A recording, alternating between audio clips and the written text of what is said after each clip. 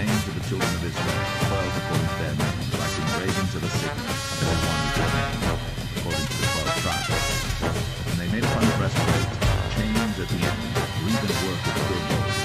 And they made 2 ouches of gold, and 2 gold rings, and put the 2 rings in the 2 ends of the breastplate. And they put the 2 wreathen chains of gold, and 2 rings on the ends of the breastplate. The 2 ends of the 2 wreathen chains they fastened between the 2 ouches, and put them on the shoulder pieces of the ephod before it. And they made 2 rings of gold, and put them on the 2 ends of the breastplate, on the border of it, which is on the side of the ephod inward. And they made 2 other gold rings, and on the 2 sides of the ephod at the end, towards the 4 corners of it, over against the other covering thereof, on the shoulder of the ephod. And they did bind the breastplate by his rings under the rings of the ephod with a lace of gold. They were going to be above the ephod as well as the ephod, that the breastplate might not be pierced with an ephod, as the Lord commanded Moses. And he made the robe of the ephod of woven work, all blue. And there was an hole in the midst of the robe, as the hole of the tabernacle, with a band round about the hole, that it should not rend. And they made upon the hems of the robe a pomegranate of blue and purple and scarlet and fine the linen. And they made bells of pure gold, and put the bells upon the pomegranates upon the hem of the robe, round about between the pomegranates, a bell and a pomegranate, a bell and a pomegranate, round about the hem of the robe to minister Intl, as the Lord commanded Moses. And they made coats of fine linen of woven work for Aaron for his sons, and the mantle of fine linen, and goodly bonnets of fine linen, and linen breeches of fine twined linen, and a girdle of fine twined linen, blue and purple and scarlet and linen, as the Lord commanded Moses. And they made the plate of the holy stone of pure gold, and put upon it the writing, like to the engraving of a signet, holiness to the Lord. And they tied unto it a lace of blue to fasten it on high upon the mitre, as the Lord commanded Moses. Thus was all the work of the tabernacle of the tent of the congregation finished. And the children of Israel did according to all that the Lord commanded Moses, so did they. And they brought the tabernacle unto Moses, the tent, and all his furniture, his taches, his boards, his bars, and his pillars, and his sockets, and the covering of ram skins dyed red, and the covering of badger skins, and the veil of the covering, the ark of the testimony, and the staves thereof, and the mercy seat, the table and all the vessels thereof, and the showbread, the pure candlestick, with the lamps thereof, even with the lamps to be set in order, and all the vessels thereof, and the oil for light, and the golden altar, and the anointing oil, and the sweet incense, and the hanging for the tabernacle door, the brazen altar, and his grate of brass, his staves and all his vessels, the laver and his foot, the hangings of the court, his pillars and his sockets, and the hanging for the court gate, his cords, and his pins, and all the vessels of the service of the tabernacle for the tent of the congregation, the cloths of service to do service in the holy place, and the holy garments for Aaron the priest, and his sons' garments, to minister in the priest's office. According to all that the Lord commanded Moses, so the children of Israel made all the work. And Moses did look upon all the work, and behold, they had done it, as the Lord had commanded, even so had they done it. And Moses blessed them.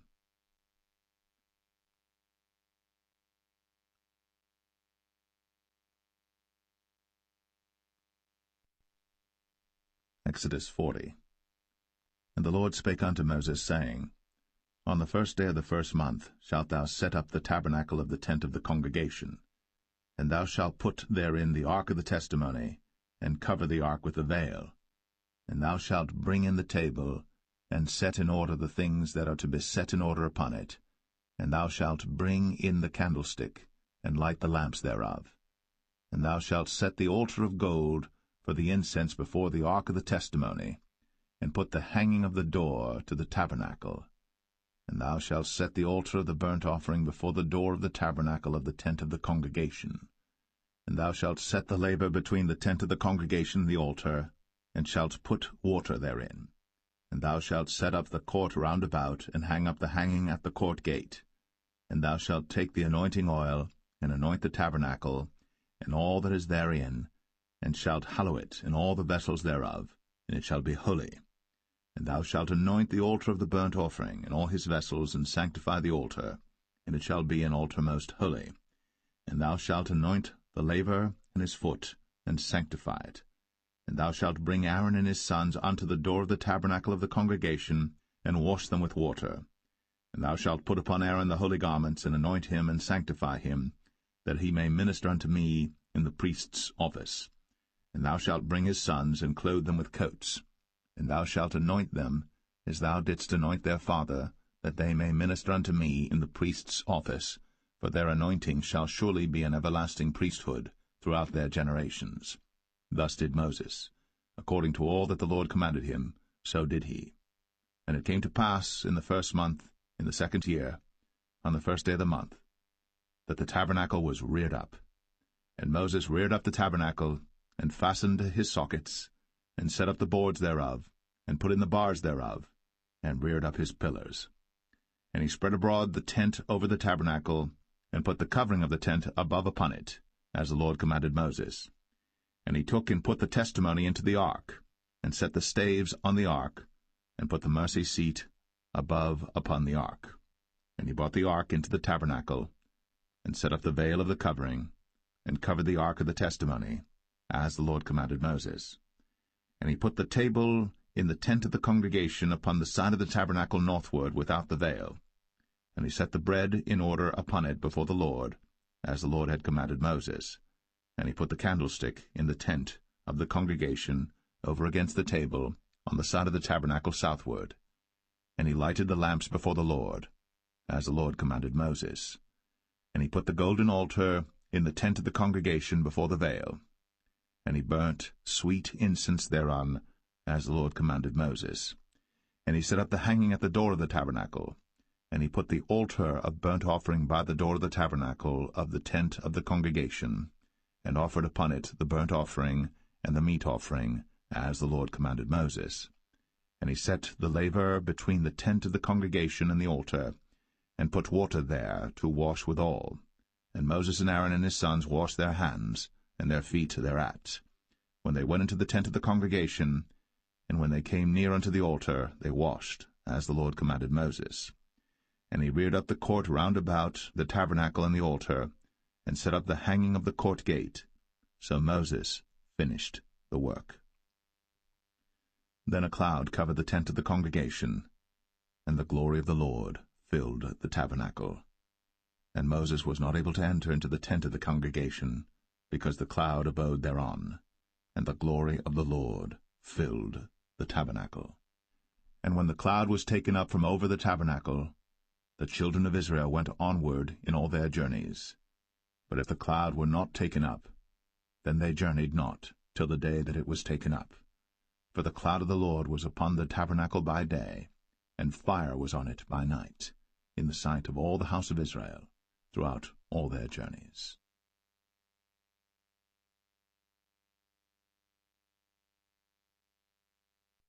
The Book of Leviticus, chapter 1. And the Lord called unto Moses, and spake unto him out of the tabernacle of the congregation, saying, Speak unto the children of Israel, and say unto them, If any man of you bring an offering unto the Lord, ye shall bring your offering of the cattle, even of the herd, and of the flock. If his offering be a burnt sacrifice of the herd, let him offer a male without blemish. He shall offer it of his own voluntary will at the door of the tabernacle of the congregation before the Lord. And he shall put his hand upon the head of the burnt offering, and it shall be accepted for him to make atonement for him. And he shall kill the bullock before the Lord, and the priests, Aaron's sons, shall bring the blood, and sprinkle the blood round about upon the altar that is by the door of the tabernacle of the congregation. And he shall flay the burnt offering, and cut it into his pieces. And the sons of Aaron the priests shall put fire upon the altar, and lay the wood in order upon the fire. And the priests, Aaron's sons, shall lay the parts, the head, and the fat, in order upon the wood that is on the fire which is upon the altar. But his inwards and his legs shall he wash in water, and the priests shall burn all on the altar, to be a burnt sacrifice, an offering made by fire, of a sweet savour unto the Lord. And if his offering be of the flocks, namely of the sheep or of the goats, for a burnt sacrifice, he shall bring it a male without blemish, and he shall kill it on the side of the altar northward before the Lord, and the priests, Aaron's sons, shall sprinkle his blood round about upon the altar. And he shall cut it into his pieces, with his head and his fat, and the priest shall lay them in order on the wood that is on the fire which is upon the altar. But he shall wash the inwards and the legs with water, and the priest shall bring it all, and burn it upon the altar. It is a burnt sacrifice, an offering made by fire, of a sweet savour unto the Lord. And if the burnt sacrifice for his offering to the Lord be of fowls, then he shall bring his offering of turtle doves or of young pigeons. And the priest shall bring it unto the altar, and wring off his head, and burn it on the altar, and the blood thereof shall be wrung out at the side of the altar. And he shall pluck away his crop with his feathers, and cast it beside the altar on the east part, by the place of the ashes. And he shall cleave it with the wings thereof, but shall not divide it asunder. And the priest shall burn it upon the altar, upon the wood that is upon the fire. It is a burnt sacrifice, an offering made by fire, of a sweet savour unto the Lord.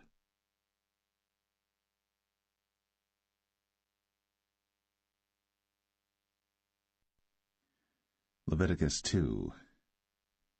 And when any will offer a meat offering unto the Lord, his offering shall be of fine flour, and he shall pour oil upon it, and put frankincense thereon, and he shall bring it to Aaron's sons the priests. And he shall take thereout his handful of the flour thereof, and of the oil thereof, with all the frankincense thereof.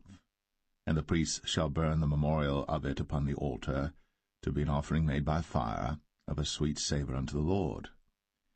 And the remnant of the meat offering shall be Aaron's and his sons. It is a thing most holy of the offerings of the Lord made by fire. And if thou bring an oblation of a meat offering baked in the oven, it shall be unleavened cakes of fine flour mingled with oil, or unleavened wafers anointed with oil. And if thy oblation be a meat offering baked in a pan, it shall be of fine flour, unleavened, mingled with oil. Thou shalt part it in pieces, and pour oil thereon. It is a meat offering. And if thy oblation be a meat offering baked in the frying pan, it shall be made of fine flour with oil. And thou shalt bring the meat offering that is made of these things unto the Lord, and when it is presented unto the priest, he shall bring it unto the altar. And the priest shall take from the meat offering a memorial thereof, and shall burn it upon the altar. It is an offering made by fire, of a sweet savour unto the Lord. And that which is left of the meat offering shall be Aaron's and his sons. It is a thing most holy of the offerings of the Lord made by fire. No meat offering which ye shall bring unto the Lord shall be made with leaven, for ye shall burn no leaven, nor any honey, in any offering of the Lord made by fire. As for the oblation of the firstfruits, ye shall offer them unto the Lord, but they shall not be burnt on the altar for a sweet savour. And every oblation of thy meat offering shalt thou season with salt, neither shalt thou suffer the salt of the covenant of thy God to be lacking from thy meat offering. With all thine offerings thou shalt offer salt. And if thou offer a meat offering of thy firstfruits unto the Lord, thou shalt offer for the meat offering of thy firstfruits green ears of corn dried by the fire, even corn beaten out of full ears. And thou shalt put oil upon it, and lay frankincense thereon. It is a meat offering. And the priest shall burn the memorial of it, part of the beaten corn thereof, and part of the oil thereof, with all the frankincense thereof. It is an offering made by fire unto the Lord.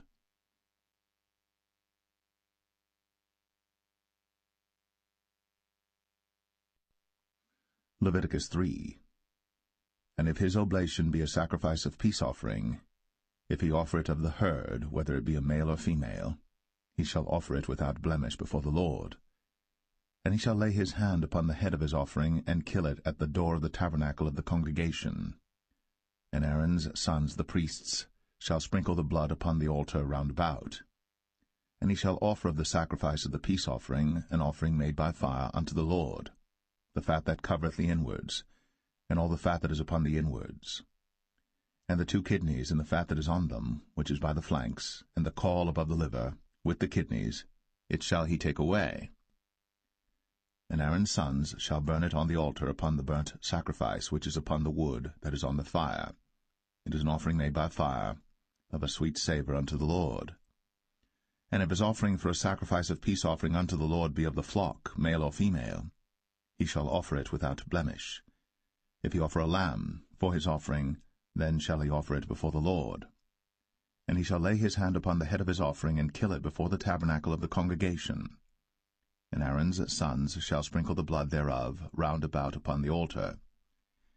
And he shall offer of the sacrifice of the peace offering an offering made by fire unto the Lord, the fat thereof, and the whole rump, it shall he take off hard by the backbone, and the fat that covereth the inwards, and all the fat that is upon the inwards, and the 2 kidneys, and the fat that is upon them, which is by the flanks, and the caul above the liver, with the kidneys, it shall he take away.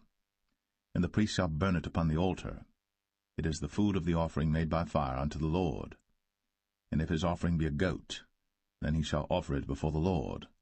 And he shall lay his hand upon the head of it, and kill it before the tabernacle of the congregation. And the sons of Aaron shall sprinkle the blood thereof upon the altar round about.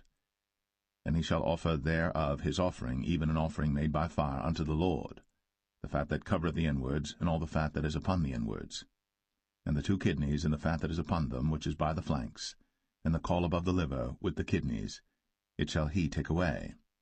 And the priest shall burn them upon the altar. It is the food of the offering made by fire for a sweet savour. All the fat is the Lord's. It shall be a perpetual statute for your generations throughout all your dwellings, that ye eat neither fat nor blood.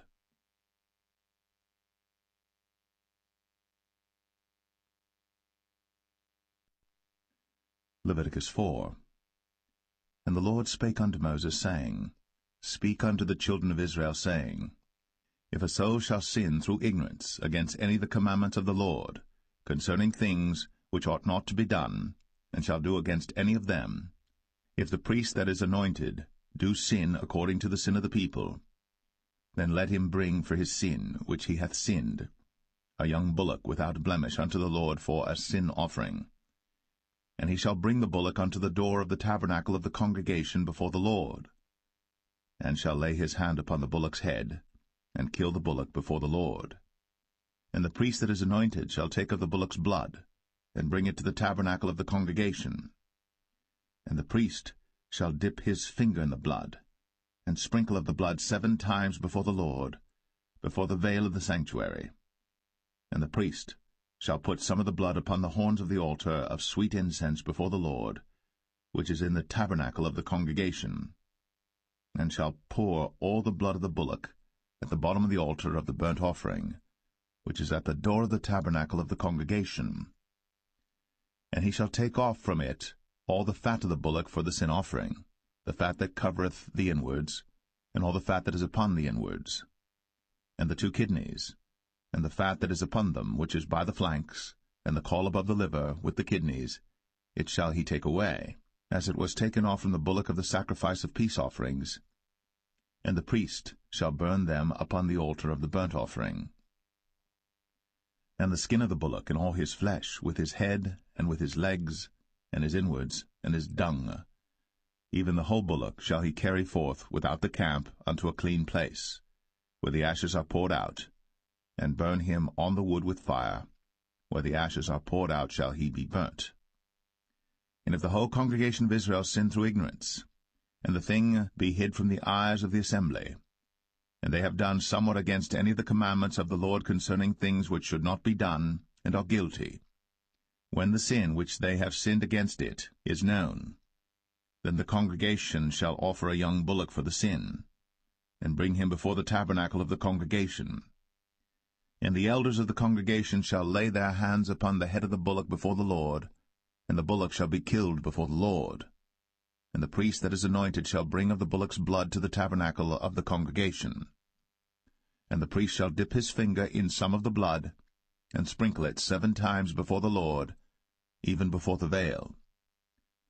And he shall put some of the blood upon the horns of the altar which is before the Lord, that is, in the tabernacle of the congregation, and shall pour out all the blood at the bottom of the altar of the burnt offering, which is at the door of the tabernacle of the congregation.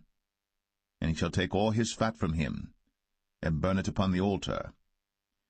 And he shall do with the bullock as he did with the bullock for a sin offering. So shall he do with this, and the priest shall make an atonement for them, and it shall be forgiven them. And he shall carry forth the bullock without the camp, and burn him as he burned the first bullock. It is a sin offering for the congregation. when a ruler hath sinned, and done somewhat through ignorance against any of the commandments of the Lord his God, concerning things which should not be done, and is guilty. Or if his sin, wherein he hath sinned, come to his knowledge, he shall bring his offering, a kid of the goats, a male without blemish. And he shall lay his hand upon the head of the goat, and kill it in the place where they killed the burnt offering before the Lord. It is a sin offering. And the priest shall take of the blood of the sin offering with his finger, and put it upon the horns of the altar of burnt offering, and shall pour out his blood at the bottom of the altar of burnt offering. And he shall burn all his fat upon the altar, as the fat of the sacrifice of peace offerings. And the priest shall make an atonement for him as concerning his sin, and it shall be forgiven him. And if any one of the common people sin through ignorance, while he doeth somewhat against any of the commandments of the Lord concerning things which ought not to be done, and be guilty, or if his sin, which he hath sinned, come to his knowledge, then he shall bring his offering, a kid of the goats, a female without blemish, for his sin, which he hath sinned. And he shall lay his hand upon the head of the sin offering, and slay the sin offering in the place of the burnt offering. And the priest shall take of the blood thereof with his finger, and put it upon the horns of the altar of burnt offering, and shall pour out all the blood thereof at the bottom of the altar. And he shall take away all the fat thereof, as the fat is taken away from off the sacrifice of peace offerings. And the priest shall burn it upon the altar for a sweet savour unto the Lord. And the priest shall make an atonement for him, and it shall be forgiven him. And if he bring a lamb for a sin offering, he shall bring it a female without blemish. And he shall lay his hand upon the head of the sin offering, and slay it for a sin offering in the place where they kill the burnt offering. And the priest shall take of the blood of the sin offering with his finger, and put it upon the horns of the altar of burnt offering, and shall pour out all the blood thereof at the bottom of the altar. And he shall take away all the fat thereof, as the fat of the lamb is taken away from the sacrifice of the peace offerings. And the priest shall burn them upon the altar according to the offerings made by fire unto the Lord. And the priest shall make an atonement for his sin that he hath committed, and it shall be forgiven him.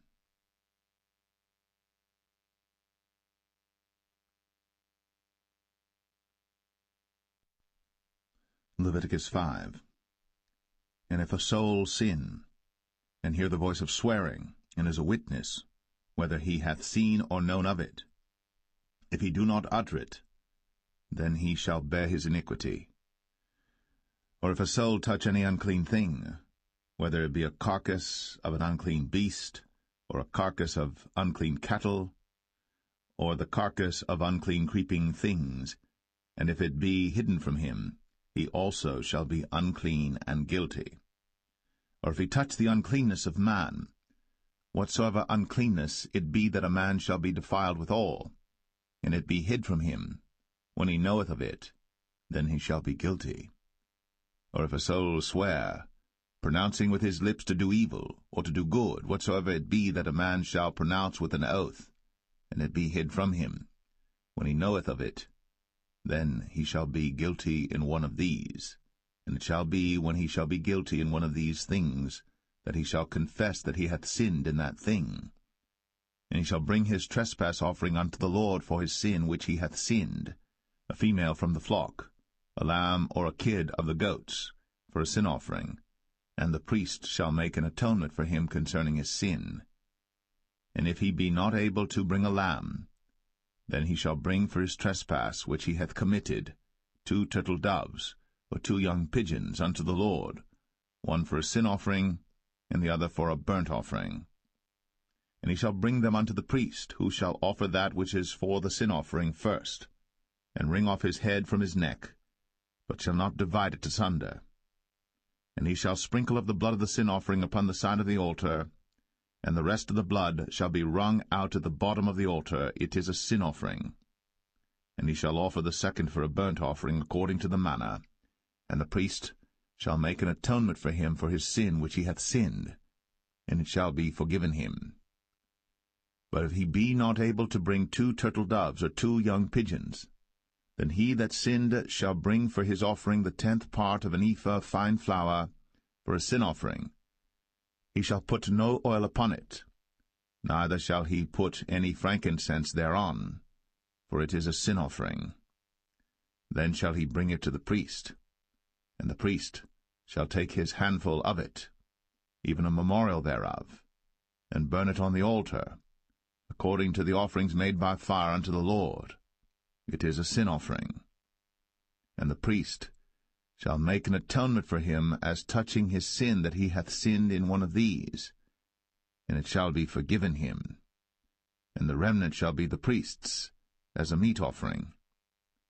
And the Lord spake unto Moses, saying, If a soul commit a trespass, and sin through ignorance in the holy things of the Lord, then he shall bring for his trespass unto the Lord a ram without blemish out of the flocks, with thy estimation by shekels of silver, after the shekel of the sanctuary, for a trespass offering. And he shall make amends for the harm that he hath done in the holy thing, and shall add the 5th part thereto, and give it unto the priest. And the priest shall make an atonement for him with the ram of the trespass offering, and it shall be forgiven him.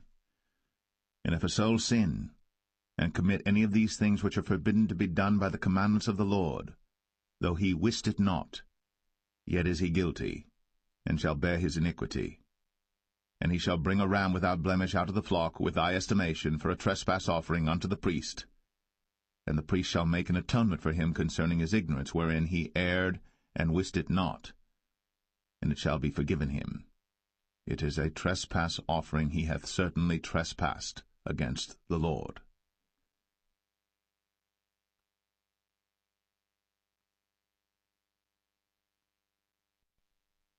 Leviticus 6. And the Lord spake unto Moses, saying, If a soul sin, and commit a trespass against the Lord, and lie unto his neighbor in that which was delivered him to keep, for in fellowship, or in a thing taken away by violence, or hath deceived his neighbor, or have found that which was lost, and lieth concerning it, and sweareth falsely, in any of all these that a man doeth, sinning therein, then it shall be, because he hath sinned, and is guilty, that he shall restore that which he took violently away, or the thing which he hath deceitfully gotten, or that which was delivered him to keep, or the lost thing which he found, or all that about which he hath sworn falsely. He shall even restore it in the principal, and shall add the 5th part more thereto, and give it unto him to whom it appertaineth in the day of his trespass offering. And he shall bring his trespass offering unto the Lord, a ram without blemish out of the flock, with thy estimation, for a trespass offering unto the priest. And the priest shall make an atonement for him before the Lord, and it shall be forgiven him for any thing of all that he hath done in trespassing therein. And the Lord spake unto Moses, saying, Command Aaron and his sons, saying, This is the law of the burnt offering. It is the burnt offering because of the burning upon the altar all night unto the morning, and the fire of the altar shall be burning in it. And the priest shall put on his linen garment, and his linen breeches shall he put upon his flesh, and take up the ashes which the fire hath consumed with the burnt offering on the altar. And he shall put them beside the altar. And he shall put off his garments, and put on other garments, and carry forth the ashes without the camp unto a clean place. And the fire upon the altar shall be burning in it. It shall not be put out. And the priest shall burn wood on it every morning, and lay the burnt offering in order upon it. And he shall burn thereon the fat of the peace offerings. The fire shall ever be burning upon the altar. It shall never go out. And this is the law of the meat offering. The sons of Aaron shall offer it before the Lord, before the altar. And he shall take of it his handful of the flour of the meat offering, and of the oil thereof, and all the frankincense which is upon the meat offering, and shall burn it upon the altar for a sweet savour, even the memorial of it, unto the Lord. And the remainder thereof shall Aaron and his sons eat. With unleavened bread shall it be eaten in the holy place. In the court of the tabernacle of the congregation they shall eat it. It shall not be baked with leaven. I have given it unto them for their portion of my offerings made by fire. It is most holy, as is the sin offering, and as the trespass offering. All the males among the children of Aaron shall eat of it. It shall be a statute for ever in your generations concerning the offerings of the Lord made by fire. Every one that toucheth them shall be holy. And the Lord spake unto Moses, saying, This is the offering of Aaron and of his sons, which they shall offer unto the Lord in the day when he is anointed. The 10th part of an ephah of fine flour for a meat offering perpetual, half of it in the morning, and half thereof at night. In a pan it shall be made with oil, and when it is baked, thou shalt bring it in. And the baked pieces of the meat offering shalt thou offer for a sweet savour unto the Lord. And the priest of his sons that is anointed in his stead shall offer it. It is a statute for ever unto the Lord, it shall be wholly burnt. For every meat offering for the priest shall be wholly burnt, it shall not be eaten. And the Lord spake unto Moses, saying, Speak unto Aaron and to his sons, saying, This is the law of the sin offering. In the place where the burnt offering is killed shall the sin offering be killed before the Lord. It is most holy. The priest that offereth it for sin shall eat it. In the holy place shall it be eaten, in the court of the tabernacle of the congregation. Whatsoever shall touch the flesh thereof shall be holy. And when there is sprinkled of the blood thereof upon any garment, thou shalt wash that whereon it was sprinkled in the holy place. But the earthen vessel wherein it is sodden shall be broken, and if it be sodden in a brazen pot, it shall be both scoured and rinsed in water. All the males among the priests shall eat thereof. It is most holy.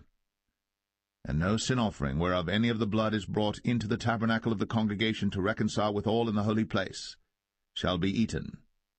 It shall be burnt in the fire.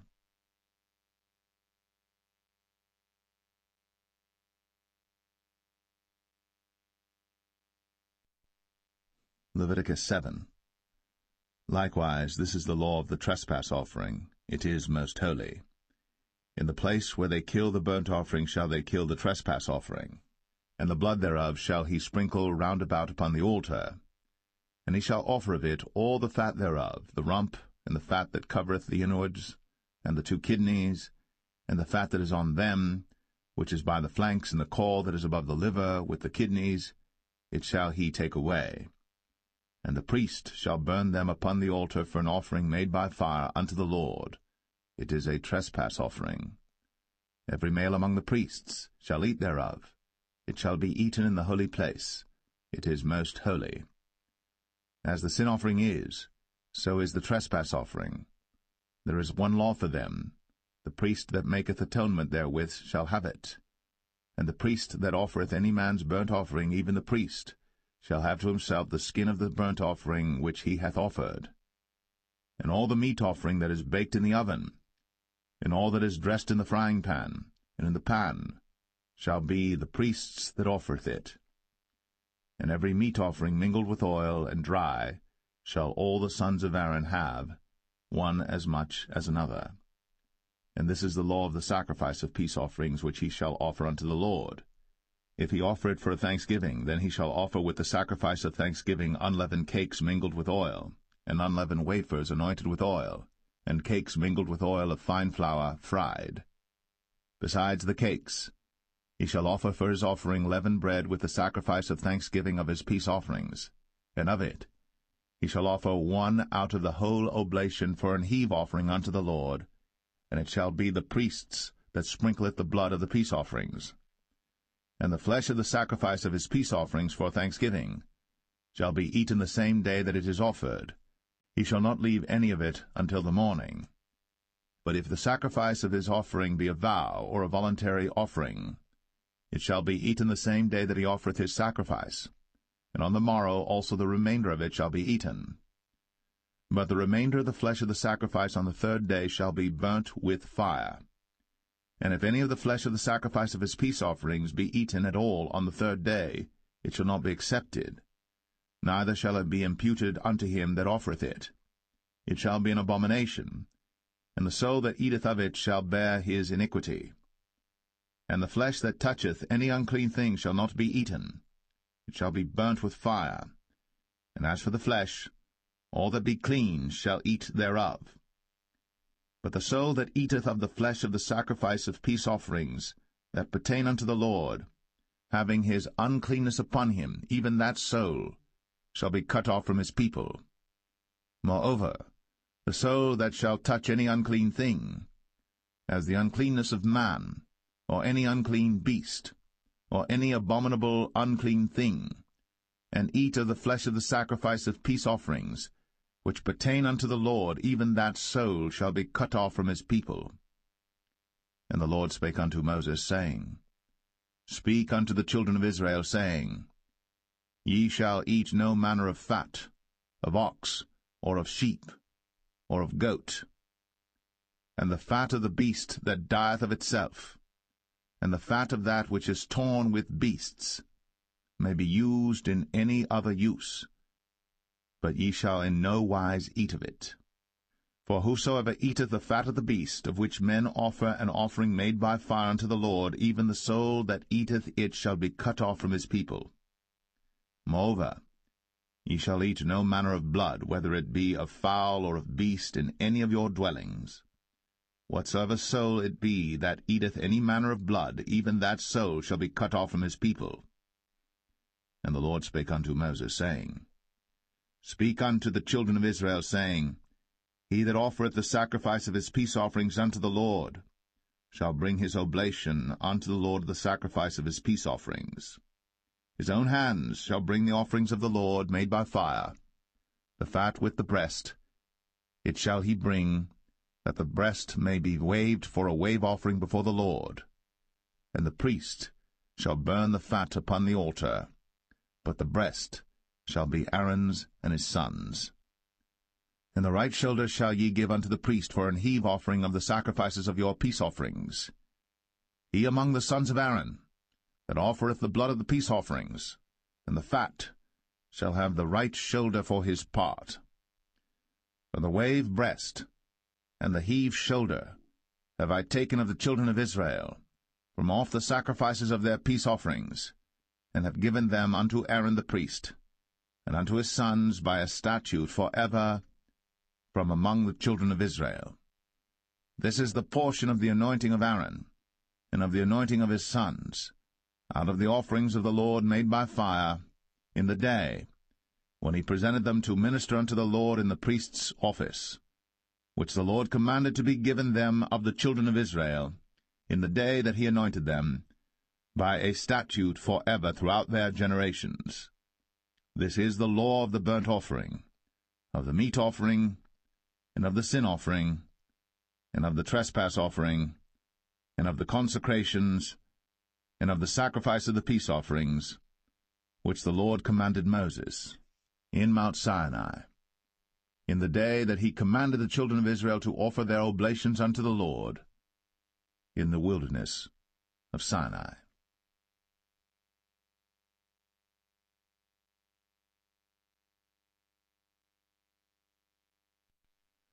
Leviticus 8.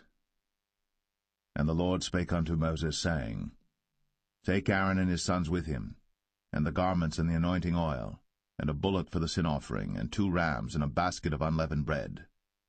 And gather thou all the congregation together unto the door of the tabernacle of the congregation. And Moses did as the Lord commanded him. And the assembly was gathered together unto the door of the tabernacle of the congregation. And Moses said unto the congregation, This is the thing which the Lord commanded to be done. And Moses brought Aaron and his sons, and washed them with water. And he put upon him the coat, and girded him with the girdle, and clothed him with the robe, and put the ephod upon him. And he girded him with the curious girdle of the ephod, and bound it unto him therewith. And he put the breastplate upon him. Also he put in the breastplate the Urim and the Thummim. And he put the mitre upon his head. Also upon the mitre, even upon his forefront, did he put the golden plate, the holy crown, as the Lord commanded Moses. And Moses took the anointing oil, and anointed the tabernacle and all that was therein, and sanctified them. And he sprinkled thereof upon the altar 7 times, and anointed the altar and all his vessels, both the laver and his foot, to sanctify them. And he poured of the anointing oil upon Aaron's head, and anointed him, to sanctify him. And Moses brought Aaron's sons, and put coats upon them, and girded them with girdles, and put bonnets upon them, as the Lord commanded Moses. And he brought the bullock for the sin offering, and Aaron and his sons laid their hands upon the head of the bullock for the sin offering, and he slew it. And Moses took the blood, and put it upon the horns of the altar round about with his finger, and purified the altar, and poured the blood at the bottom of the altar, and sanctified it, to make reconciliation upon it. And he took all the fat that was upon the inwards, and the caul above the liver, and the 2 kidneys, and their fat, and Moses burned it upon the altar. But the bullock and his hide, his flesh and his dung, he burnt with fire without the camp, as the Lord commanded Moses. And he brought the ram for the burnt offering, and Aaron and his sons laid their hands upon the head of the ram, and he killed it.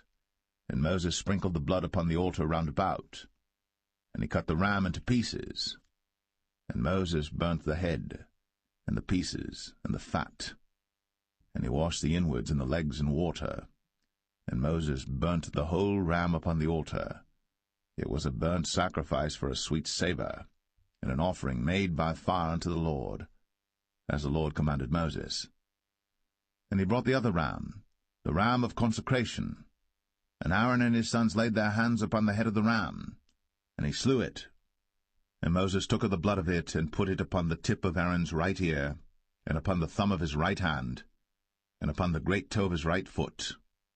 And he brought Aaron's sons, and Moses put of the blood upon the tip of their right ear, and upon the thumbs of their right hands, and upon the great toes of their right feet. And Moses sprinkled the blood upon the altar round about.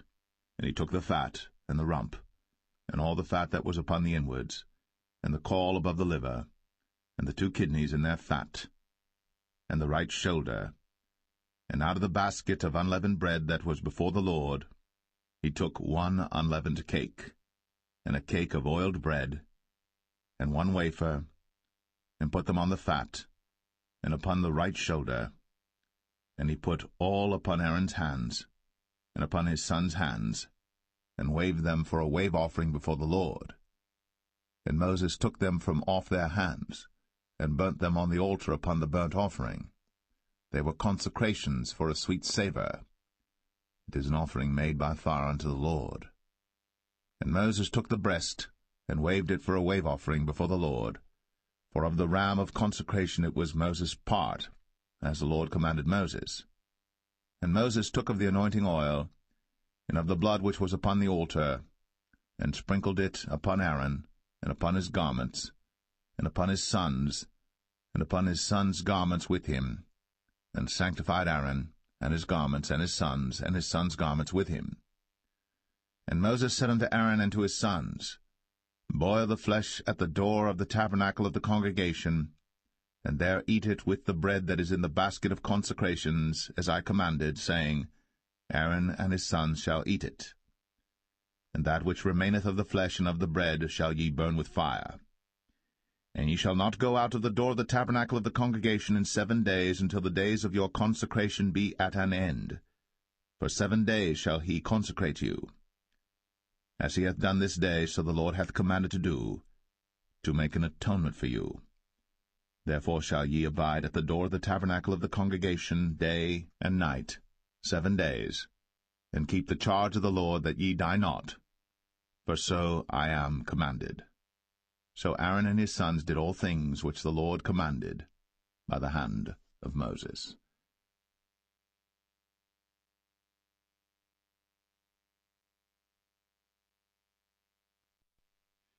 Leviticus 9. And it came to pass on the 8th day that Moses called Aaron and his sons and the elders of Israel. And he said unto Aaron, Take thee a young calf for a sin offering, and a ram for a burnt offering without blemish, and offer them before the Lord. And unto the children of Israel thou shalt speak, saying, Take ye a kid of the goats for a sin offering, and a calf and a lamb, both of the first year, without blemish, for a burnt offering. Also a bullock and a ram for peace offerings to sacrifice before the Lord, and a meat offering mingled with oil. For today the Lord will appear unto you. And they brought that which Moses commanded before the tabernacle of the congregation, and all the congregation drew near, and stood before the Lord. And Moses said, This is the thing which the Lord commanded that ye should do, and the glory of the Lord shall appear unto you. And Moses said unto Aaron, Go unto the altar, and offer thy sin offering, and thy burnt offering, and make an atonement for thyself, and for the people. And offer the offering of the people, and make an atonement for them, as the Lord commanded. Aaron therefore went unto the altar, and slew the calf of the sin offering, which was for himself. And the sons of Aaron brought the blood unto him, and he dipped his finger in the blood, and put it upon the horns of the altar, and poured out the blood at the bottom of the altar. But the fat and the kidneys and the caul above the liver of the sin offering he burnt upon the altar, as the Lord commanded Moses. And the flesh and the hide he burnt with fire without the camp. And he slew the burnt offering. And Aaron's sons presented unto him the blood, which he sprinkled round about upon the altar. And they presented the burnt offering unto him, with the pieces thereof, and the head, and he burnt them upon the altar. And he did wash the inwards and the legs, and burnt them upon the burnt offering on the altar. And he brought the people's offering, and took the goat which was the sin offering for the people, and slew it, and offered it for sin as the first. And he brought the burnt offering, and offered it according to the manner. And he brought the meat offering, and took an handful thereof, and burnt it upon the altar, beside the burnt sacrifice of the morning. He slew also the bullock and the ram for a sacrifice of peace offerings, which was for the people. And Aaron's sons presented unto him the blood which he sprinkled upon the altar round about. And the fat of the bullock and of the ram, the rump, and that which covereth the inwards, and the kidneys, and the caul above the liver. And they put the fat upon the breasts, and he burnt the fat upon the altar. And the breasts and the right shoulder Aaron waved for a wave offering before the Lord, as Moses commanded. And Aaron lifted up his hand toward the people, and blessed them, and came down from offering of the sin offering, and the burnt offering, and peace offerings. And Moses and Aaron went into the tabernacle of the congregation, and came out, and blessed the people. And the glory of the Lord appeared unto all the people. And there came a fire out from before the Lord, and consumed upon the altar the burnt offering and the fat, which when all the people saw, they shouted, and fell on their faces.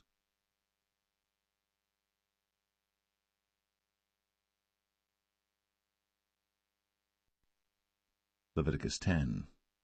And Nadab and Abihu, the sons of Aaron, took either of them his censer, and put fire therein, and put incense thereon, and offered strange fire before the Lord, which he commanded them not. And there went out fire from the Lord, and devoured them, and they died before the Lord. Then Moses said unto Aaron, This is it that the Lord spake, saying, I will be sanctified in them that come nigh me, and before all the people I will be glorified. And Aaron held his peace. And Moses called Mishael and Elzaphan, the sons of Uzziel, the uncle of Aaron, and said unto them, Come near, carry your brethren from before the sanctuary out of the camp. So they went near, and carried them in their coats out of the camp, as Moses had said. And Moses said unto Aaron, and unto Eleazar, and unto Ithamar his sons, Uncover not your heads, neither rend your clothes, lest ye die, and lest wrath come upon all the people. But let your brethren, the whole house of Israel, bewail the burning which the Lord hath kindled. And ye shall not go out from the door of the tabernacle of the congregation, lest ye die. For the anointing oil of the Lord is upon you. And they did according to the word of Moses. And the Lord spake unto Aaron, saying, Do not drink wine nor strong drink, thou nor thy sons with thee, when ye go into the tabernacle of the congregation, lest ye die. It shall be a statute for ever throughout your generations. And that ye may put difference between holy and unholy, and between unclean and clean, and that ye may teach the children of Israel all the statutes which the Lord hath spoken unto them by the hand of Moses. And Moses spake unto Aaron, and unto Eleazar, and unto Ithamar, his sons that were left, Take the meat offering that remaineth of the offerings of the Lord made by fire, and eat it without leaven beside the altar, for it is most holy. And ye shall eat it in the holy place, because it is thy due, and thy son's due, of the sacrifices of the Lord made by fire, for so I am commanded.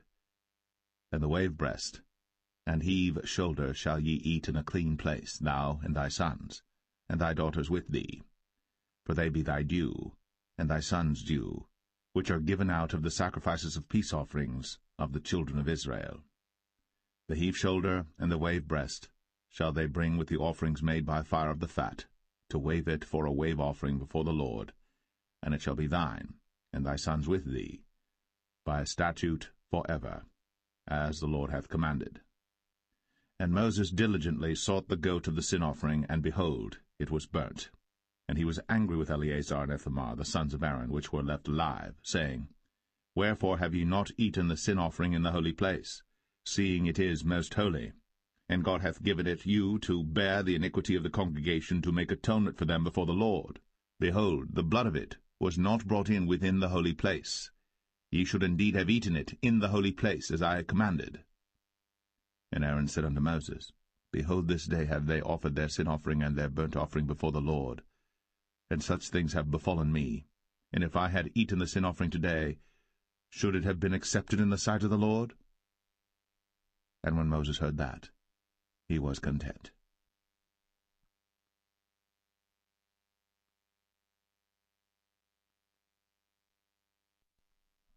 Leviticus 11.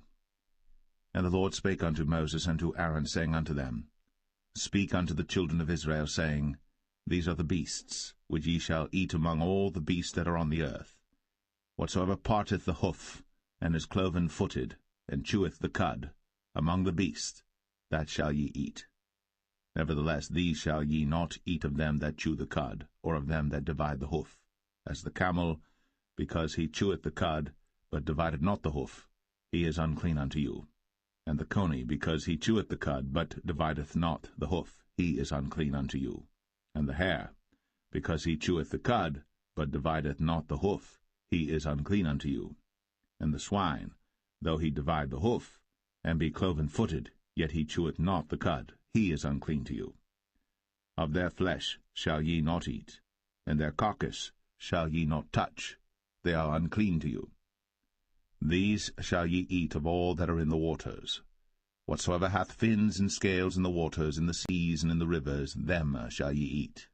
And all that have not fins and scales in the seas, and in the rivers, of all that move in the waters, and of any living thing which is in the waters, they shall be an abomination unto you. They shall be even an abomination unto you. Ye shall not eat of their flesh, but ye shall have their carcasses in abomination. Whatsoever hath no fins nor scales in the waters, that shall be an abomination unto you. And these are they which ye shall have in abomination among the fowls. They shall not be eaten. They are an abomination, the eagle, and the ossifrage, and the osprey, and the vulture, and the kite after his kind, every raven after his kind, and the owl, and the nighthawk, and the cuckoo, and the hawk after his kind, and the little owl, and the cormorant, and the great owl, and the swan, and the pelican, and the gyre eagle, and the stork, the heron after her kind, and the lapwing, and the bat. All fowls that creep, going upon all four, shall be an abomination unto you.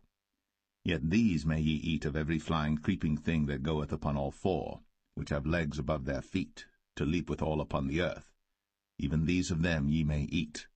The locust after his kind, and the bald locust after his kind, and the beetle after his kind, and the grasshopper after his kind. But all other flying creeping things which have 4 feet shall be an abomination unto you. And for these ye shall be unclean. Whosoever toucheth the carcass of them shall be unclean until the even. And whosoever beareth aught of the carcass of them shall wash his clothes, and be unclean until the even. The carcasses of every beast which divideth the hoof, and is not cloven-footed, nor cheweth the cud, are unclean unto you. Every one that toucheth them shall be unclean. And whatsoever goeth upon his paws among all manner of beasts that go on all four, those are unclean unto you. Whoso toucheth their carcass shall be unclean until the even. And he that beareth the carcass of them shall wash his clothes, and be unclean until the even. They are unclean unto you. These also shall be unclean unto you among the creeping things that creep upon the earth, the weasel, and the mouse, and the tortoise after his kind, and the ferret, and the chameleon, and the lizard, and the snail, and the mole. These are unclean to you among all that creep. Whosoever doth touch them when they be dead, shall be unclean until the even. And upon whatsoever any of them, when they are dead, doth fall, it shall be unclean, whether it be any vessel of wood, or raiment, or skin, or sack, whatsoever vessel it be, wherein any work is done, it must be put into water, and it shall be unclean until the even. So it shall be cleansed. And every earthen vessel, whereinto any of them falleth, whatsoever is in it shall be unclean, and ye shall break it. Of all meat which may be eaten, that on which such water cometh shall be unclean, and all drink that may be drunk in every such vessel shall be unclean. And everything whereupon any part of their carcass falleth shall be unclean, whether it be oven, or ranges, or pots, they shall be broken down, for they are unclean, and shall be unclean unto you. Nevertheless a fountain or pit wherein there is plenty of water shall be clean, but that which toucheth their carcass shall be unclean. And if any part of their carcass fall upon any sowing seed which is to be sown, it shall be clean. But if any water be put upon the seed, and any part of their carcass fall thereon, it shall be unclean unto you. And if any beast, of which ye may eat, die, he that toucheth the carcass thereof shall be unclean until the even. And he that eateth of the carcass of it shall wash his clothes, and be unclean until the even. He also that beareth the carcass of it shall wash his clothes, and be unclean until the even. And every creeping thing that creepeth upon the earth shall be an abomination, it shall not be eaten. Whatsoever goeth upon the belly, and whatsoever goeth upon all four, or whatsoever hath more feet among all creeping things that creep upon the earth, them ye shall not eat, for they are an abomination. Ye shall not make yourselves abominable with any creeping thing that creepeth, neither shall ye make yourselves unclean with them, that ye should be defiled thereby. For I am the Lord your God. Ye shall therefore sanctify yourselves, and ye shall be holy, for I am holy. Neither shall ye defile yourselves with any manner of creeping thing that creepeth upon the earth. For I am the Lord that bringeth you up out of the land of Egypt, to be your God. Ye shall therefore be holy, for I am holy. This is the law of the beasts, and of the fowl, and of every living creature that moveth in the waters, and of every creature that creepeth upon the earth, to make a difference between the unclean and the clean, and between the beast that may be eaten, and the beast that may not be eaten.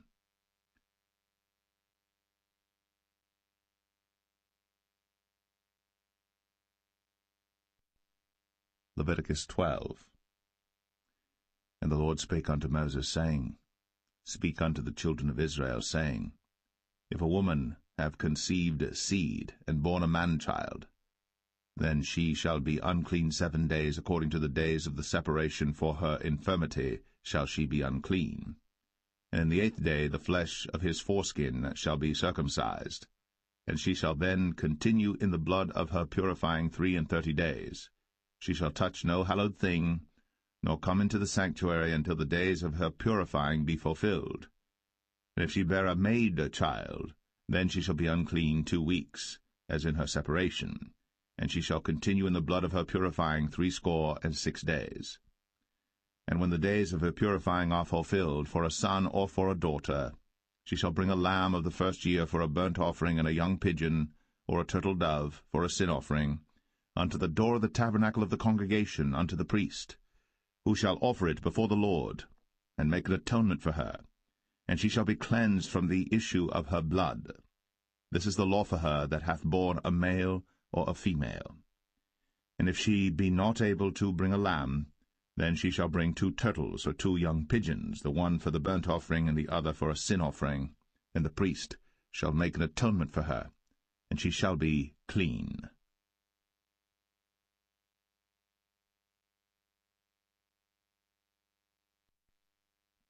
Leviticus 13. And the Lord spake unto Moses and Aaron, saying, When a man shall have in the skin of his flesh a rising, a scab, or bright spot, and it be in the skin of his flesh like the plague of leprosy, then he shall be brought unto Aaron the priest, or unto one of his sons the priests. And the priest shall look on the plague in the skin of the flesh, and when the hair in the plague is turned white, and the plague in sight be deeper than the skin of his flesh, it is a plague of leprosy, and the priest shall look on him and pronounce him unclean. If the bright spot be white in the skin of his flesh, and in sight be not deeper than the skin, and the hair thereof be not turned white, then the priest shall shut up him that hath the plague 7 days. And the priest shall look on him the 7th day, and behold, if the plague in his sight be at a stay, and the plague spread not in the skin, then the priest shall shut him up 7 days more. And the priest shall look on him again the 7th day, and behold, if the plague be somewhat dark, and the plague spread not in the skin, the priest shall pronounce him clean, it is but a scab, and he shall wash his clothes, and be clean. But if the scab spread much abroad in the skin, after that he hath been seen of the priest for his cleansing, he shall be seen of the priest again. And if the priest see that, behold, the scab spreadeth in the skin, then the priest shall pronounce him unclean, it is a leprosy. When the plague of leprosy is in a man, then he shall be brought unto the priest. And the priest shall see him, and behold, if the rising be white in the skin, and it have turned the hair white, and there be quick raw flesh in the rising, it is an old leprosy in the skin of his flesh, and the priest shall pronounce him unclean, and shall not shut him up, for he is unclean. And if a leprosy break out abroad in the skin, and the leprosy cover all the skin of him that hath the plague from his head even to his foot, wheresoever the priest looketh, then the priest shall consider, and behold, if the leprosy have covered all his flesh, he shall pronounce him clean that hath the plague, it is all turned white, he is clean. But when raw flesh appeareth in him, he shall be unclean. And the priest shall see the raw flesh, and pronounce him to be unclean. For the raw flesh is unclean, it is a leprosy. Or if the raw flesh turn again, and be changed unto white, he shall come unto the priest. And the priest shall see him, and behold, if the plague be turned into white, then the priest shall pronounce him clean that hath the plague, he is clean. The flesh also, in which even in the skin thereof was a boil, and is healed, and in the place of the boil there be a white rising, or a bright spot, white and somewhat reddish, and it be shown to the priest. And if, when the priest seeth it, behold, it be in sight lower than the skin, and the hair thereof be turned white, the priest shall pronounce him unclean. It is a plague of leprosy broken out of the boil. But if the priest look on it, and behold, there be no white hairs therein, and if it be not lower than the skin, but be somewhat dark, then the priest shall shut him up 7 days. And if it spread much abroad in the skin, then the priest shall pronounce him unclean. It is a plague. But if the bright spot stay in his place, and spread not, it is a burning boil, and the priest shall pronounce him clean. Or if there be any flesh in the skin whereof there is a hot burning, and the quick flesh that burneth have a white bright spot, somewhat reddish or white, then the priest shall look upon it, and behold, if the hair in the bright spot be turned white, and it be in sight deeper than the skin, it is a leprosy broken out of the burning. Wherefore the priest shall pronounce him unclean. It is the plague of leprosy. But if the priest look on it, and behold, there be no white hair in the bright spot, and it be no lower than the other skin, but be somewhat dark, then the priest shall shut him up 7 days. And the priest shall look upon him the 7th day, and if it be spread much abroad in the skin, then the priest shall pronounce him unclean. It is the plague of leprosy. And if the bright spot stay in his place, and spread not in the skin, but it be somewhat dark, it is a rising of the burning, and the priest shall pronounce him clean. For it is an inflammation of the burning. If a man or woman have a plague upon the head or the beard, then the priest shall see the plague, and behold, if it be in sight deeper than the skin, and there be in it a yellow thin hair, then the priest shall pronounce him unclean. It is a dry scall, even a leprosy upon the head or beard. And if the priest look on the plague of the scall, and behold, it be not in sight deeper than the skin, and that there is no black hair in it, then the priest shall shut up him that hath the plague of the scall 7 days.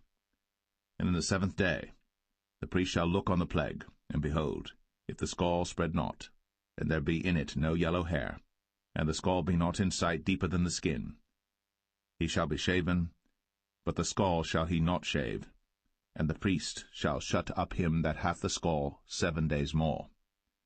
And in the 7th day the priest shall look on the skull, and behold, if the skull be not spread in the skin, nor be in sight deeper than the skin, then the priest shall pronounce him clean, and he shall wash his clothes, and be clean. But if the skull spread much in the skin after his cleansing, then the priest shall look on him, and behold, if the skull be spread in the skin, the priest shall not seek for yellow hair, he is unclean. But if the skull be in his sight at a stay, and that there is black hair grown up therein, the skull is healed, he is clean, and the priest shall pronounce him clean. If a man also or a woman have in the skin of their flesh bright spots, even white bright spots, then the priest shall look, and behold, if the bright spots in the skin of their flesh be darkish white, it is a freckled spot that groweth in the skin, he is clean. And the man whose hair is fallen off his head, he is bald, yet is he clean. And he that hath his hair fallen off from the part of his head toward his face, he is forehead bald, yet is he clean. And if there be in the bald head or bald forehead a white reddish sore, it is a leprosy sprung up in his bald head, or his bald forehead. Then the priest shall look upon it, and behold, if the rising of the sore be white, reddish in his bald head, or in his bald forehead, as leprosy appeareth in the skin of the flesh, he is a leprous man. He is unclean. The priest shall pronounce him utterly unclean.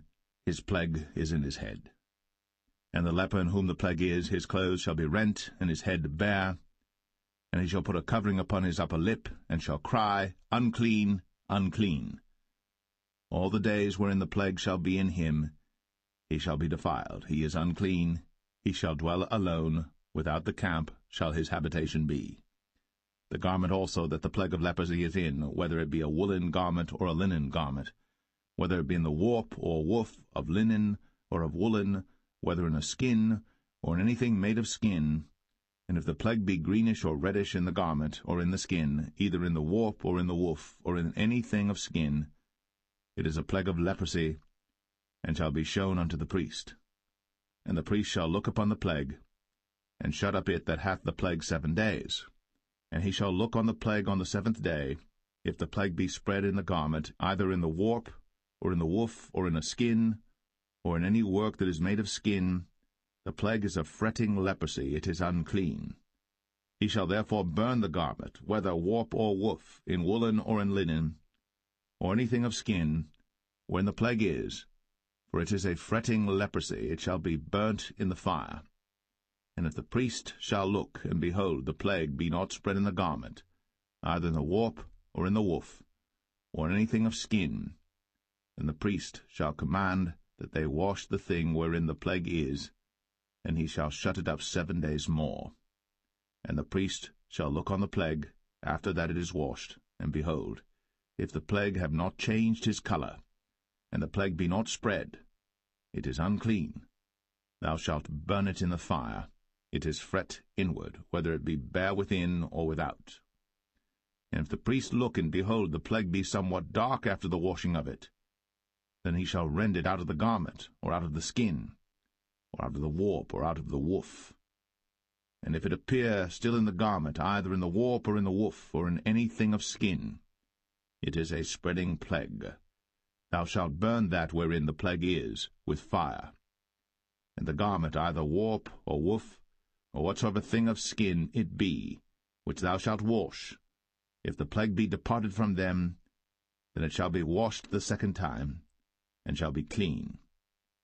This is the law of the plague of leprosy in a garment of woolen or linen, either in the warp or woof, or anything of skins, to pronounce it clean, or to pronounce it unclean.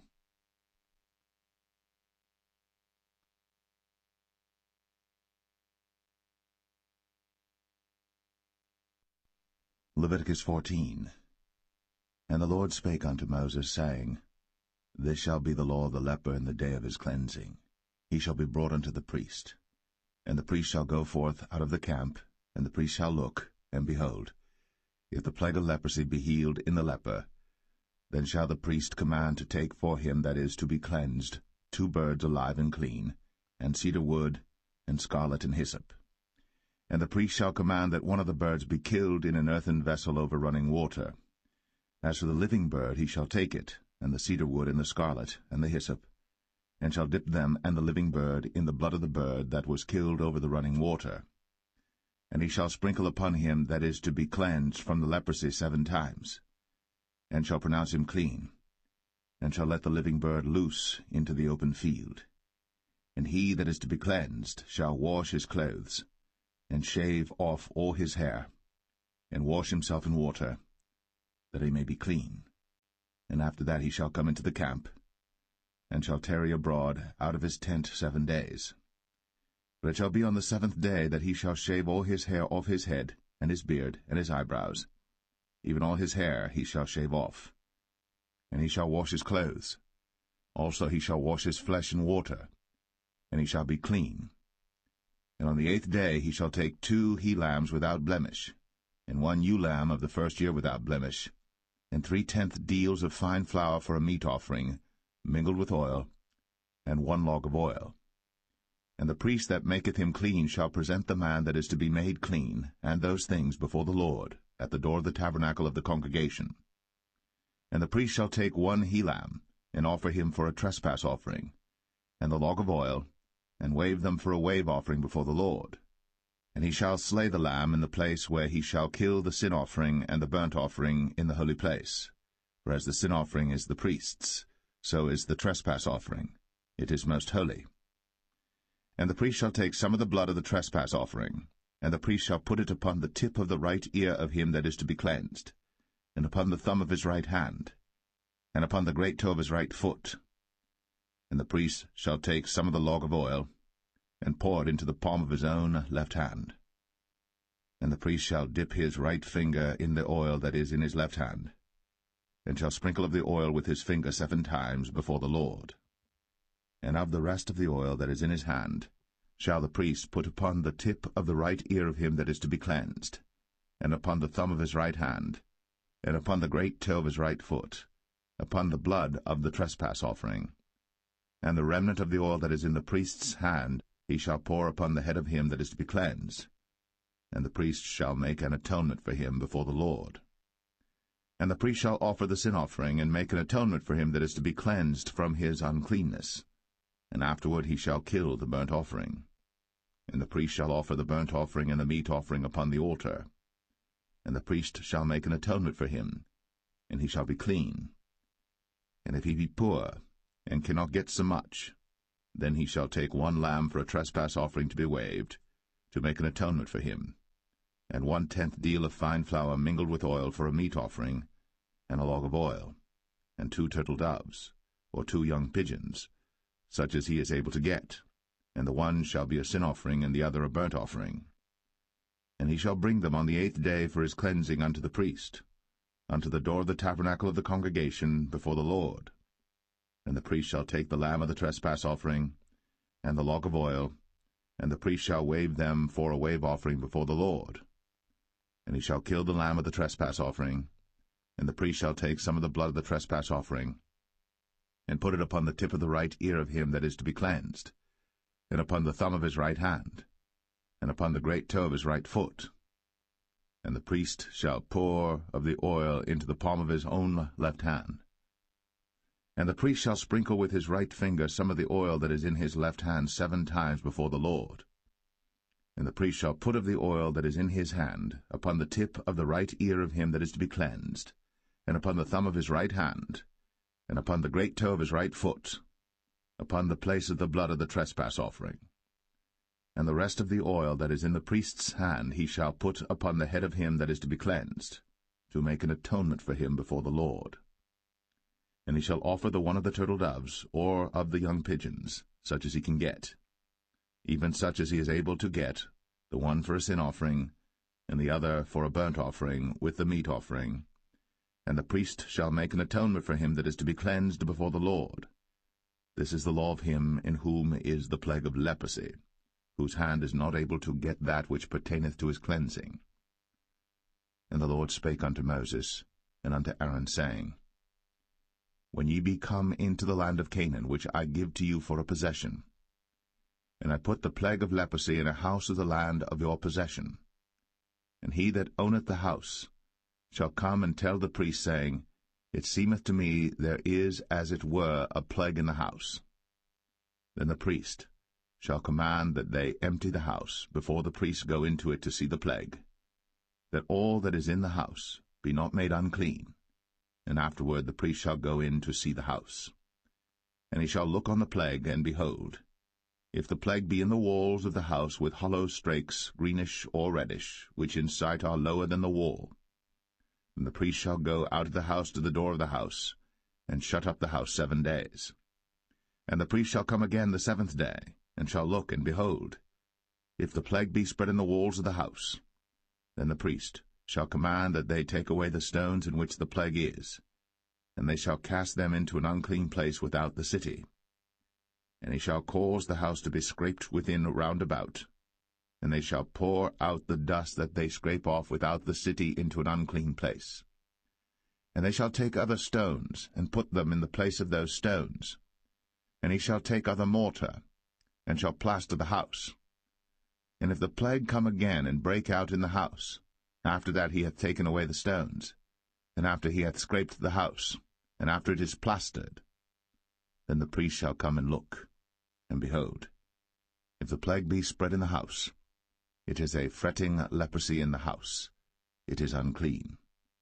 And he shall break down the house, the stones of it, and the timber thereof, and all the mortar of the house, and he shall carry them forth out of the city into an unclean place. Moreover, he that goeth into the house all the while that it is shut up shall be unclean until the even. And he that lieth in the house shall wash his clothes, and he that eateth in the house shall wash his clothes. And if the priest shall come in and look upon it, and behold, the plague hath not spread in the house, after the house was plastered, then the priest shall pronounce the house clean, because the plague is healed. And he shall take to cleanse the house 2 birds, and cedar wood, and scarlet, and hyssop. And he shall kill the one of the birds in an earthen vessel over running water. And he shall take the cedar wood, and the hyssop, and the scarlet, and the living bird, and dip them in the blood of the slain bird, and in the running water, and sprinkle the house 7 times. And he shall cleanse the house with the blood of the bird, and with the running water, and with the living bird, and with the cedar wood, and with the hyssop, and with the scarlet. But he shall let go the living bird out of the city into the open fields, and make an atonement for the house, and it shall be clean. This is the law for all manner of plague of leprosy, and scall, and for the leprosy of a garment and of a house, and for a rising, and for a scab, and for a bright spot, to teach when it is unclean, and when it is clean. This is the law of leprosy.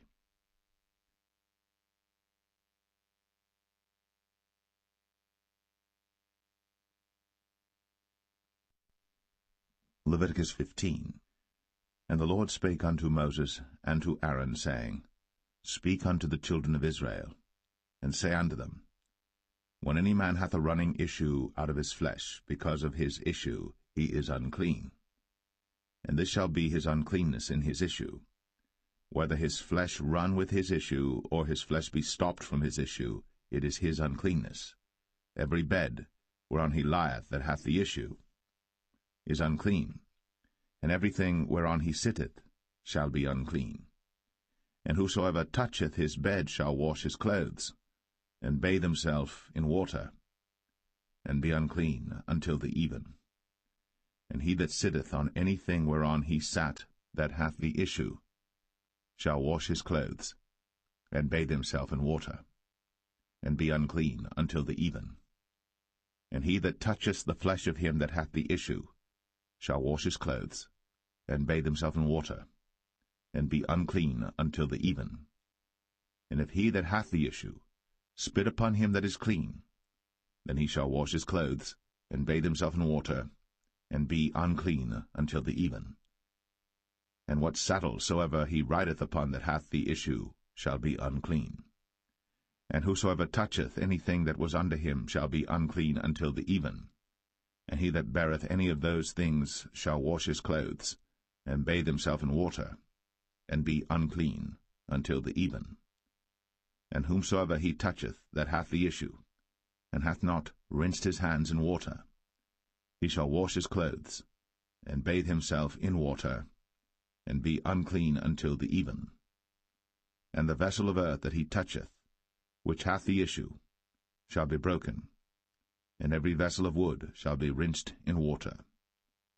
And when he that hath an issue is cleansed of his issue, then he shall number to himself 7 days for his cleansing, and wash his clothes, and bathe his flesh in running water, and shall be clean. And on the 8th day he shall take to him 2 turtle doves, or 2 young pigeons, and come before the Lord unto the door of the tabernacle of the congregation, and give them unto the priest. And the priest shall offer them, the one for a sin offering, and the other for a burnt offering. And the priest shall make an atonement for him before the Lord for his issue. And if any man's seed of copulation go out from him, then he shall wash all his flesh in water, and be unclean until the even. And every garment and every skin whereon is the seed of copulation shall be washed with water, and be unclean until the even. The woman also with whom man shall lie with seed of copulation, they shall both bathe themselves in water, and be unclean until the even. And if a woman have an issue, and her issue in her flesh be blood, she shall be put apart 7 days, and whosoever toucheth her shall be unclean until the even. And everything that she lieth upon in her separation shall be unclean. Everything also that she sitteth upon shall be unclean. And whosoever toucheth her bed shall wash his clothes, and bathe himself in water, and be unclean until the even. And whosoever toucheth anything that she sat upon shall wash his clothes, and bathe himself in water, and be unclean until the even. And if it be on her bed, or on any thing whereon she sitteth, when he toucheth it, he shall be unclean until the even. And if any man lie with her at all, and her flowers be upon him, he shall be unclean 7 days, and all the bed whereon he lieth shall be unclean. And if a woman have an issue of her blood many days out of the time of her separation, or if it run beyond the time of her separation, all the days of the issue of her uncleanness shall be as the days of her separation. She shall be unclean. Every bed whereon she lieth all the days of her issue shall be unto her as the bed of her separation. And whatsoever she sitteth upon shall be unclean, as the uncleanness of her separation. And whosoever toucheth those things shall be unclean, and shall wash his clothes, and bathe himself in water, and be unclean until the even. But if she be cleansed of her issue, then she shall number to herself 7 days, and after that she shall be clean. And on the 8th day she shall take unto her 2 turtles, or 2 young pigeons, and bring them unto the priest, to the door of the tabernacle of the congregation. And the priest shall offer the one for a sin offering, and the other for a burnt offering, and the priest shall make an atonement for her before the Lord for the issue of her uncleanness. Thus shall ye separate the children of Israel from their uncleanness, that they die not in their uncleanness, when they defile my tabernacle that is among them. This is the law of him that hath an issue, and of him whose seed goeth from him, and is defiled therewith, and of her that is sick of her flowers, and of him that hath an issue, of the man, and of the woman, and of him that lieth with her, that is unclean.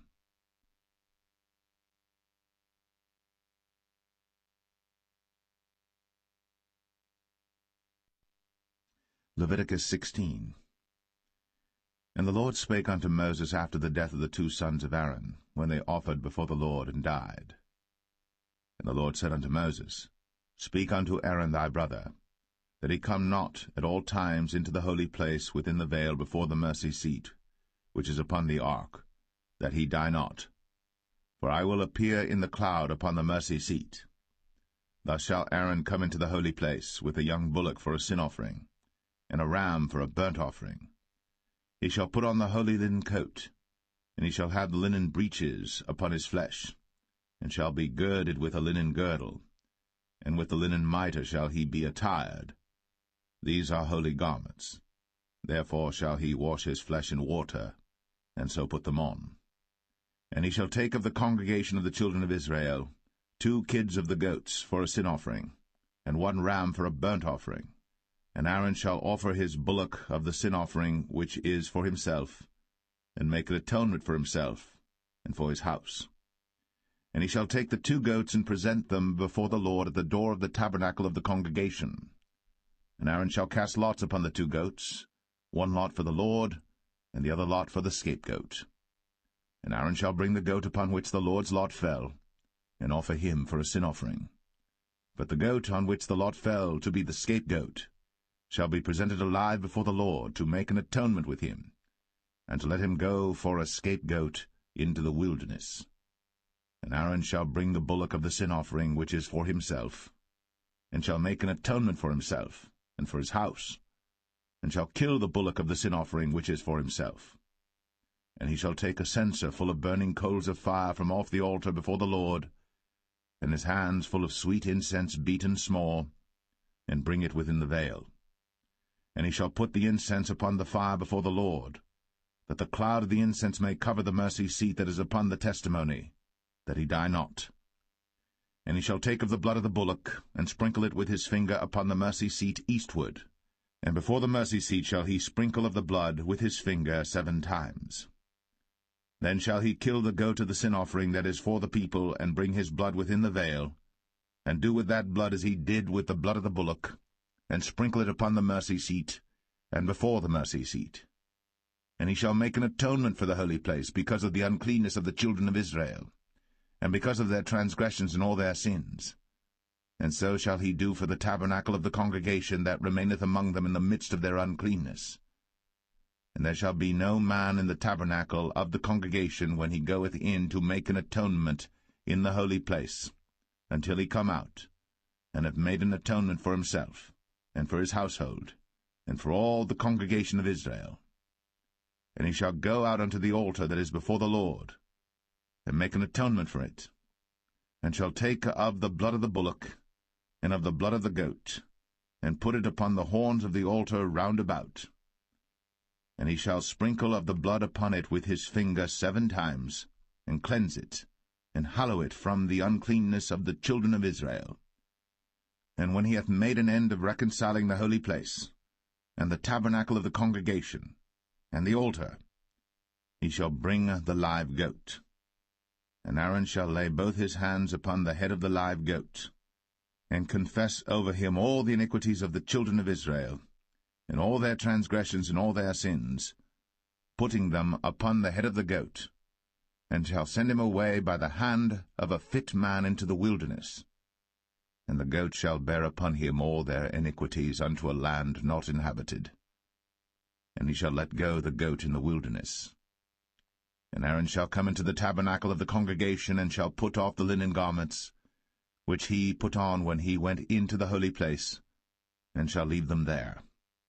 And he shall wash his flesh with water in the holy place, and put on his garments, and come forth, and offer his burnt offering, and the burnt offering of the people, and make an atonement for himself and for the people. And the fat of the sin offering shall he burn upon the altar. And he that let go the goat for the scapegoat shall wash his clothes, and bathe his flesh in water, and afterward come into the camp. And the bullock for the sin offering, and the goat for the sin offering, whose blood was brought in to make atonement in the holy place, shall one carry forth without the camp, and they shall burn in the fire their skins, and their flesh, and their dung. And he that burneth them shall wash his clothes, and bathe his flesh in water, and afterward he shall come into the camp. And this shall be a statute for ever unto you, that in the 7th month, on the 10th day of the month, ye shall afflict your souls, and do no work at all, whether it be one of your own country or a stranger that sojourneth among you. For on that day shall the priest make an atonement for you, to cleanse you. that ye may be clean from all your sins before the Lord. It shall be a Sabbath of rest unto you, and ye shall afflict your souls by a statute for ever. And the priest, whom he shall anoint, and whom he shall consecrate to minister in the priest's office in his father's stead, shall make the atonement, and shall put on the linen clothes, even the holy garments. And he shall make an atonement for the holy sanctuary, and he shall make an atonement for the tabernacle of the congregation, and for the altar. And he shall make an atonement for the priests, and for all the people of the congregation. And this shall be an everlasting statute unto you, to make an atonement for the children of Israel, for all their sins, once a year. And he did, as the Lord commanded Moses.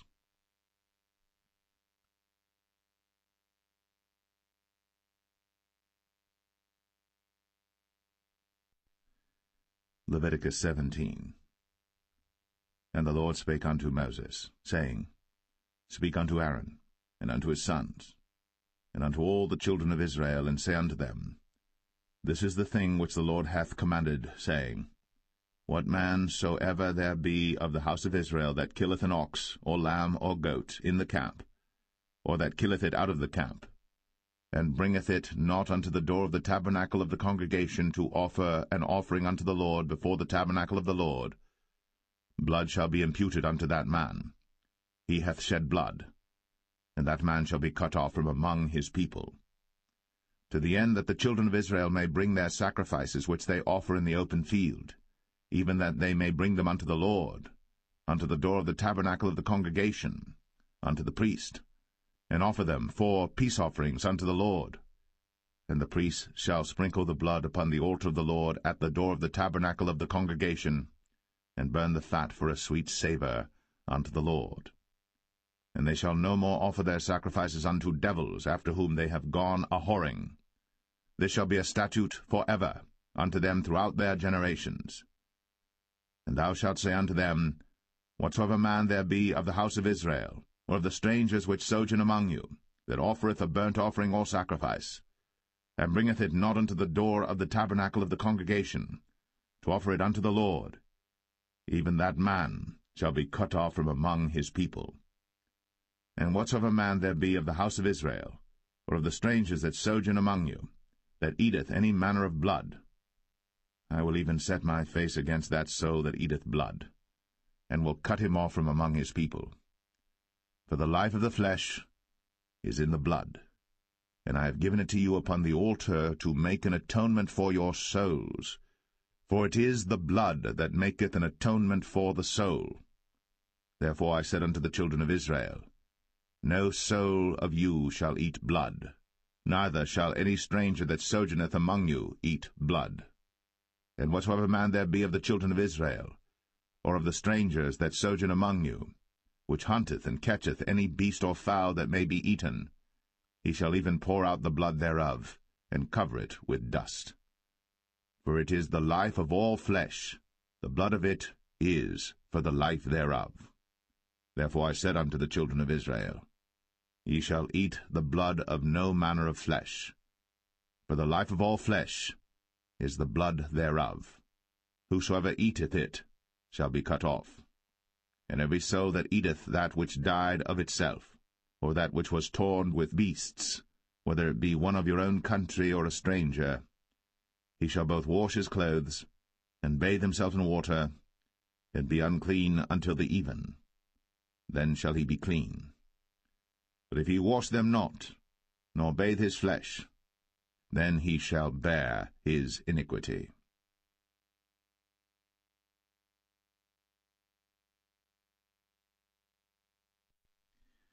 Leviticus 18.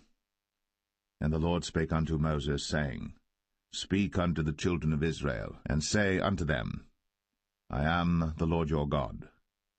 After the doings of the land of Egypt, wherein ye dwelt, shall ye not do. And after the doings of the land of Canaan, whither I bring you, shall ye not do. Neither shall ye walk in their ordinances. Ye shall do my judgments, and keep mine ordinances, to walk therein. I am the Lord your God. Ye shall therefore keep my statutes and my judgments, which if a man do, he shall live in them. I am the Lord. None of you shall approach to any that is near of kin to him, to uncover their nakedness. I am the Lord. The nakedness of thy father, or the nakedness of thy mother, shalt thou not uncover. She is thy mother, thou shalt not uncover her nakedness. The nakedness of thy father's wife shalt thou not uncover. It is thy father's nakedness. The nakedness of thy sister, the daughter of thy father, or daughter of thy mother, whether she be born at home, or born abroad, even their nakedness thou shalt not uncover. The nakedness of thy son's daughter, or of thy daughter's daughter, even their nakedness thou shalt not uncover, for theirs is thine own nakedness.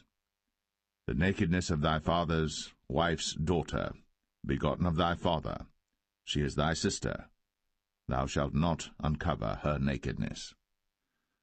Thou shalt not uncover the nakedness of thy father's sister, she is thy father's near kinswoman.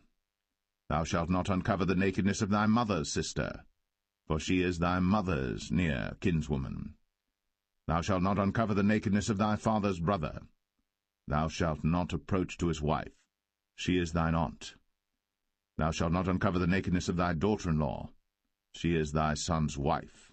Thou shalt not uncover her nakedness. Thou shalt not uncover the nakedness of thy brother's wife, it is thy brother's nakedness. Thou shalt not uncover the nakedness of a woman and her daughter, neither shalt thou take her son's daughter, or her daughter's daughter, to uncover her nakedness, for they are her near kinswoman. It is wickedness. Neither shalt thou take a wife to her sister, to vex her, to uncover her nakedness, beside the other in her lifetime. Also thou shalt not approach unto a woman to uncover her nakedness, as long as she is put apart for her uncleanness. Moreover, thou shalt not lie carnally with thy neighbor's wife, to defile thyself with her. And thou shalt not let any of thy seed pass through the fire to Moloch, neither shalt thou profane the name of thy God. I am the Lord. Thou shalt not lie with mankind, as with womankind. It is abomination. Neither shalt thou lie with any beast, to defile thyself therewith. Neither shall any woman stand before a beast to lie down thereto. It is confusion. Defile not ye yourselves in any of these things. For in all these the nations are defiled which I cast out before you, and the land is defiled. Therefore I do visit the iniquity thereof upon it, and the land itself vomiteth out her inhabitants. Ye shall therefore keep my statutes and my judgments, and shall not commit any of these abominations, neither any of your own nation, nor any stranger that sojourneth among you.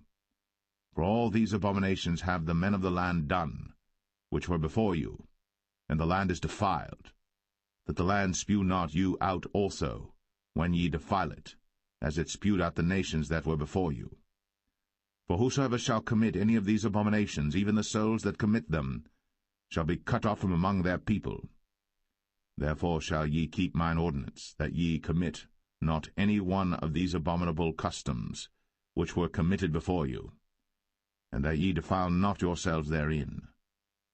I am the Lord your God.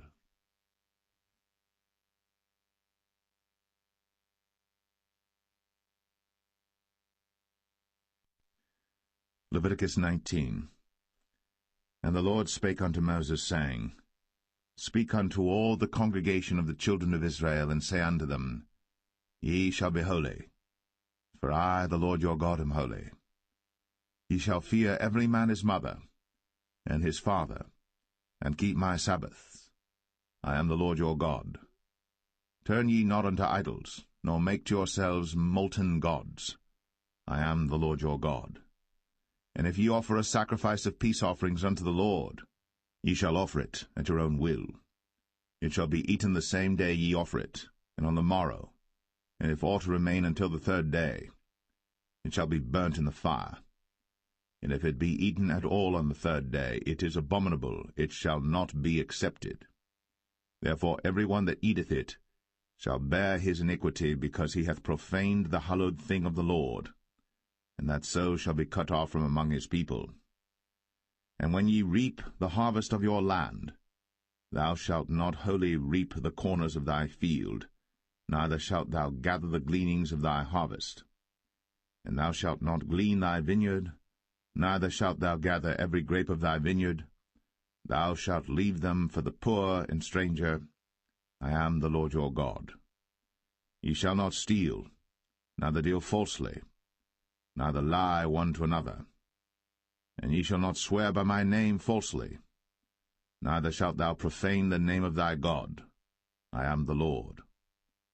Thou shalt not defraud thy neighbor, neither rob him. The wages of him that is hired shall not abide with thee all night until the morning. Thou shalt not curse the deaf, nor put a stumbling block before the blind, but shall fear thy God. I am the Lord. Ye shall do no unrighteousness in judgment. Thou shalt not respect the person of the poor, nor honor the person of the mighty, but in righteousness shalt thou judge thy neighbor. Thou shalt not go up and down as a talebearer among thy people, neither shalt thou stand against the blood of thy neighbor. I am the Lord. Thou shalt not hate thy brother in thine heart. Thou shalt in any wise rebuke thy neighbor, and not suffer sin upon him.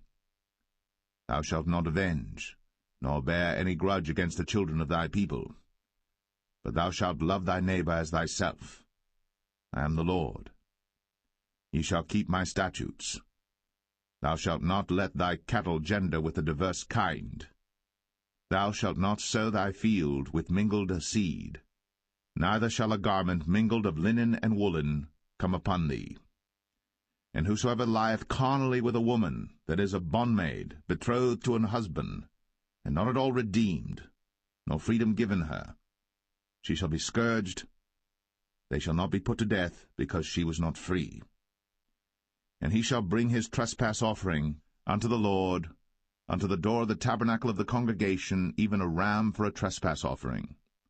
And the priest shall make an atonement for him with the ram of the trespass offering before the Lord for his sin which he hath done, and the sin which he hath done shall be forgiven him. And when ye shall come into the land, and shall have planted all manner of trees for food, then ye shall count the fruit thereof as uncircumcised. 3 years shall it be as uncircumcised unto you. It shall not be eaten of. But in the 4th year all the fruit thereof shall be holy, to praise the Lord withal. And in the 5th year shall ye eat of the fruit thereof, that it may yield unto you the increase thereof. I am the Lord your God. Ye shall not eat anything with the blood, neither shall ye use enchantment, nor observe times. Ye shall not round the corners of your heads, neither shalt thou mar the corners of thy beard. Ye shall not make any cuttings in your flesh for the dead, nor print any marks upon you. I am the Lord. Do not prostitute thy daughter to cause her to be a whore, lest the land fall to whoredom, and the land become full of wickedness. Ye shall keep my Sabbaths, and reverence my sanctuary. I am the Lord. Regard not them that have familiar spirits, neither seek after wizards, to be defiled by them. I am the Lord your God. Thou shalt rise up before the hoary head, and honor the face of the old man, and fear thy God. I am the Lord. And if a stranger sojourn with thee in your land, ye shall not vex him. But the stranger that dwelleth with you shall be unto you as one born among you, and thou shalt love him as thyself. For ye were strangers in the land of Egypt. I am the Lord your God. Ye shall do no unrighteousness in judgment, and meet yard in weight or in measure. Just balances, just weights, a just ephah, and a just hin shall ye have. I am the Lord your God, which brought you out of the land of Egypt. Therefore shall ye observe all my statutes, and all my judgments, and do them. I am the Lord.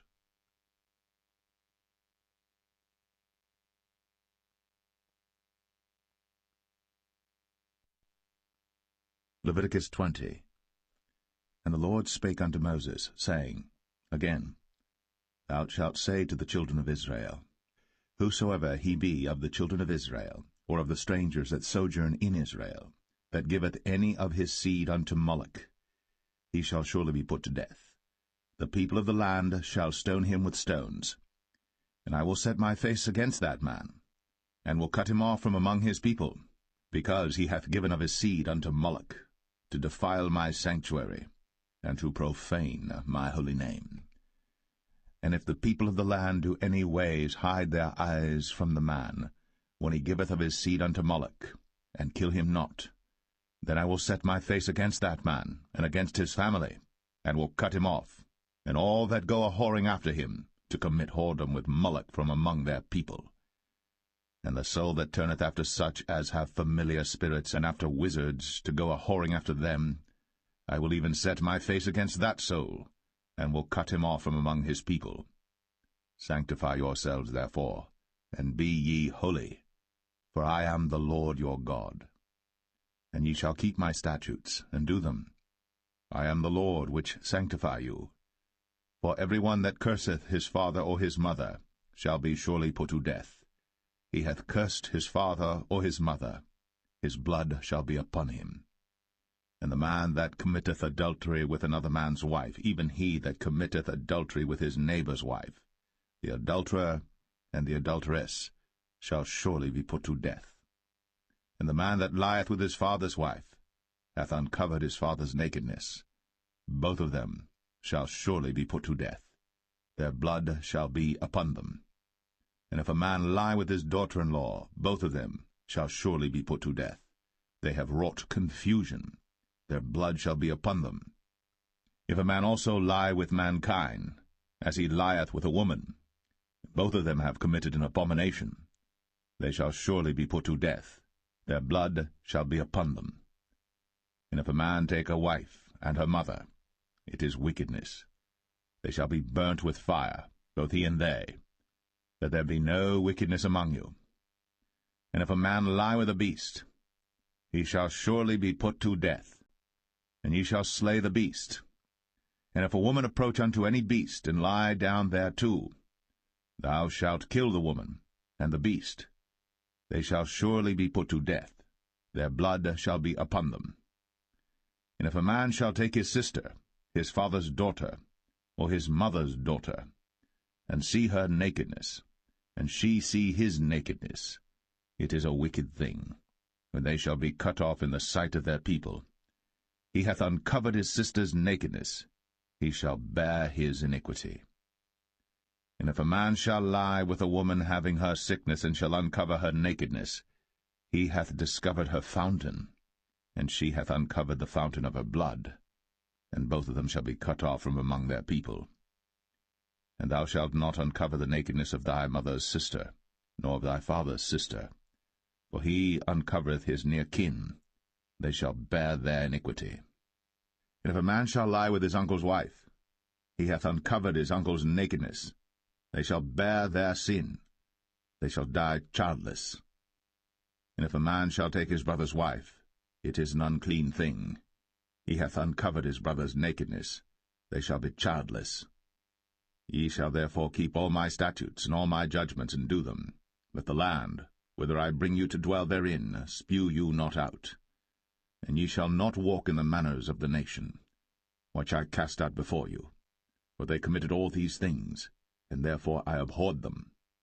But I have said unto you, Ye shall inherit their land, and I will give it unto you to possess it, a land that floweth with milk and honey. I am the Lord your God, which have separated you from other people. Ye shall therefore put difference between clean beasts and unclean, and between unclean fowls and clean. And ye shall not make your souls abominable by beast, or by fowl, or by any manner of living thing that creepeth on the ground, which I have separated from you as unclean. And ye shall be holy unto me, for I the Lord am holy, and have severed you from other people, that ye should be mine. A man also, or woman that hath a familiar spirit, or that is a wizard, shall surely be put to death. They shall stone them with stones, their blood shall be upon them.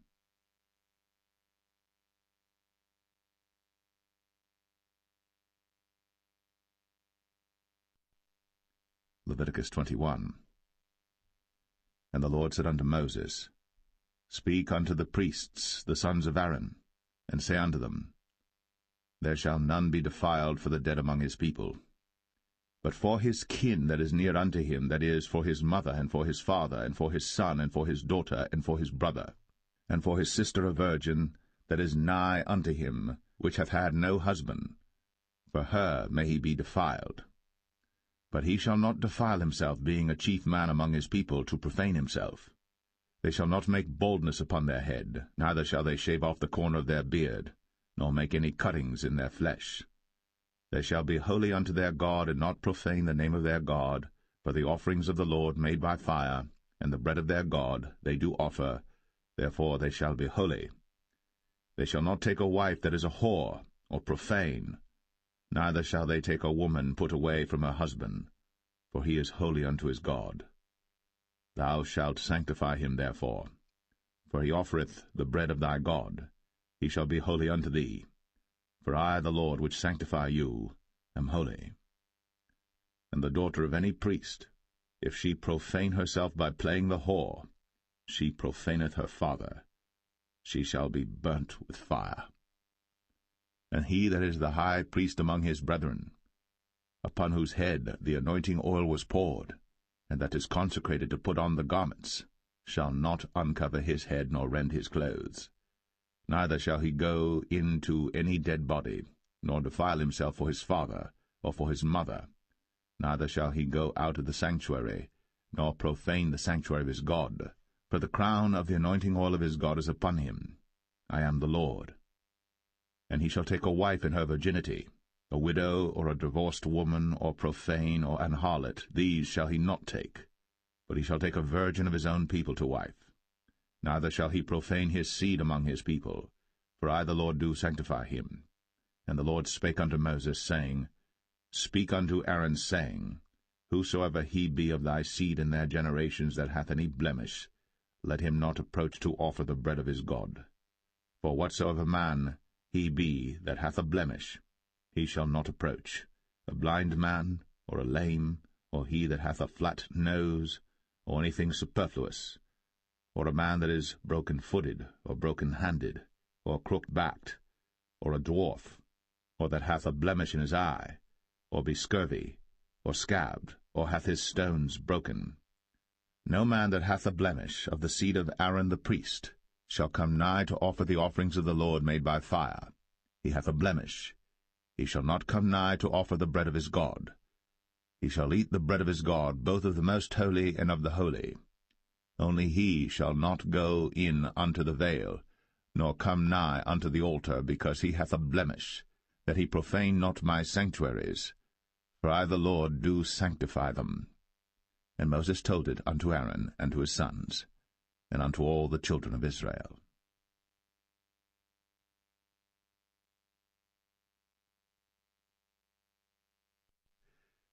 Leviticus 22. And the Lord spake unto Moses, saying, Speak unto Aaron and to his sons, that they separate themselves from the holy things of the children of Israel, and that they profane not my holy name in those things which they hallow unto me. I am the Lord.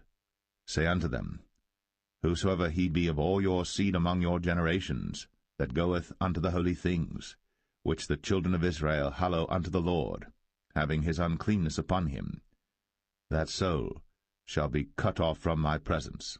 I am the Lord. What man soever of the seed of Aaron is a leper, or hath a running issue, he shall not eat of the holy things until he be clean. And whoso toucheth anything that is unclean by the dead, or a man whose seed goeth from him, or whosoever toucheth any creeping thing, whereby he may be made unclean, or a man of whom he may take uncleanness, whatsoever uncleanness he hath, the soul which hath touched any such shall be unclean until even, and shall not eat of the holy things, unless he wash his flesh with water. And when the sun is down, he shall be clean, and shall afterward eat of the holy things, because it is his food. That which dieth of itself, or is torn with beasts, he shall not eat to defile himself therewith. I am the Lord. They shall therefore keep mine ordinance, lest they bear sin for it, and die therefore, if they profane it. I the Lord do sanctify them. There shall no stranger eat of the holy thing. A sojourner of the priest, or an hired servant, shall not eat of the holy thing. But if the priest buy any soul with his money, he shall eat of it. And he that is born in his house, they shall eat of his meat. If the priest's daughter also be married unto a stranger, she may not eat of an offering of the holy things. But if the priest's daughter be a widow or divorced, and have no child, and is returned unto her father's house, as in her youth, she shall eat of her father's meat. But there shall no stranger eat thereof. And if a man eat of the holy thing unwittingly, then he shall put the fifth part thereof unto it, and shall give it unto the priest with the holy thing. And they shall not profane the holy things of the children of Israel, which they offer unto the Lord, or suffer them to bear the iniquity of trespass, when they eat their holy things, for I the Lord do sanctify them. And the Lord spake unto Moses, saying, Speak unto Aaron, and to his sons, and unto all the children of Israel, and say unto them, Whatsoever he be of the house of Israel, or of the strangers in Israel, that will offer his oblation for all his vows, and for all his freewill offerings, which they will offer unto the Lord for a burnt offering, ye shall offer at your own will a male without blemish, of the beeves, of the sheep, or of the goats. But whatsoever hath a blemish, that shall ye not offer, for it shall not be acceptable for you. And whosoever offereth a sacrifice of peace offerings unto the Lord to accomplish his vow, or a freewill offering in beeves or sheep, it shall be perfect to be accepted. There shall be no blemish therein. Blind, or broken, or maimed, or having a wen, or scurvy, or scabbed, ye shall not offer these unto the Lord, nor make an offering by fire of them upon the altar unto the Lord, either a bullock, or a lamb that hath anything superfluous or lacking in his parts, that mayest thou offer for a freewill offering, but for a vow it shall not be accepted. Ye shall not offer unto the Lord that which is bruised, or crushed, or broken, or cut. Neither shall ye make any offering thereof in your land. Neither from a stranger's hand shall ye offer the bread of your God of any of these, because their corruption is in them, and blemishes be in them. They shall not be accepted for you. And the Lord spake unto Moses, saying, When a bullock or a sheep or a goat is brought forth, then it shall be 7 days under the dam, and from the 8th day and thenceforth it shall be accepted for an offering made by fire unto the Lord. And whether it be cow or ewe, ye shall not kill it and her young both in 1 day. And when ye will offer a sacrifice of thanksgiving unto the Lord, offer it at your own will. On the same day it shall be eaten up. Ye shall leave none of it until the morrow. I am the Lord. Therefore shall ye keep my commandments, and do them. I am the Lord. Neither shall ye profane my holy name, but I will be hallowed among the children of Israel. I am the Lord which hallow you, that brought you out of the land of Egypt, to be your God. I am the Lord.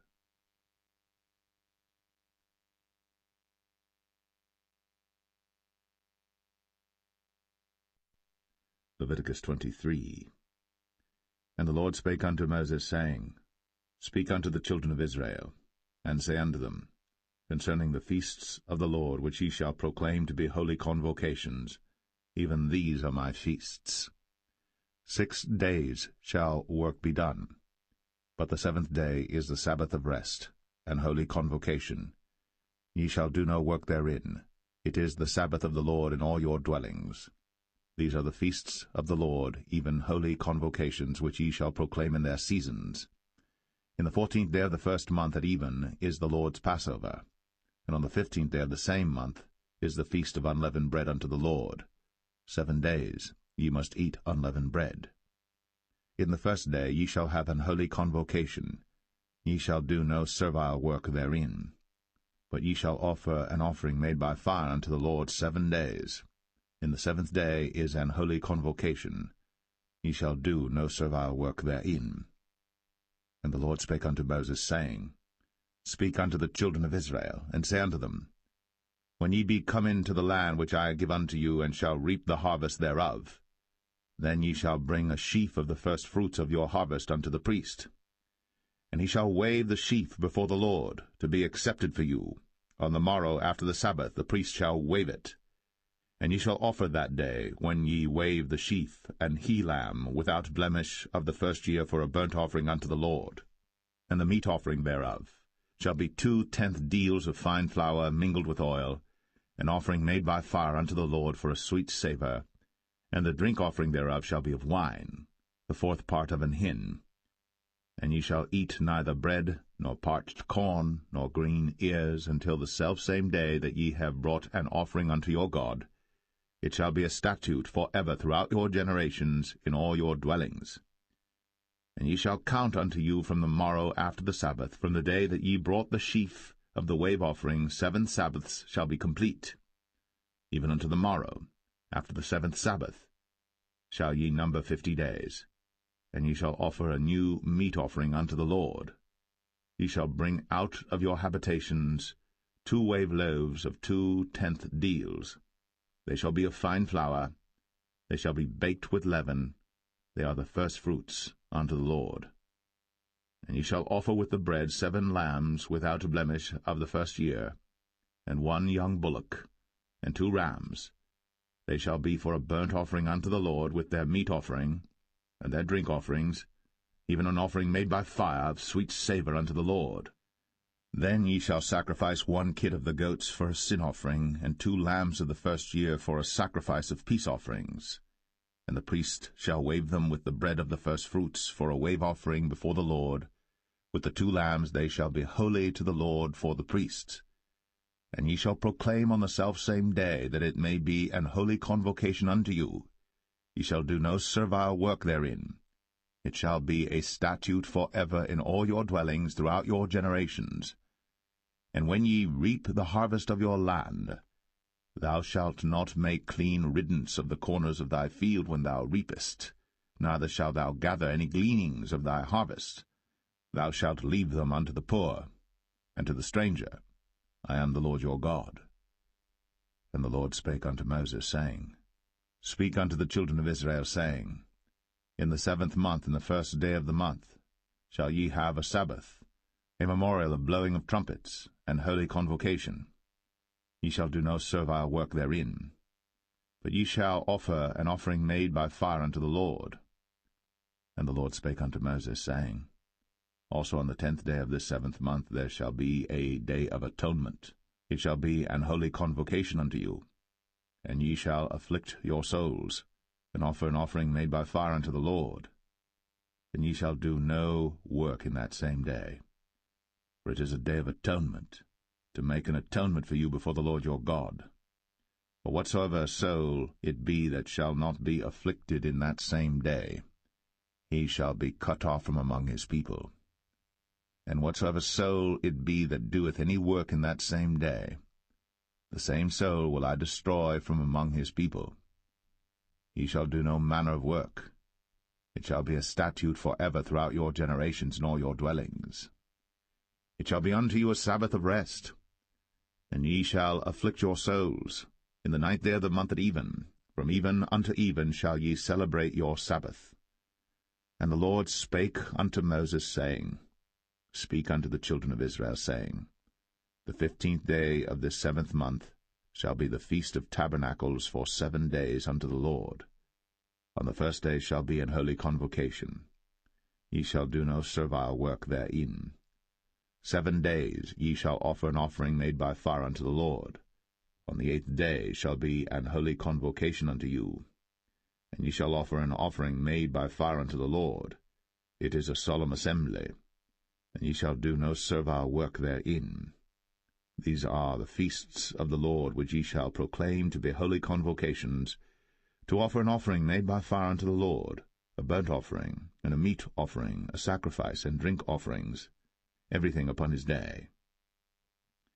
Beside the Sabbaths of the Lord, and beside your gifts, and beside all your vows, and beside all your free will offerings which ye give unto the Lord, also in the 15th day of the 7th month, when ye have gathered in the fruit of the land, ye shall keep a feast unto the Lord 7 days.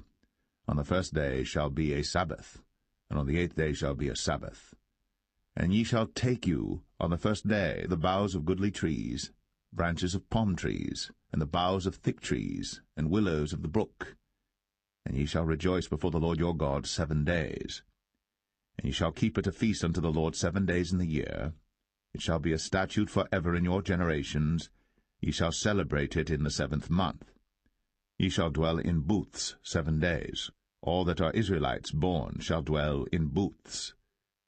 That your generations may know that I made the children of Israel to dwell in booths, when I brought them out of the land of Egypt.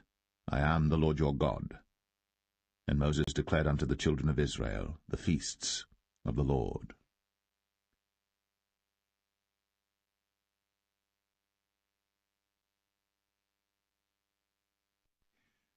Leviticus 24.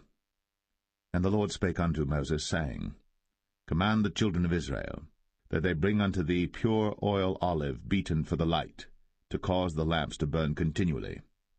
Without the veil of the testimony in the tabernacle of the congregation shall Aaron order it from the evening unto the morning before the Lord continually.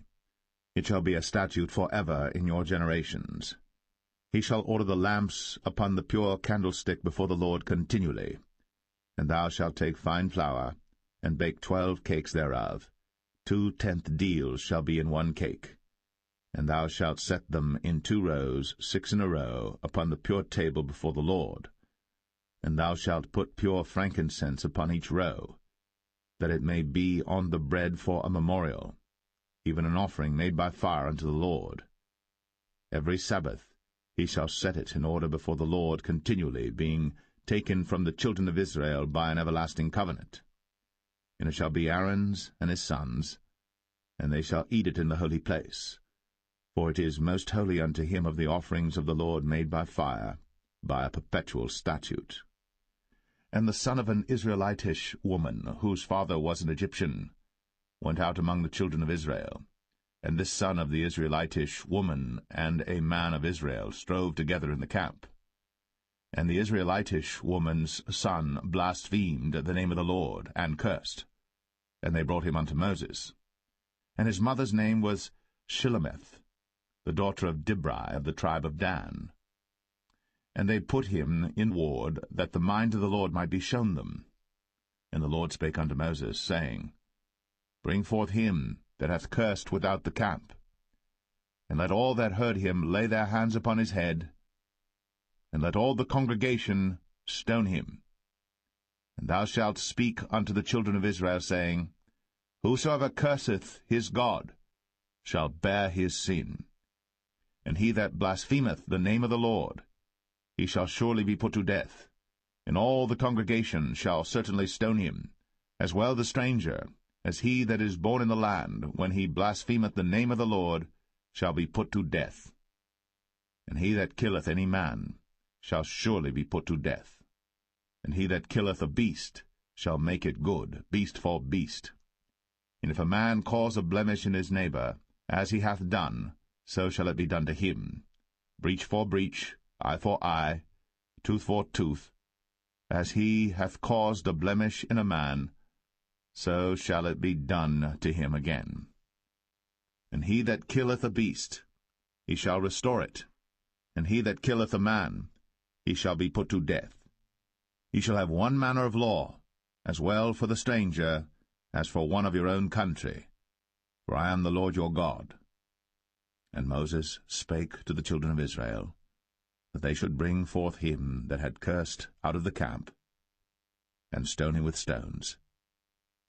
And the children of Israel did as the Lord commanded Moses.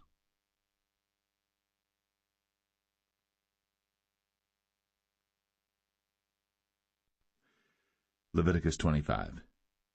And the Lord spake unto Moses in Mount Sinai, saying, Speak unto the children of Israel, and say unto them, When ye come into the land which I give you, then shall the land keep a Sabbath unto the Lord. 6 years thou shalt sow thy field, and 6 years thou shalt prune thy vineyard, and gather in the fruit thereof. But in the 7th year shall be a Sabbath of rest unto the land, a Sabbath for the Lord. Thou shalt neither sow thy field, nor prune thy vineyard. That which groweth of its own accord of thy harvest thou shalt not reap, neither gather the grapes of thy vine undressed.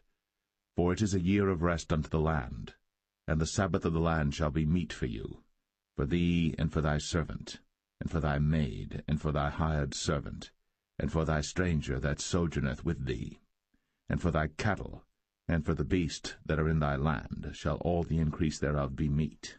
And thou shalt number 7 Sabbaths of years unto thee, 7 times 7 years, and the space of the 7 Sabbaths of years shall be unto thee 49 years. Then shalt thou cause the trumpet of the Jubilee to sound on the 10th day of the 7th month. In the day of atonement shall ye make the trumpet sound throughout all your land. And ye shall hallow the 50th year, and proclaim liberty throughout all the land unto all the inhabitants thereof. It shall be a jubilee unto you. And ye shall return every man unto his possession, and ye shall return every man unto his family. A jubilee shall that 50th year be unto you. Ye shall not sow, neither reap that which groweth of itself in it, nor gather the grapes in it of thy vine undressed. For it is the jubilee. It shall be holy unto you. Ye shall eat the increase thereof out of the field. In the year of this jubilee ye shall return every man unto his possession. And if thou sell aught unto thy neighbor, or buyest aught of thy neighbor's hand, ye shall not oppress one another. According to the number of years after the jubilee thou shalt buy of thy neighbor, and according unto the number of years of the fruits he shall sell unto thee. According to the multitude of years thou shalt increase the price thereof, and according to the fewness of years thou shalt diminish the price of it, for according to the number of the years of the fruits doth he sell unto thee. Ye shall not therefore oppress one another, but thou shalt fear thy God, for I am the Lord your God. Wherefore ye shall do my statutes, and keep my judgments, and do them. And ye shall dwell in the land in safety, and the land shall yield her fruit, and ye shall eat your fill, and dwell therein in safety. And if ye shall say, What shall we eat the 7th year? Behold, we shall not sow, nor gather in our increase. Then I will command my blessing upon you in the 6th year, and it shall bring forth fruit for 3 years. And ye shall sow the 8th year, and eat yet of old fruit until the 9th year. Until her fruits come in, ye shall eat of the old store. The land shall not be sold forever, for the land is mine, for ye are strangers and sojourners with me. And in all the land of your possession ye shall grant a redemption for the land. If thy brother be waxen poor, and hath sold away some of his possession, and if any of his kin come to redeem it, then shall he redeem that which his brother sold. And if the man have none to redeem it, and himself be able to redeem it, then let him count the years of the sale thereof, and restore the overplus unto the man to whom he sold it, that he may return unto his possession. But if he be not able to restore it to him, then that which is sold shall remain in the hand of him that hath bought it until the year of Jubilee, and in the Jubilee it shall go out, and he shall return unto his possession. And if a man sell a dwelling house in a walled city, then he may redeem it within a whole year after it is sold. Within a full year may he redeem it. And if it be not redeemed within the space of a full year, then the house that is in the walled city shall be established for ever to him that bought it throughout his generations. It shall not go out in the Jubilee. But the houses of the villages which have no wall round about them shall be counted as the fields of the country. They may be redeemed, and they shall go out in the Jubilee. Notwithstanding the cities of the Levites, and the houses of the cities of their possession, may the Levites redeem at any time. And if a man purchase of the Levites, then the house that was sold, and the city of his possession, shall go out in the year of Jubilee, for the houses of the cities of the Levites are their possession among the children of Israel. But the field of the suburbs of their cities may not be sold, for it is their perpetual possession. And if thy brother be waxen poor, and fallen in decay with thee, then thou shalt relieve him, yea, though he be a stranger, or a sojourner, that he may live with thee. Take thou no usury of him, or increase, but fear thy God, that thy brother may live with thee. Thou shalt not give him thy money upon usury, nor lend him thy victuals for increase. I am the Lord your God, which brought you forth out of the land of Egypt, to give you the land of Canaan, and to be your God. And if thy brother that dwelleth by thee be waxen poor, and be sold unto thee, thou shalt not compel him to serve as a bondservant, but as an hired servant, and as a sojourner. He shall be with thee, and shall serve thee unto the year of Jubilee. And then shall he depart from thee, both he and his children with him, and shall return unto his own family, and unto the possession of his fathers shall he return. For they are my servants, which I brought forth out of the land of Egypt. They shall not be sold as bondmen. Thou shalt not rule over him with rigor, but shalt fear thy God. Both thy bondmen and thy bondmaids, which thou shalt have, shall be of the heathen that are round about you. Of them shall ye buy bondmen and bondmaids. Moreover, of the children of the strangers that do sojourn among you, of them shall ye buy, and of their families that are with you, which they begat in your land, and they shall be your possession. And ye shall take them as an inheritance for your children after you, to inherit them for a possession. They shall be your bondmen for ever. But over your brethren, the children of Israel, ye shall not rule one over another with rigor.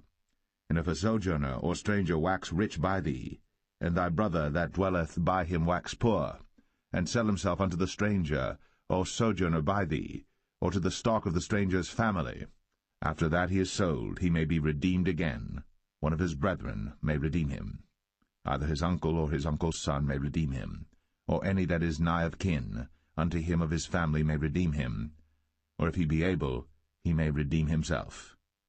And he shall reckon with him that bought him from the year that he was sold to him unto the year of Jubilee. And the price of his sale shall be according unto the number of years, according to the time of an hired servant shall it be with him. If there be yet many years behind, according unto them, he shall give again the price of his redemption out of the money that he was bought for.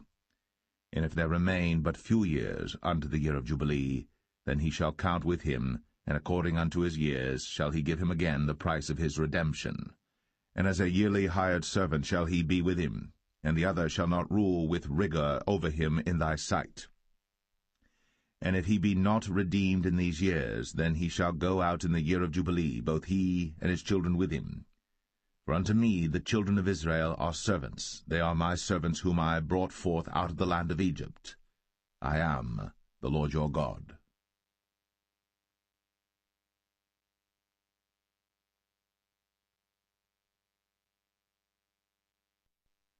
Leviticus 26. Ye shall make you no idols nor graven image, neither rear you up a standing image, neither shall ye set up any image of stone in your land, to bow down unto it, for I am the Lord your God. Ye shall keep my Sabbaths, and reverence my sanctuary. I am the Lord. If ye walk in my statutes, and keep my commandments, and do them, then I will give you rain in due season, and the land shall yield her increase, and the trees of the field shall yield their fruit. And your threshing shall reach unto the vintage, and the vintage shall reach unto the sowing time. And ye shall eat your bread to the full, and dwell in your land safely. And I will give peace in the land, and ye shall lie down, and none shall make you afraid.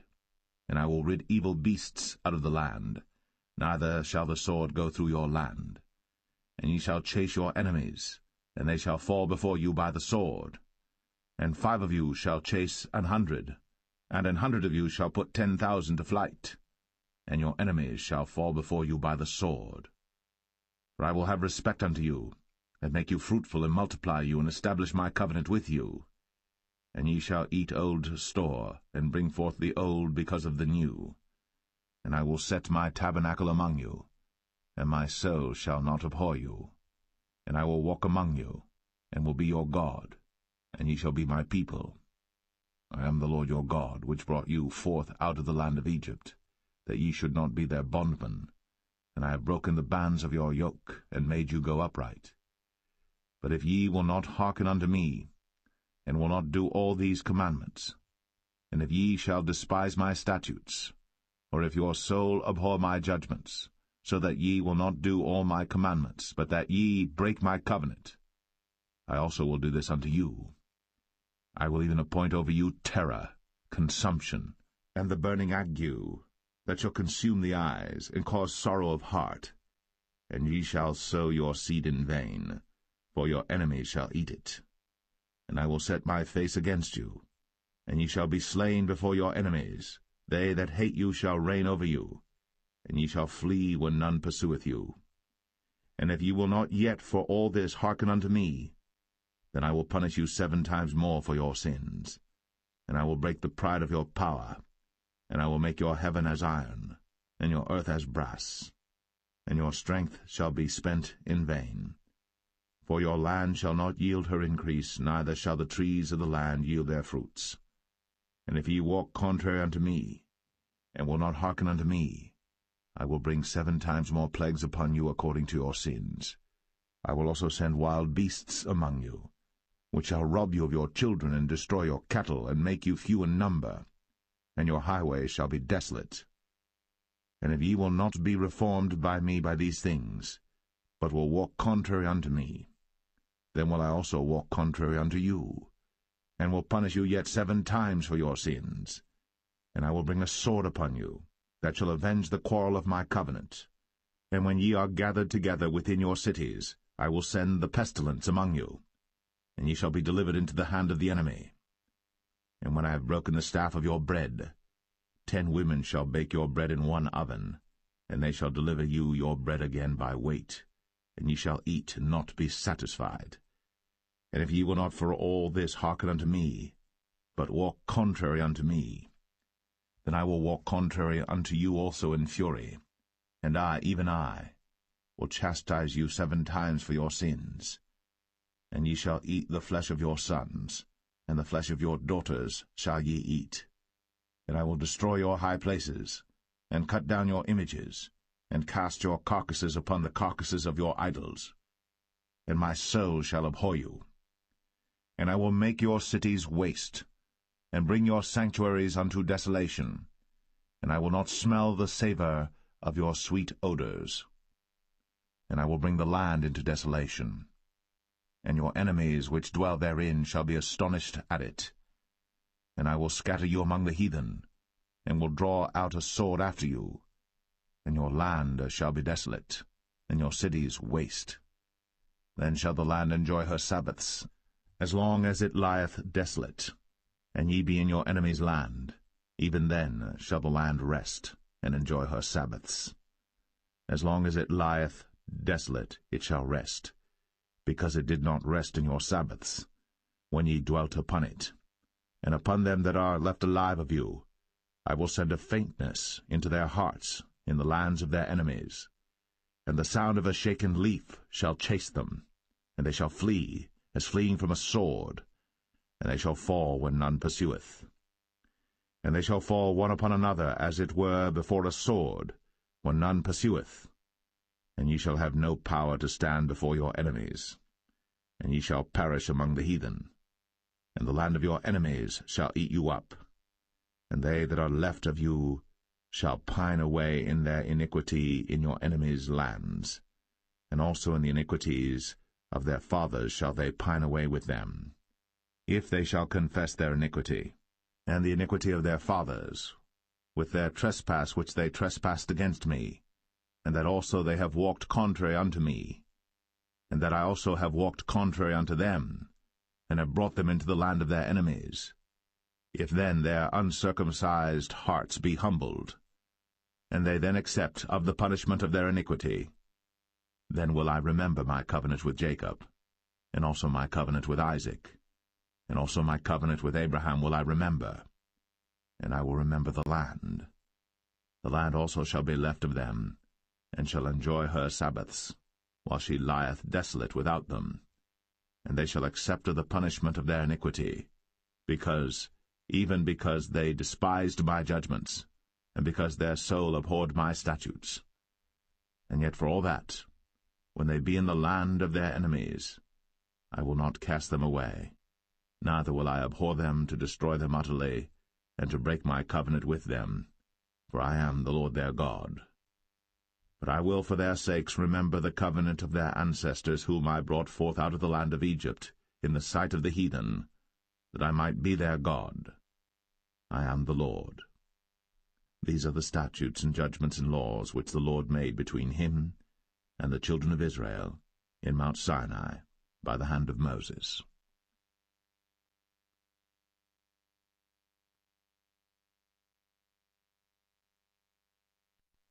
Leviticus 27.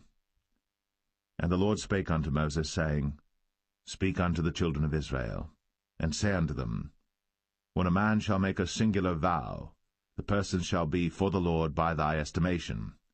And thy estimation shall be of the male from 20 years old even unto 60 years old. Even thy estimation shall be 50 shekels of silver after the shekel of the sanctuary. And if it be a female, then thy estimation shall be 30 shekels. And if it be from 5 years old even unto 20 years old, then thy estimation shall be of the male 20 shekels, and for the female 10 shekels. And if it be from a month old even unto 5 years old, then thy estimation shall be of the male 5 shekels of silver, and for the female thy estimation shall be 3 shekels of silver.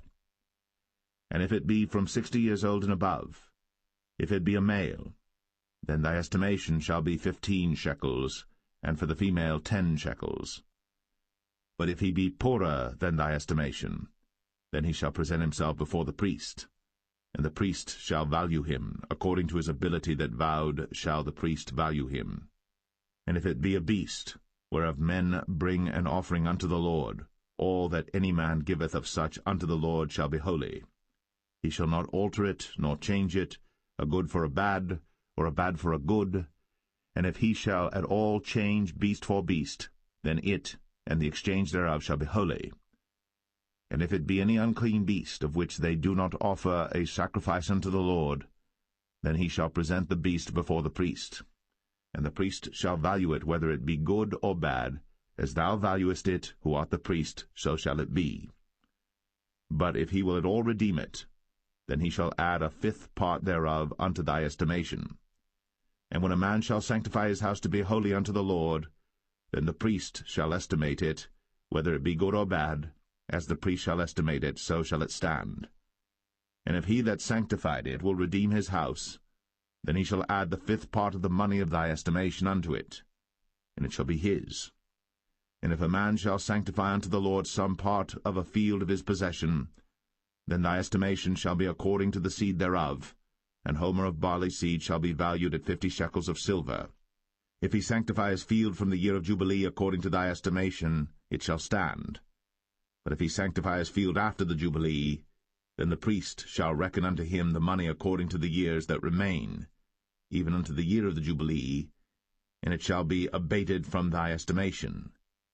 And if he that sanctified the field will in any wise redeem it, then he shall add the 5th part of the money of thy estimation unto it, and it shall be assured to him. And if he will not redeem the field, or if he have sold the field to another man, it shall not be redeemed any more. But the field, when it goeth out in the Jubilee, shall be holy unto the Lord, as a field devoted. The possession thereof shall be the priest's. And if a man sanctify unto the Lord a field which he hath bought, which is not of the fields of his possession, then the priest shall reckon unto him the worth of thy estimation, even unto the year of the Jubilee, and he shall give thine estimation in that day as a holy thing unto the Lord. In the year of the Jubilee the field shall return unto him of whom it was bought, even to him to whom the possession of the land did belong. And all thy estimation shall be according to the shekel of the sanctuary. 20 gerahs shall be the shekel. Only the firstling of the beasts, which should be the Lord's firstling, no man shall sanctify it, whether it be ox or sheep, it is the Lord's. And if it be of an unclean beast, then he shall redeem it according to thine estimation, and shall add a 5th part of it thereto. Or if it be not redeemed, then it shall be sold according to thy estimation. Notwithstanding no devoted thing, that a man shall devote unto the Lord of all that he hath, both of man and beast, and of the field of his possession, shall be sold or redeemed. Every devoted thing is most holy unto the Lord. None devoted, which shall be devoted of men, shall be redeemed, but shall surely be put to death. And all the tithe of the land, whether of the seed of the land or of the fruit of the tree, is the Lord's. It is holy unto the Lord. And if a man will at all redeem aught of his tithes, he shall add thereto the 5th part thereof. And concerning the tithe of the herd or of the flock, even of whatsoever passeth under the rod, the 10th shall be holy unto the Lord. He shall not search whether it be good or bad, neither shall he change it. And if he change it at all, then both it and the change thereof shall be holy. It shall not be redeemed.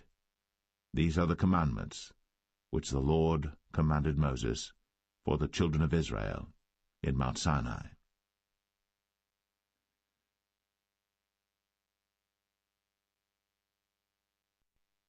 The Book of Numbers, chapter 1. And the Lord spake unto Moses in the wilderness of Sinai, in the tabernacle of the congregation, on the 1st day of the 2nd month, in the 2nd year after they were come out of the land of Egypt, saying, Take ye the sum of all the congregation of the children of Israel, after their families, by the house of their fathers, with the number of their names, every male by their polls. From 20 years old and upward, all that are able to go forth to war in Israel, thou and Aaron shall number them by their armies. And with you there shall be a man of every tribe, every one head of the house of his fathers. And these are the names of the men that shall stand with you. Of the tribe of Reuben, Elizur the son of Shadur; of Simeon, Shelumiel the son of Zurishaddai; of Judah, Nahshon the son of Amminadab; of Issachar, Nethanel the son of Zuar; of Zebulun, Eliab the son of Helon; of the children of Joseph; of Ephraim, Elishama the son of Ammihud; of Manasseh, Gamaliel the son of Pedazur; of Benjamin, Abidan the son of Gideoni; of Dan, Ahiezer the son of Ammishaddai; of Asher, Pagiel the son of Ochran; of Gad, Eliasaph the son of Duel; of Naphtali, Ahira the son of Enan. These were the renowned of the congregation, princes of the tribes of their fathers, heads of thousands in Israel. And Moses and Aaron took these men, which are expressed by their names, and they assembled all the congregation together on the 1st day of the 2nd month, and they declared their pedigrees after their families, by the house of their fathers, according to the number of the names, from 20 years old and upward, by their polls. As the Lord commanded Moses, so he numbered them in the wilderness of Sinai. And the children of Reuben, Israel's eldest son, by their generations, after their families, by the house of their fathers, according to the number of the names, by their polls, every male from 20 years old and upward, all that were able to go forth to war. Those that were numbered of them, even of the tribe of Reuben, were 46,500. Of the children of Simeon by their generations, after their families, by the house of their fathers, those that were numbered of them, according to the number of the names, by their polls, every male from 20 years old and upward, all that were able to go forth to war. Those that were numbered of them, even of the tribe of Simeon, were 59,300.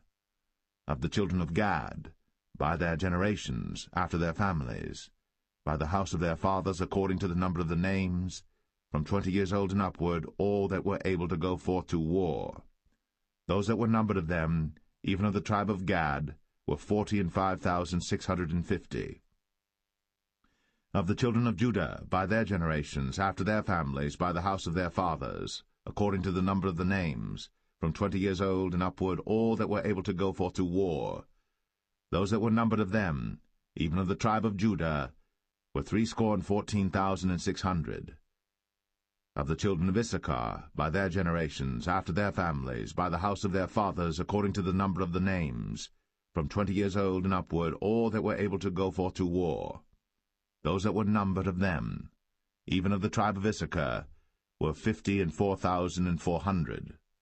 Of the children of Zebulun, by their generations, after their families, by the house of their fathers, according to the number of the names, from 20 years old and upward, all that were able to go forth to war, those that were numbered of them, even of the tribe of Zebulun, were 57,400. Of the children of Joseph, namely of the children of Ephraim, by their generations, after their families, by the house of their fathers, according to the number of the names, from 20 years old and upward, all that were able to go forth to war. Those that were numbered of them, even of the tribe of Ephraim, were 40,500. Of the children of Manasseh, by their generations, after their families, by the house of their fathers, according to the number of the names, from 20 years old and upward, all that were able to go forth to war. Those that were numbered of them, even of the tribe of Manasseh, were 32,200. Of the children of Benjamin, by their generations, after their families, by the house of their fathers, according to the number of the names, from 20 years old and upward, all that were able to go forth to war, those that were numbered of them, even of the tribe of Benjamin, were 35,400. Of the children of Dan, by their generations, after their families, by the house of their fathers, according to the number of the names, from 20 years old and upward, all that were able to go forth to war, those that were numbered of them, even of the tribe of Dan, were 62,700. Of the children of Asher, by their generations, after their families, by the house of their fathers, according to the number of the names, from 20 years old and upward, all that were able to go forth to war, those that were numbered of them, even of the tribe of Asher, were 41,500. Of the children of Naphtali, throughout their generations, after their families, by the house of their fathers, according to the number of the names, from 20 years old and upward, all that were able to go forth to war, those that were numbered of them, even of the tribe of Naphtali, were 53,400. These are those that were numbered, which Moses and Aaron numbered, and the princes of Israel, being 12 men, each one was for the house of his fathers. So were all those that were numbered of the children of Israel, by the house of their fathers, from 20 years old and upward, all that were able to go forth to war in Israel. Even all they that were numbered were 600,000 and 3,550.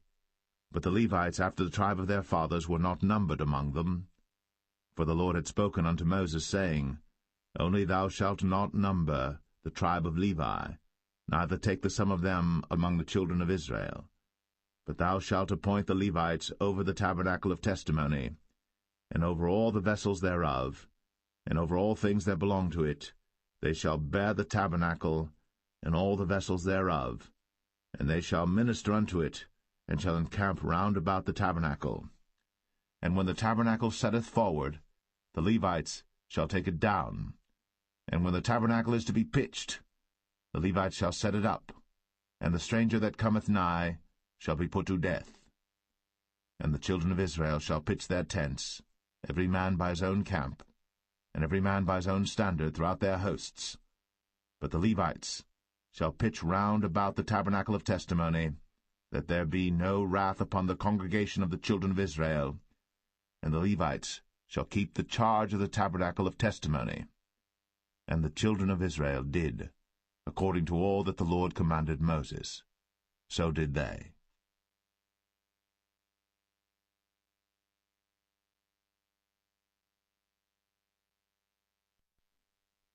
Numbers 2. And the Lord spake unto Moses and unto Aaron, saying, Every man of the children of Israel shall pitch by his own standard, with the ensign of their father's house. Far off about the tabernacle of the congregation shall they pitch. And on the east side toward the rising of the sun shall they of the standard of the camp of Judah pitch throughout their armies. And Nahshon the son of Amminadab shall be captain of the children of Judah. And his host, and those that were numbered of them, were 314,600. And those that do pitch next unto him shall be the tribe of Issachar. And Nethaniel the son of Zuar shall be captain of the children of Issachar.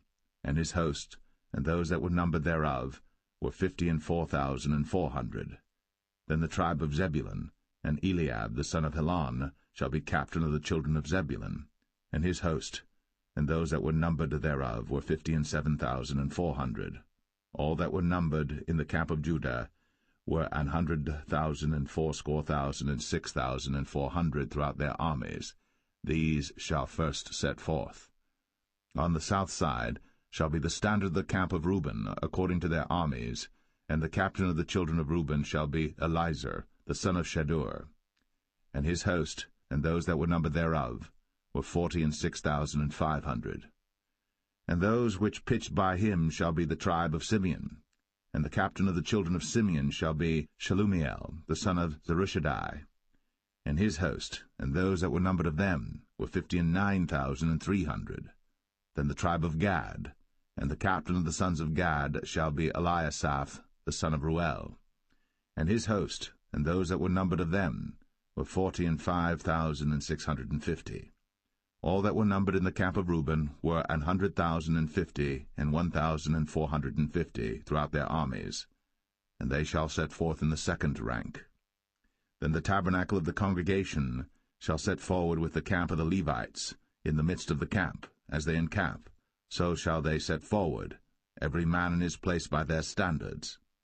On the west side shall be the standard of the camp of Ephraim, according to their armies, and the captain of the sons of Ephraim shall be Elishama, the son of Ammihud, and his host, and those that were numbered of them, were 40,500.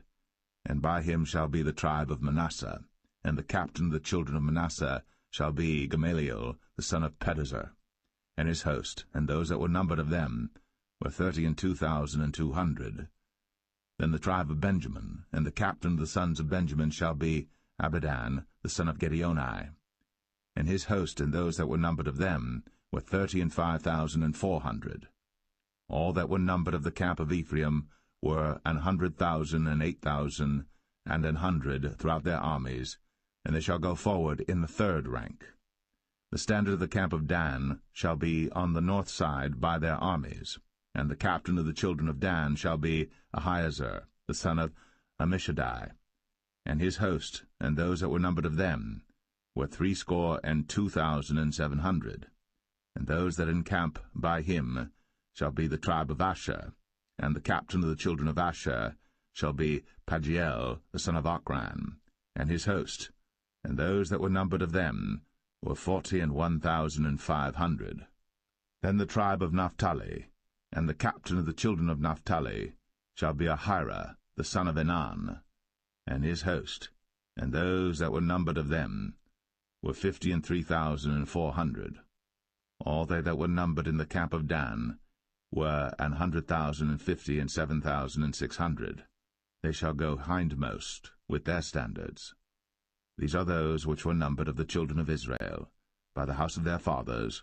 All those that were numbered of the camps throughout their hosts were 600,000 and 3,550. But the Levites were not numbered among the children of Israel, as the Lord commanded Moses.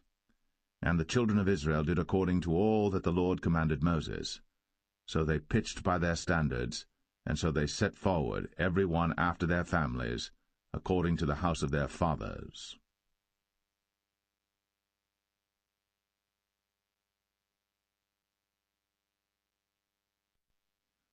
Numbers 3. These also are the generations of Aaron and Moses in the day that the Lord spake with Moses in Mount Sinai. And these are the names of the sons of Aaron: Nadab the firstborn, and Abihu, Eleazar, and Ithamar. These are the names of the sons of Aaron, the priests which were anointed, whom he consecrated to minister in the priest's office. And Nadab and Abihu died before the Lord, when they offered strange fire before the Lord in the wilderness of Sinai, and they had no children. And Eleazar and Ithamar ministered in the priest's office in the sight of Aaron their father. And the Lord spake unto Moses, saying, Bring the tribe of Levi near, and present them before Aaron the priest, that they may minister unto him. And they shall keep his charge, and the charge of the whole congregation before the tabernacle of the congregation, to do the service of the tabernacle. And they shall keep all the instruments of the tabernacle of the congregation, and the charge of the children of Israel, to do the service of the tabernacle. And thou shalt give the Levites unto Aaron, and to his sons. They are wholly given unto him out of the children of Israel. And thou shalt appoint Aaron and his sons, and they shall wait on their priest's office, and the stranger that cometh nigh shall be put to death. And the Lord spake unto Moses, saying, And I, behold, I have taken the Levites from among the children of Israel, instead of all the firstborn that openeth the matrix among the children of Israel.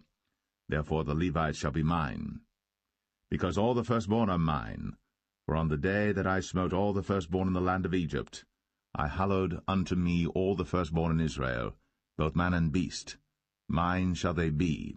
I am the Lord. And the Lord spake unto Moses in the wilderness of Sinai, saying, Number the children of Levi after the house of their fathers by their families, Every male from a month old and upward shalt thou number them. And Moses numbered them according to the word of the Lord, as he was commanded. And these were the sons of Levi by their names, Gershon and Kohath and Merari. And these are the names of the sons of Gershon by their families, Libni and Shimei. And the sons of Kohath by their families, Amram, and Izahar, Hebron, and Uzziel. And the sons of Merari by their families, Malai and Mushai. These are the families of the Levites according to the house of their fathers. Of Gershon was the family of the Libnites, and the family of the Shimites. These are the families of the Gershonites. Those that were numbered of them, according to the number of all the males, from a month old and upward, even those that were numbered of them, were 7,500. The families of the Gershonites shall pitch behind the tabernacle westward. And the chief of the house of the father of the Gershonites shall be Eliasaph the son of Lael. And the charge of the sons of Gershon in the tabernacle of the congregation shall be the tabernacle, and the tent, the covering thereof, and the hanging for the door of the tabernacle of the congregation, and the hangings of the court, and the curtain for the door of the court, which is by the tabernacle, and by the altar round about, and the cords of it for all the service thereof. And of Kohath was the family of the Amramites, and the family of the Isharites, and the family of the Hebronites, and the family of the Uzzielites. These are the families of the Kohathites. In the number of all the males from a month old and upward were 8,600, keeping the charge of the sanctuary. The families of the sons of Kohath shall pitch on the side of the tabernacle southward. And the chief of the house of the father of the families of the Kohathites shall be Elizaphan the son of Uzziel. And their charge shall be the ark, and the table, and the candlestick, and the altars, and the vessels of the sanctuary wherewith they minister, and the hanging, and all the service thereof. And Eleazar the son of Aaron the priest shall be chief over the chief of the Levites, and have the oversight of them that keep the charge of the sanctuary. Of Merari was the family of the Mahlites, and the family of the Mushites. These are the families of Merari. And those that were numbered of them, according to the number of all the males, from a month old and upward, were 6,200. And the chief of the house of the father of the families of Merari was Zuriel, the son of Abihail. These shall pitch on the side of the tabernacle northward. And under the custody and charge of the sons of Merari shall be the boards of the tabernacle, and the bars thereof, and the pillars thereof, and the sockets thereof, and all the vessels thereof, and all that serveth thereto, and the pillars of the court round about, and their sockets, and their pins, and their cords. But those that encamp before the tabernacle toward the east, even before the tabernacle of the congregation eastward, shall be Moses and Aaron and his sons, keeping the charge of the sanctuary for the charge of the children of Israel, and the stranger that cometh nigh shall be put to death. All that were numbered of the Levites, which Moses and Aaron numbered at the commandment of the Lord, throughout their families, all the males from a month old and upward, were 22,000. And the Lord said unto Moses, Number all the firstborn of the males of the children of Israel from a month old and upward, and take the number of their names. And thou shalt take the Levites for me, I am the Lord, instead of all the firstborn among the children of Israel, and the cattle of the Levites instead of all the firstlings among the cattle of the children of Israel. And Moses numbered, as the Lord commanded him, all the firstborn among the children of Israel, and all the firstborn males by the number of names, from a month old and upward, of those that were numbered of them, were 22,213. And the Lord spake unto Moses, saying, Take the Levites instead of all the firstborn among the children of Israel, and the cattle of the Levites instead of their cattle, and the Levites shall be mine. I am the Lord. And for those that are to be redeemed of the 213 of the firstborn of the children of Israel, which are more than the Levites, thou shalt even take 5 shekels apiece by the poll. After the shekel of the sanctuary shalt thou take them. The shekel is 20 gerahs. And thou shalt give the money wherewith the odd number of them is to be redeemed, unto Aaron and to his sons. And Moses took the redemption money of them that were over and above them that were redeemed by the Levites. Of the firstborn of the children of Israel took he the money, 1,365 shekels, after the shekel of the sanctuary. And Moses gave the money of them that were redeemed unto Aaron and to his sons, according to the word of the Lord, as the Lord commanded Moses.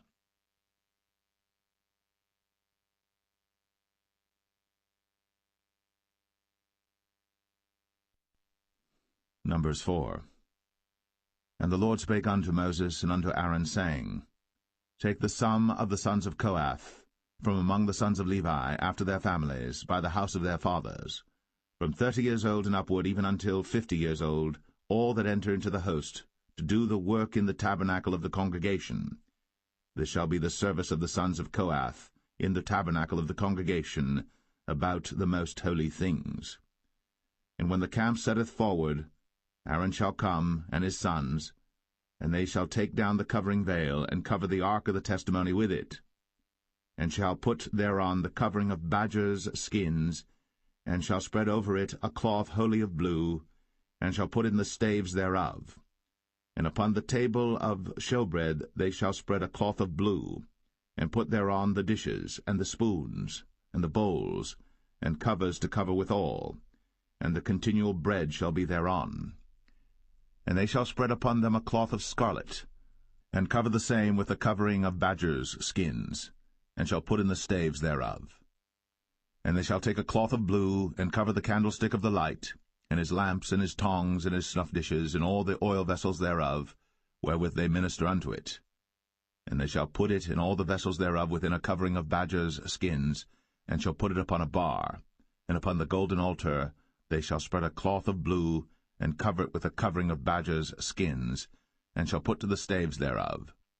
And they shall take all the instruments of ministry, wherewith they minister in the sanctuary, and put them in a cloth of blue, and cover them with a covering of badgers' skins, and shall put them on a bar.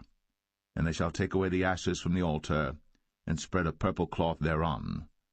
And they shall put upon it all the vessels thereof, wherewith they minister about it, even the censers, the flesh hooks, and the shovels, and the basins, all the vessels of the altar, and they shall spread upon it a covering of badgers' skins, and put to the staves of it.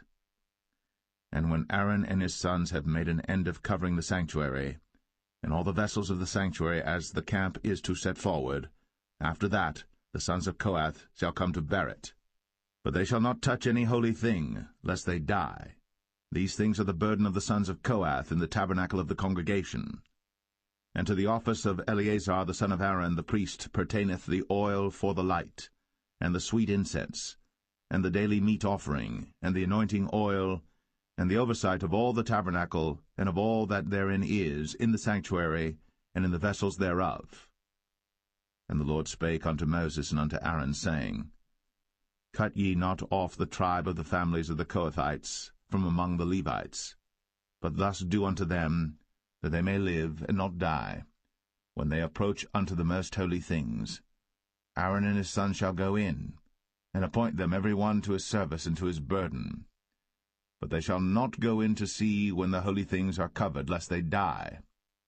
And the Lord spake unto Moses, saying, Take also the sum of the sons of Gershon, throughout the houses of their fathers by their families. From 30 years old and upward until 50 years old shalt thou number them, all that enter in to perform the service, to do the work in the tabernacle of the congregation. This is the service of the families of the Gershonites, to serve and for burdens.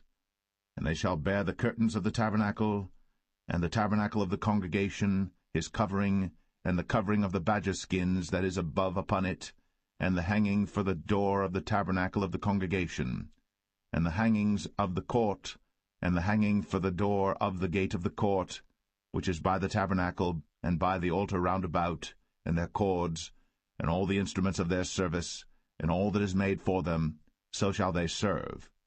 At the appointment of Aaron and his sons shall be all the service of the sons of the Gershonites, in all their burdens, and in all their service, and ye shall appoint unto them in charge all their burdens.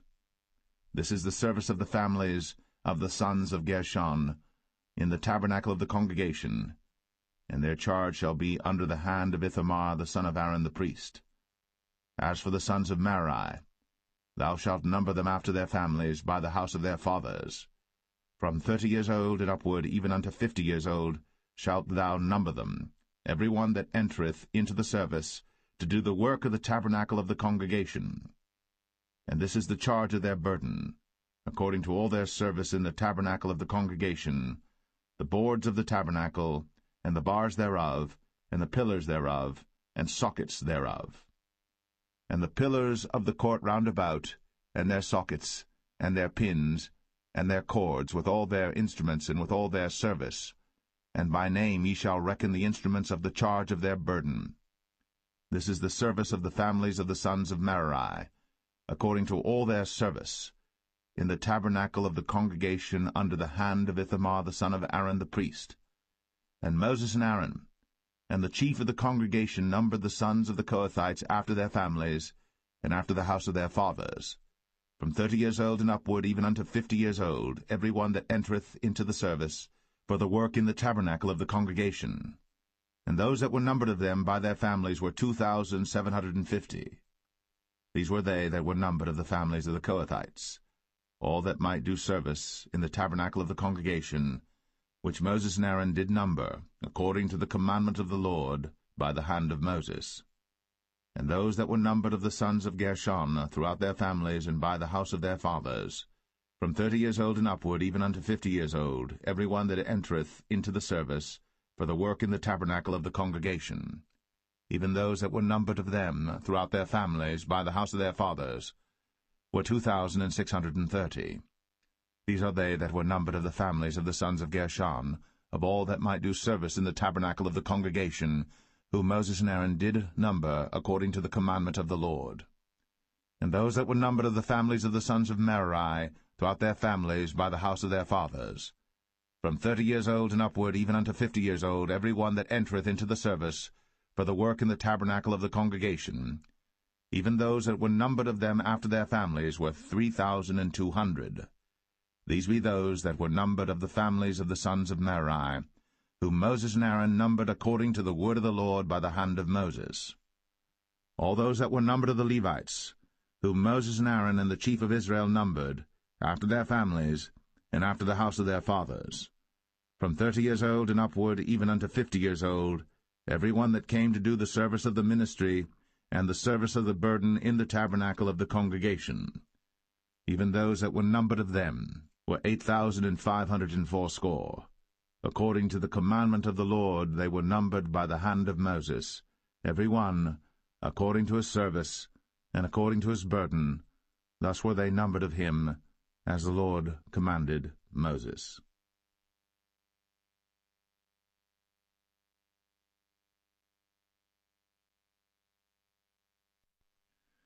Numbers 5.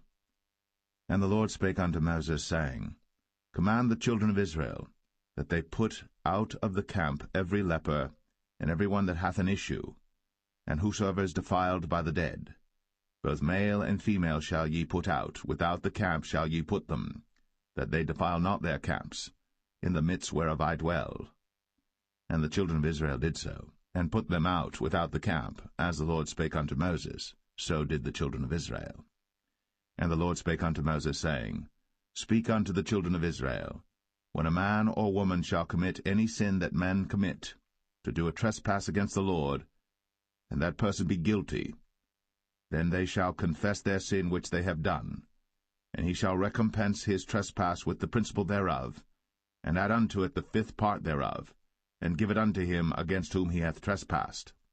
But if the man have no kinsman to recompense the trespass unto, let the trespass be recompensed unto the Lord, even to the priest, beside the ram of the atonement, whereby an atonement shall be made for him. And every offering of all the holy things of the children of Israel, which they bring unto the priest, shall be his. And every man's hallowed things shall be his. Whatsoever any man giveth the priest, it shall be his. And the Lord spake unto Moses, saying, Speak unto the children of Israel, and say unto them, If any man's wife go aside, and commit a trespass against him, and a man lie with her carnally, and it be hid from the eyes of her husband, and be kept close, and she be defiled, and there be no witness against her, neither she be taken with the manner, and the spirit of jealousy come upon him, and he be jealous of his wife, and she be defiled, or if the spirit of jealousy come upon him, and he be jealous of his wife, and she be not defiled, then shall the man bring his wife unto the priest, and he shall bring her offering for her, the 10th part of an ephah of barley meal.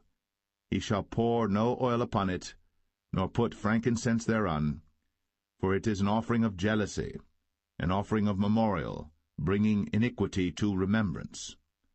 And the priest shall bring her near, and set her before the Lord. And the priest shall take holy water in an earthen vessel, and of the dust that is in the floor of the tabernacle the priest shall take, and put it into the water. And the priest shall set the woman before the Lord, and uncover the woman's head, and put the offering of memorial in her hands, which is the jealousy offering. And the priest shall have in his hand the bitter water that causeth the curse. And the priest shall charge her by an oath, and say unto the woman, If no man have lain with thee, and if thou hast not gone aside to uncleanness with another instead of thy husband, be thou free from this bitter water that causeth the curse. But if thou hast gone aside to another instead of thy husband, and if thou be defiled, and some man have lain with thee beside thine husband, then the priest shall charge the woman with an oath of cursing, and the priest shall say unto the woman, The Lord make thee a curse, and an oath among thy people, when the Lord doth make thy thigh to rot, and thy belly to swell. And this water that causeth the curse shall go into thy bowels, to make thy belly to swell, and thy thigh to rot. And the woman shall say, Amen, Amen. And the priest shall write these curses in a book, and he shall blot them out with the bitter water. And he shall cause the woman to drink the bitter water that causeth the curse, and the water that causeth the curse shall enter into her, and become bitter. Then the priest shall take the jealousy offering out of the woman's hand, and shall wave the offering before the Lord, and offer it upon the altar. And the priest shall take an handful of the offering, even the memorial thereof, and burn it upon the altar, and afterward shall cause the woman to drink the water. And when he hath made her to drink the water, then it shall come to pass that if she be defiled, and have done trespass against her husband, that the water that causeth the curse shall enter into her, and become bitter, and her belly shall swell, and her thigh shall rot, and the woman shall be a curse among her people. And if the woman be not defiled, but be clean, then she shall be free, and shall conceive seed. This is the law of jealousies, when a wife goeth aside to another instead of her husband, and is defiled. Or when the spirit of jealousy cometh upon him, and he be jealous over his wife, and shall set the woman before the Lord, and the priest shall execute upon her all this law. Then shall the man be guiltless from iniquity, and this woman shall bear her iniquity.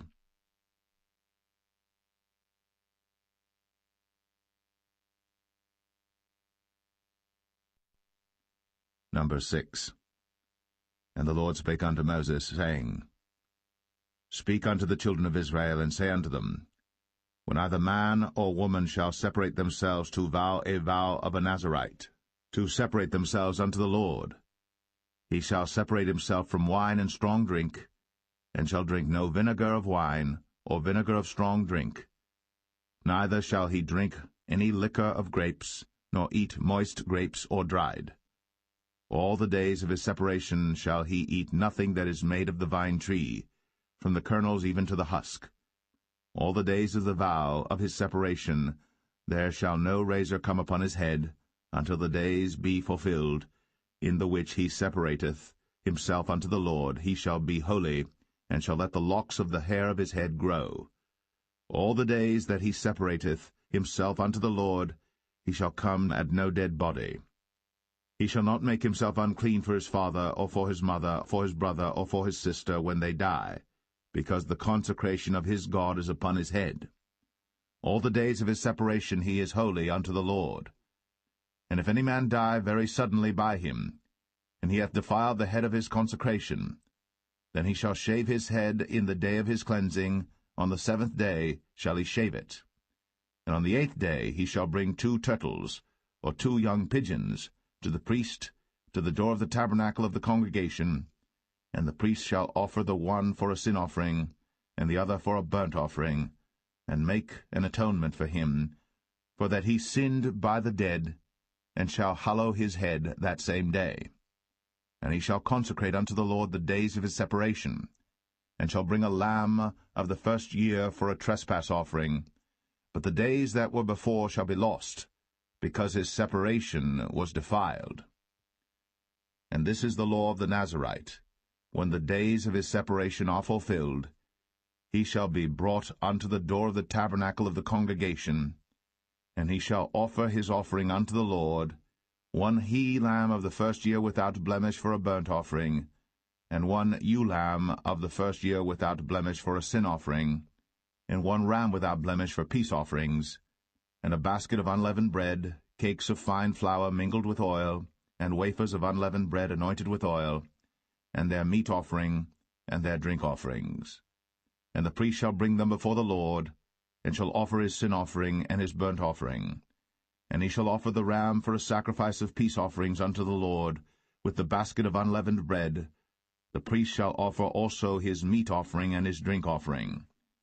And the Nazarite shall shave the head of his separation at the door of the tabernacle of the congregation, and shall take the hair of the head of his separation, and put it in the fire which is under the sacrifice of the peace offerings. And the priest shall take the sodden shoulder of the ram, and one unleavened cake out of the basket, and one unleavened wafer, and shall put them upon the hands of the Nazarite, after the hair of his separation is shaven. And the priest shall wave them for a wave offering before the Lord. This is holy for the priest, with the wave breast and heave shoulder. And after that the Nazarite may drink wine. This is the law of the Nazarite who hath vowed, and of his offering unto the Lord for his separation, beside that his hand shall get, according to the vow which he vowed, so he must do after the law of his separation. And the Lord spake unto Moses, saying, Speak unto Aaron and unto his sons, saying, On this wise ye shall bless the children of Israel, saying unto them, The Lord bless thee, and keep thee. The Lord make his face shine upon thee, and be gracious unto thee. The Lord lift up his countenance upon thee, and give thee peace. And they shall put my name upon the children of Israel, and I will bless them.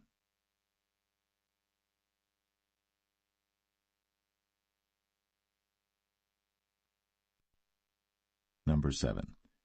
And it came to pass on the day that Moses had fully set up the tabernacle, and had anointed it, and sanctified it, and all the instruments thereof, both the altar and all the vessels thereof, and had anointed them and sanctified them, that the princes of Israel, heads of the house of their fathers, who were the princes of the tribes, and were over them that were numbered, offered. And they brought their offering before the Lord, 6 covered wagons, and 12 oxen, a wagon for 2 of the princes, and for each one an ox. And they brought them before the tabernacle. And the Lord spake unto Moses, saying, Take it of them, that they may be to do the service of the tabernacle of the congregation, and thou shalt give them unto the Levites, to every man according to his service. And Moses took the wagons and the oxen, and gave them unto the Levites. 2 wagons and 4 oxen he gave unto the sons of Gershon, according to their service. And 4 wagons and 8 oxen he gave unto the sons of Merari, according unto their service, under the hand of Ithamar the son of Aaron the priest. But unto the sons of Kohath he gave none, because the service of the sanctuary belonging unto them was that they should bear upon their shoulders. And the princes offered for dedicating of the altar in the day that it was anointed, even the princes offered their offering before the altar. And the Lord said unto Moses, They shall offer their offering, each prince on his day, for the dedicating of the altar. And he that offered his offering the first day was Nahshon the son of Amminadab of the tribe of Judah. And his offering was 1 silver charger, the weight thereof was 130 shekels, 1 silver bowl of 70 shekels after the shekel of the sanctuary. Both of them were full of fine flour, mingled with oil, for a meat offering. 1 spoon of 10 shekels of gold, full of incense. 1 young bullock, 1 ram, 1 lamb of the first year, for a burnt offering. 1 kid of the goats for a sin offering, and for a sacrifice of peace offerings. 2 oxen, 5 rams, 5 he-goats, 5 lambs of the first year. This was the offering of Nahshon the son of Amminadab. On the 2nd day, Nathanael the son of Zuar, prince of Issachar, did offer. He offered for his offering 1 silver charger, the weight whereof was 130 shekels, 1 silver bowl of 70 shekels after the shekel of the sanctuary, both of them full of fine flour mingled with oil for a meat offering, 1 spoon of gold of 10 shekels full of incense, 1 young bullock, 1 ram, 1 lamb of the first year for a burnt offering, 1 kid of the goats for a sin offering, and for a sacrifice of peace offerings 2 oxen, 5 rams, 5 he-goats, 5 lambs of the first year. This was the offering of Nathaniel, the son of Zuar. On the 3rd day Eliab, the son of Helon, prince of the children of Zebulun, did offer. His offering was 1 silver charger, the weight whereof was 130 shekels, 1 silver bowl of 70 shekels after the shekel of the sanctuary, both of them full of fine flour mingled with oil for a meat offering, 1 golden spoon of 10 shekels full of incense, 1 young bullock, 1 ram, 1 lamb of the first year for a burnt offering, 1 kid of the goats for a sin offering, and for a sacrifice of peace offerings 2 oxen, 5 rams, 5 he-goats, 5 lambs of the first year. This was the offering of Eliab, the son of Helon. On the 4th day Eleazar, the son of Shadur, prince of the children of Reuben, did offer. His offering was 1 silver charger of the weight of 130 shekels, 1 silver bowl of 70 shekels after the shekel of the sanctuary, both of them full of fine flour mingled with oil for a meat offering, 1 golden spoon of 10 shekels full of incense, 1 young bullock, 1 ram, 1 lamb of the first year for a burnt offering, 1 kid of the goats for a sin offering, and for a sacrifice of peace offerings 2 oxen, 5 rams, 5 he-goats, 5 lambs of the first year. This was the offering of Elizur, the son of Shadur. On the 5th day Shelumiel, the son of Zerushadai, prince of the children of Simeon, did offer. His offering was 1 silver charger, the weight whereof was 130 shekels, 1 silver bowl of 70 shekels after the shekel of the sanctuary, both of them full of fine flour mingled with oil for a meat offering, 1 golden spoon of 10 shekels full of incense, 1 young bullock, 1 ram, 1 lamb of the first year for a burnt offering, 1 kid of the goats for a sin offering, and for a sacrifice of peace offerings 2 oxen, 5 rams, 5 he-goats, 5 lambs of the first year. This was the offering of Shelumiel, the son of Zerushadai. On the 6th day Eliasaph, the son of Deuel, prince of the children of Gad, offered. His offering was 1 silver charger of the weight of 130 shekels, a silver bowl of 70 shekels after the shekel of the sanctuary, both of them full of fine flour mingled with oil for a meat offering, 1 golden spoon of 10 shekels full of incense, 1 young bullock, 1 ram, 1 lamb of the first year for a burnt offering, 1 kid of the goats for a sin offering, and for a sacrifice of peace offerings 2 oxen, 5 rams, 5 he-goats, 5 lambs of the first year. This was the offering of Eliasaph, the son of Deuel. On the 7th day Elishama, the son of Ammihud, prince of the children of Ephraim, offered. His offering was 1 silver charger, the weight whereof was 130 shekels, 1 silver bowl of 70 shekels after the shekel of the sanctuary, both of them full of fine flour mingled with oil for a meat offering, 1 golden spoon of 10 shekels full of incense, 1 young bullock, 1 ram, 1 lamb of the first year for a burnt offering, 1 kid of the goats for a sin offering, and for a sacrifice of peace offerings 2 oxen, 5 rams, 5 he-goats, 5 lambs of the first year. This was the offering of Elishama, the son of Ammihud. On the 8th day offered Gamaliel, the son of Pedahzur, prince of the children of Manasseh. His offering was 1 silver charger of the weight of 130 shekels, 1 silver bowl of 70 shekels after the shekel of the sanctuary, both of them full of fine flour, mingled with oil for a meat offering, 1 golden spoon of 10 shekels full of incense, 1 young bullock, 1 ram, 1 lamb of the first year for a burnt offering, 1 kid of the goats for a sin offering, and for a sacrifice of peace offerings 2 oxen, 5 rams, 5 he-goats, 5 lambs of the first year. This was the offering of Gamaliel, the son of Pedahzur. On the 9th day Abidan, the son of Gideoni, prince of the children of Benjamin, offered. His offering was 1 silver charger, the weight whereof was 130 shekels, 1 silver bowl of 70 shekels after the shekel of the sanctuary, both of them full of fine flour mingled with oil for a meat offering, 1 golden spoon of 10 shekels full of incense, 1 young bullock, 1 ram, 1 lamb of the first year for a burnt offering, 1 kid of the goats for a sin offering, and for a sacrifice of peace offerings 2 oxen, 5 rams, 5 he-goats, 5 lambs of the first year. This was the offering of Abidan, the son of Gideoni. On the 10th day Ahiezer, the son of Ammishaddai, prince of the children of Dan, offered. His offering was 1 silver charger, the weight whereof was 130 shekels, 1 silver bowl of 70 shekels after the shekel of the sanctuary, both of them full of fine flour mingled with oil for a meat offering, 1 golden spoon of 10 shekels full of incense, 1 young bullock, 1 ram, 1 lamb of the first year for a burnt offering, 1 kid of the goats for a sin offering, and for a sacrifice of peace offerings 2 oxen, 5 rams, 5 he-goats, 5 lambs of the first year. This was the offering of Ahiezer the son of Ammishaddai. On the 11th day, Pagiel the son of Ochran, prince of the children of Asher, offered. His offering was 1 silver charger, the weight whereof was 130 shekels, 1 silver bowl of 70 shekels after the shekel of the sanctuary, both of them full of fine flour mingled with oil for a meat offering, 1 golden spoon of 10 shekels full of incense, 1 young bullock, 1 ram, 1 lamb of the first year for a burnt offering, 1 kid of the goats for a sin offering, and for a sacrifice of peace offerings 2 oxen, 5 rams, 5 he-goats, 5 lambs of the first year. This was the offering of Pagiel the son of Ochran. On the 12th day, Ahira the son of Anan, prince of the children of Naphtali, offered. His offering was 1 silver charger, the weight whereof was 130 shekels, 1 silver bowl of 70 shekels after the shekel of the sanctuary, both of them full of fine flour mingled with oil for a meat offering, 1 golden spoon of 10 shekels full of incense, 1 young bullock, 1 ram, 1 lamb of the first year for a burnt offering, 1 kid of the goats for a sin offering, and for a sacrifice of peace offerings 2 oxen, 5 rams, 5 he-goats, 5 lambs of the first year. This was the offering of Ahira the son of Anan. This was the dedication of the altar in the day when it was anointed by the princes of Israel. 12 chargers of silver, 12 silver bowls, 12 spoons of gold, each charger of silver weighing 130 shekels, each bowl 70, all the silver vessels weighed 2,400 shekels after the shekel of the sanctuary. The golden spoons were 12, full of incense, weighing 10 shekels apiece, after the shekel of the sanctuary. All the gold of the spoons was 120 shekels. All the oxen for the burnt offering were 12 bullocks, the rams 12, the lambs of the first year 12, with their meat offering, and the kids of the goats for sin offering 12.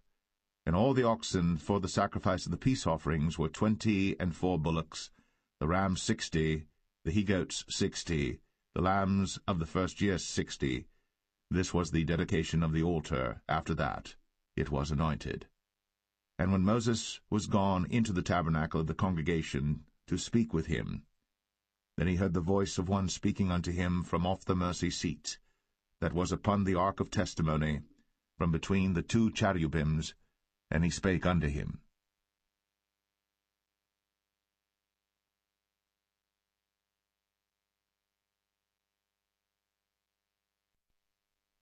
Numbers 8.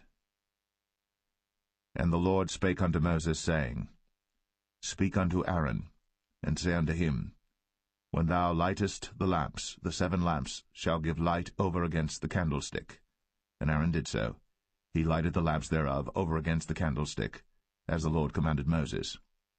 And this work of the candlestick was of beaten gold, unto the shaft thereof, unto the flowers thereof was beaten work, according unto the pattern which the Lord had shown Moses. So he made the candlestick. And the Lord spake unto Moses, saying, Take the Levites from among the children of Israel, and cleanse them. And thus shalt thou do unto them to cleanse them. Sprinkle water of purifying upon them, and let them shave all their flesh, and let them wash their clothes, and so make themselves clean. Then let them take a young bullock with his meat offering, even fine flour mingled with oil, and another young bullock shalt thou take for a sin offering. And thou shalt bring the Levites before the tabernacle of the congregation, and thou shalt gather the whole assembly of the children of Israel together. And thou shalt bring the Levites before the Lord, and the children of Israel shall put their hands upon the Levites. And Aaron shall offer the Levites before the Lord for an offering of the children of Israel, that they may execute the service of the Lord. And the Levites shall lay their hands upon the heads of the bullocks, and thou shalt offer the one for a sin offering, and the other for a burnt offering unto the Lord, to make an atonement for the Levites. And thou shalt set the Levites before Aaron, and before his sons, and offer them for an offering unto the Lord. Thus shalt thou separate the Levites from among the children of Israel, and the Levites shall be mine. And after that shall the Levites go in to do the service of the tabernacle of the congregation, and thou shalt cleanse them and offer them for an offering. For they are wholly given unto me from among the children of Israel, instead of such as open every womb, even instead of the firstborn of all the children of Israel, have I taken them unto me. For all the firstborn of the children of Israel are mine, both man and beast, on the day that I smote every firstborn in the land of Egypt. I sanctified them for myself. And I have taken the Levites for all the firstborn of the children of Israel. And I have given the Levites as a gift to Aaron and to his sons from among the children of Israel, to do the service of the children of Israel in the tabernacle of the congregation, and to make an atonement for the children of Israel, that there be no plague among the children of Israel, when the children of Israel come nigh unto the sanctuary. And Moses and Aaron and all the congregation of the children of Israel did to the Levites according unto all that the Lord commanded Moses concerning the Levites. So did the children of Israel unto them. And the Levites were purified, and they washed their clothes, and Aaron offered them as an offering before the Lord. And Aaron made an atonement for them to cleanse them. And after that went the Levites in to do their service in the tabernacle of the congregation before Aaron and before his sons, as the Lord had commanded Moses concerning the Levites, so did they unto them. And the Lord spake unto Moses, saying, This is it that belongeth unto the Levites. From 25 years old and upward they shall go in to wait upon the service of the tabernacle of the congregation. And from the age of 50 years they shall cease waiting upon the service thereof, and shall serve no more, but shall minister with their brethren in the tabernacle of the congregation, to keep the charge, and shall do no service. Thus shalt thou do unto the Levites touching their charge.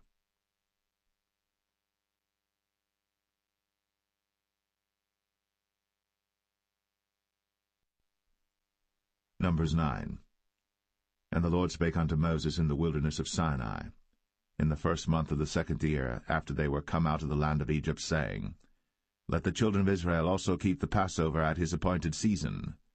In the 14th day of this month, at even, ye shall keep it in his appointed season, according to all the rites of it, and according to all the ceremonies thereof shall ye keep it.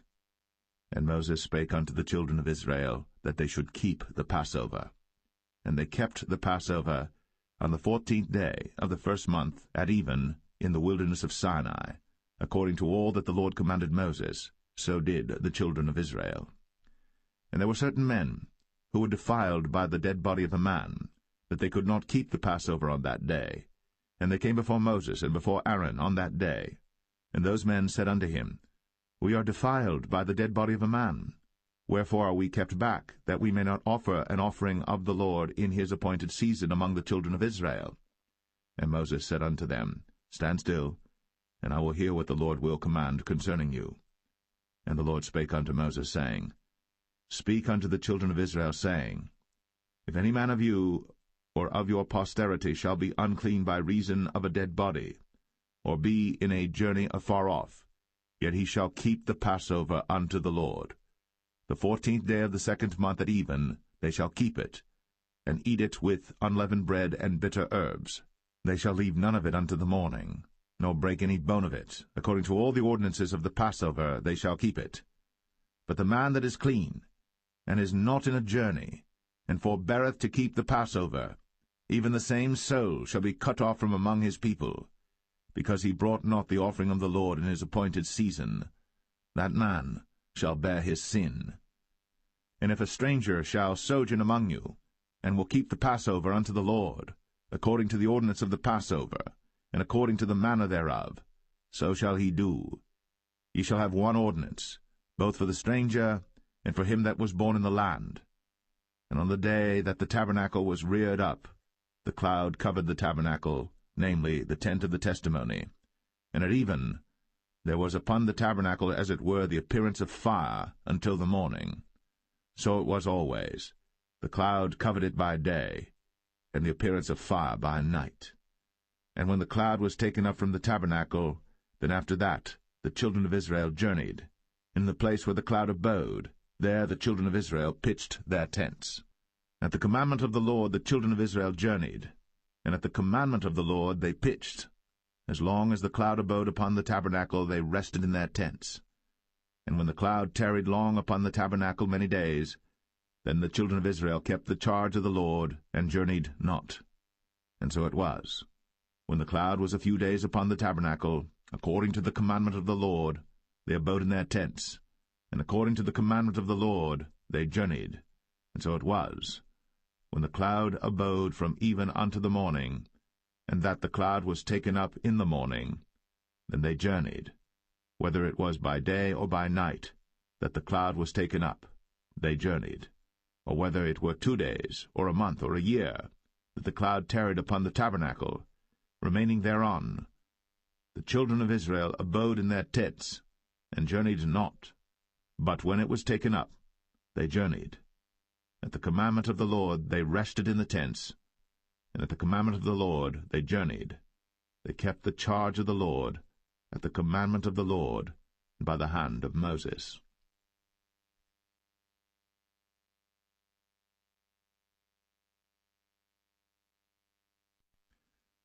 Numbers 10. And the Lord spake unto Moses, saying, Make thee 2 trumpets of silver, of a whole piece shalt thou make them, that thou mayest use them for the calling of the assembly, and for the journeying of the camps. And when they shall blow with them, all the assembly shall assemble themselves to thee at the door of the tabernacle of the congregation. And if they blow but with 1 trumpet, then the princes, which are heads of the thousands of Israel, shall gather themselves unto thee. When ye blow an alarm, then the camps that lie on the east parts shall go forward. When ye blow an alarm the 2nd time, then the camps that lie on the south side shall take their journey. They shall blow an alarm for their journeys. But when the congregation is to be gathered together, ye shall blow, but ye shall not sound an alarm. And the sons of Aaron the priests shall blow with the trumpets, and they shall be to you for an ordinance forever throughout your generations. And if ye go to war in your land against the enemy that oppresseth you, then ye shall blow an alarm with the trumpets, and ye shall be remembered before the Lord your God, and ye shall be saved from your enemies. Also in the day of your gladness, and in your solemn days, in the beginnings of your months, ye shall blow with the trumpets over your burnt offerings, and over the sacrifices of your peace offerings, that they may be to you for a memorial before your God. I am the Lord your God. And it came to pass on the 20th day of the 2nd month, in the 2nd year, that the cloud was taken up from off the tabernacle of the testimony. And the children of Israel took their journeys out of the wilderness of Sinai, and the cloud rested in the wilderness of Paran. And they first took their journey according to the commandment of the Lord by the hand of Moses. In the first place went the standard of the camp of the children of Judah according to their armies, and over his host was Nahshon the son of Amminadab. And over the host of the tribe of the children of Issachar was Nethanel the son of Zuar. And over the host of the tribe of the children of Zebulun was Eliab the son of Helon. And the tabernacle was taken down, and the sons of Gershon and the sons of Merari set forward, bearing the tabernacle. And the standard of the camp of Reuben set forward according to their armies. And over his host was Elizur the son of Shadur. And over the host of the tribe of the children of Simeon was Shelumiel the son of Zerushadai. And over the host of the tribe of the children of Gad was Eliasaph the son of Duel. And the Kohathites set forward, bearing the sanctuary, and the other did set up the tabernacle against they came. And the standard of the camp of the children of Ephraim set forward according to their armies, and over his host was Elishama the son of Ammihud. And over the host of the tribe of the children of Manasseh was Gamaliel the son of Pedazur. And over the host of the tribe of the children of Benjamin was Abidan the son of Gideoni. And the standard of the camp of the children of Dan set forward, which was the rearward of all the camps throughout their hosts. And over his host was Ahiezer the son of Ammishaddai. And over the host of the tribe of the children of Asher was Pagiel the son of Ochran. And over the host of the tribe of the children of Naphtali was Ahira the son of Enan. Thus were the journeyings of the children of Israel according to their armies, when they set forward. And Moses said unto Hobab the son of Raguel the Midianite, Moses' father-in-law, We are journeying unto the place of which the Lord said, I will give it you. Come thou with us, and we will do thee good. For the Lord hath spoken good concerning Israel. And he said unto him, I will not go, but I will depart to mine own land, and to my kindred. And he said, Leave us not, I pray thee, for as much as thou knowest how we are to encamp in the wilderness, and thou mayest be to us instead of eyes.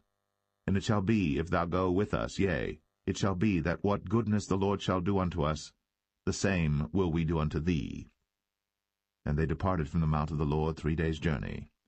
And the ark of the covenant of the Lord went before them in the 3 days' journey, to search out a resting place for them. And the cloud of the Lord was upon them by day, when they went out of the camp. And it came to pass, when the ark set forward, that Moses said, Rise up, Lord, and let thine enemies be scattered, and let them that hate thee flee before thee.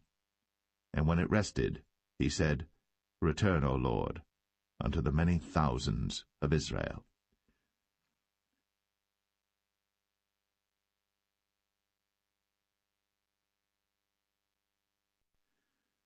Numbers 11. And when the people complained, it displeased the Lord. And the Lord heard it, and his anger was kindled. And the fire of the Lord burnt among them, and consumed them that were in the uttermost parts of the camp. And the people cried unto Moses. And when Moses prayed unto the Lord, the fire was quenched.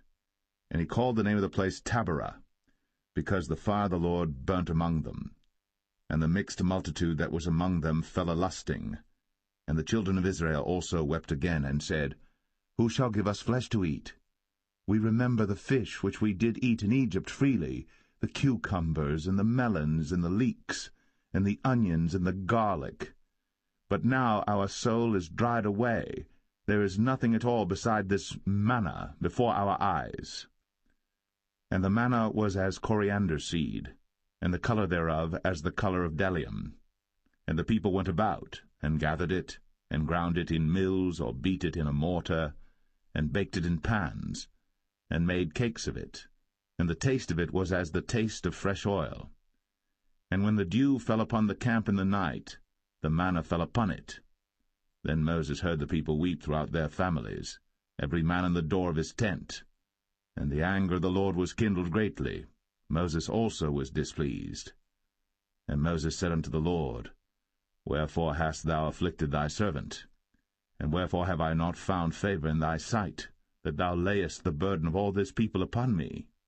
Have I conceived all this people? Have I begotten them, that thou shouldst say unto me, Carry them in thy bosom, as a nursing father beareth the sucking child, unto the land which thou swarest unto their fathers? Whence should I have flesh to give unto all this people? For they weep unto me, saying, Give us flesh, that we may eat. I am not able to bear all this people alone, because it is too heavy for me. And if thou deal thus with me, kill me, I pray thee, out of hand, if I have found favor in thy sight, and let me not see my wretchedness. And the Lord said unto Moses, Gather unto me 70 men of the elders of Israel, whom thou knowest to be the elders of the people, and officers over them, and bring them unto the tabernacle of the congregation, that they may stand there with thee. And I will come down and talk with thee there. And I will take of the Spirit which is upon thee, and will put it upon them, and they shall bear the burden of the people with thee, that thou bear it not thyself alone. And say thou unto the people, Sanctify yourselves against tomorrow, and ye shall eat flesh. For ye have wept in the ears of the Lord, saying, Who shall give us flesh to eat? For it was well with us in Egypt. Therefore the Lord will give you flesh, and ye shall eat. Ye shall not eat 1 day, nor 2 days, nor 5 days, neither 10 days, nor 20 days, but even a whole month, until it come out at your nostrils, and it be loathsome unto you, because that ye have despised the Lord which is among you, and have wept before him, saying, Why came we forth out of Egypt? And Moses said, The people, among whom I am, are 600,000 footmen, and thou hast said, I will give them flesh, that they may eat a whole month. Shall the flocks and the herds be slain for them to suffice them? Or shall all the fish of the sea be gathered together for them to suffice them? And the Lord said unto Moses, Is the Lord's hand waxed short? Thou shalt see now whether my word shall come to pass unto thee or not. And Moses went out, and told the people the words of the Lord, and gathered the 70 men of the elders of the people, and set them round about the tabernacle. And the Lord came down in a cloud, and spake unto him, and took of the Spirit that was upon him, and gave it unto the 70 elders. And it came to pass that, when the Spirit rested upon them, they prophesied, and did not cease. But there remained 2 of the men in the camp. The name of the one was Eldad, and the name of the other Medad.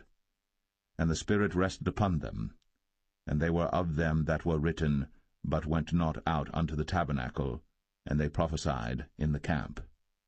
And there ran a young man and told Moses, and said, Eldad and Medad do prophesy in the camp. And Joshua the son of Nun, the servant of Moses, one of his young men, answered and said, My lord Moses, forbid them. And Moses said unto him, Enviest thou for my sake? Would God that all the Lord's people were prophets, and that the Lord would put his Spirit upon them. And Moses gat him into the camp, he and the elders of Israel. And there went forth a wind from the Lord, and brought quails from the sea, and let them fall by the camp, as it were a day's journey on this side, and as it were a day's journey on the other side, round about the camp, and as it were 2 cubits high upon the face of the earth. And the people stood up all that day, and all that night, and all the next day. And they gathered the quails, he that gathered least gathered 10 homers, and they spread them all abroad for themselves round about the camp. And while the flesh was yet between their teeth, ere it was chewed, the wrath of the Lord was kindled against the people, and the Lord smote the people with a very great plague. And he called the name of that place Kibroth Hattaavah, because there they buried the people that lusted. And the people journeyed from Kibroth Hattaavah unto Hazeroth, and abode at Hazeroth.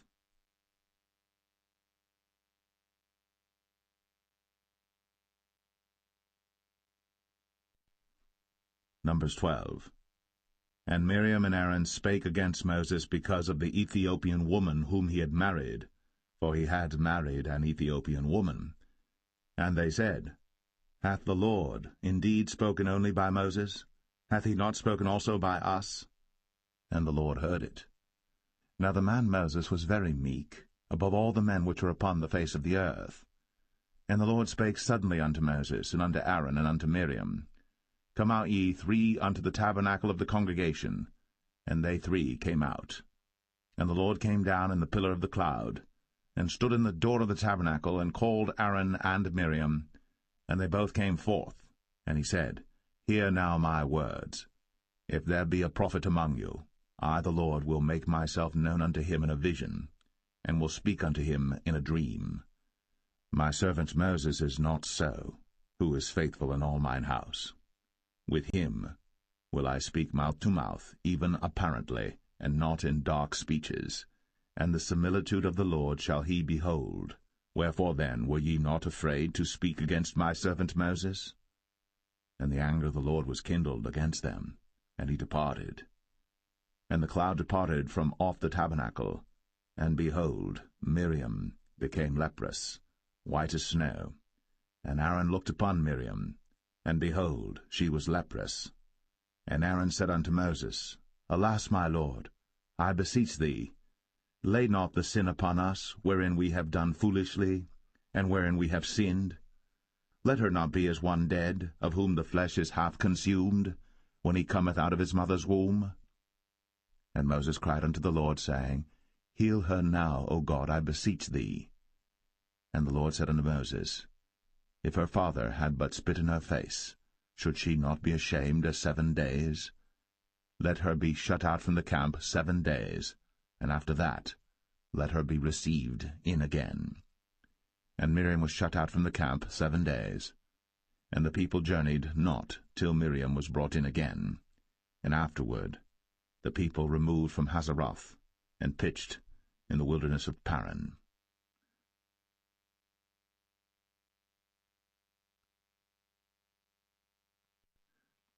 Numbers 13.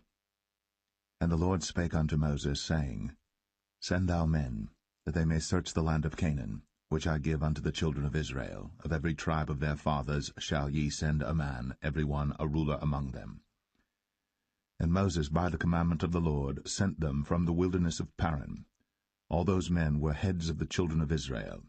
And these were their names: of the tribe of Reuben, Shammua the son of Zakur; of the tribe of Simeon, Shaphat the son of Ori; of the tribe of Judah, Caleb the son of Jephunneh; of the tribe of Issachar, Igal the son of Joseph; of the tribe of Ephraim, Hoshea the son of Nun; of the tribe of Benjamin, Paltai the son of Raphu; of the tribe of Zebulun, Gadiel the son of Sodai; of the tribe of Joseph, namely of the tribe of Manasseh, Gadai the son of Susai. Of the tribe of Dan, Amiel the son of Gamaliel. Of the tribe of Asher, Sethur the son of Michael. Of the tribe of Naphtali, Nabai the son of Vosai. Of the tribe of Gad, Geuel the son of Machi. These are the names of the men which Moses sent to spy out the land. And Moses called Hoshea the son of Nun, Jehoshua.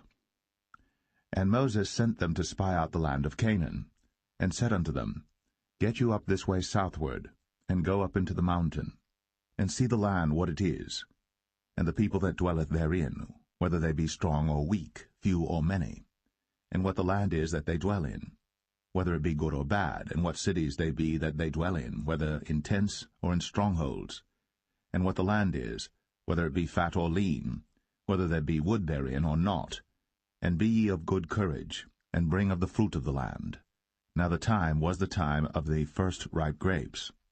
So they went up and searched the land from the wilderness of Zin unto Rehob, as men come to Hamath.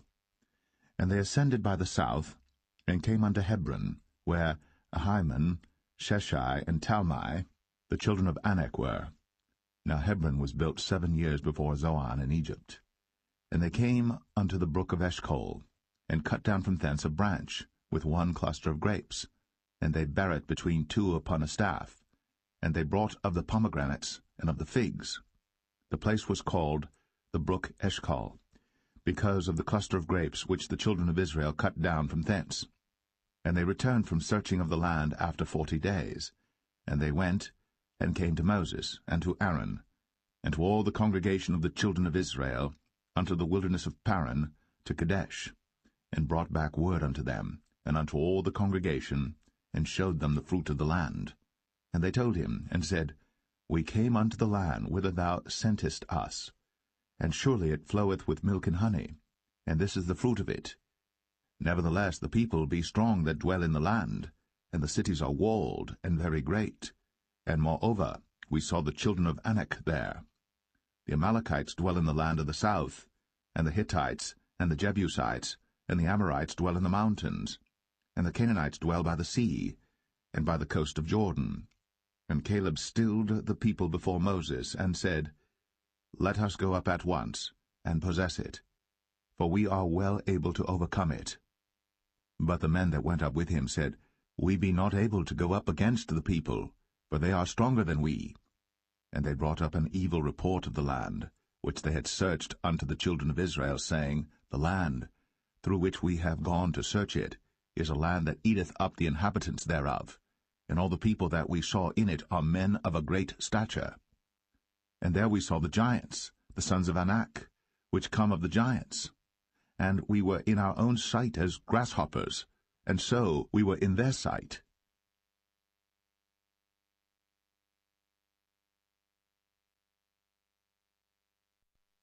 Numbers 14. And all the congregation lifted up their voice, and cried, and the people wept that night. And all the children of Israel murmured against Moses, and against Aaron. And the whole congregation said unto them, Would God that we had died in the land of Egypt, or would God we had died in this wilderness? And wherefore hath the Lord brought us unto this land, to fall by the sword, that our wives and our children should be a prey? Were it not better for us to return into Egypt? And they said one to another, Let us make a captain, and let us return into Egypt. Then Moses and Aaron fell on their faces before all the assembly of the congregation of the children of Israel. And Joshua, the son of Nun, and Caleb, the son of Jephunneh, which were of them that searched the land, rent their clothes. And they spake unto all the company of the children of Israel, saying, The land, which we passed through to search it, is an exceeding good land. If the Lord delight in us, then he will bring us into this land, and give it us, a land which floweth with milk and honey. Only rebel not ye against the Lord, neither fear ye the people of the land, for they are bread for us, their defense is departed from them, and the Lord is with us, fear them not. But all the congregation bade stone them with stones. And the glory of the Lord appeared in the tabernacle of the congregation before all the children of Israel. And the Lord said unto Moses, How long will this people provoke me? And how long will it be ere they believe me, for all the signs which I have shown among them? I will smite them with the pestilence, and disinherit them, and will make of thee a greater nation, and mightier than they. And Moses said unto the Lord, Then the Egyptians shall hear it, for thou broughtest up this people in thy might from among them, and they will tell it to the inhabitants of this land. For they have heard that thou, Lord, art among this people, that thou, Lord, art seen face to face, and that thy cloud standeth over them, and that thou goest before them by daytime in a pillar of a cloud, and in a pillar of fire by night. Now if thou shalt kill all this people as one man, then the nations which have heard the fame of thee will speak, saying, Because the Lord was not able to bring this people into the land which he sware unto them, therefore he hath slain them in the wilderness. And now I beseech thee, let the power of my Lord be great, according as thou hast spoken, saying, The Lord is long-suffering, and of great mercy, forgiving iniquity and transgression, and by no means clearing the guilty, visiting the iniquity of the fathers upon the children unto the third and fourth generation. Pardon, I beseech thee, the iniquity of this people according unto the greatness of thy mercy, and as thou hast forgiven this people from Egypt even until now. And the Lord said, I have pardoned according to thy word. But as truly as I live, all the earth shall be filled with the glory of the Lord, because all those men which have seen my glory and my miracles, which I did in Egypt and in the wilderness, and have tempted me now these 10 times, and have not hearkened to my voice, surely they shall not see the land which I sware unto their fathers, neither shall any of them that provoked me see it.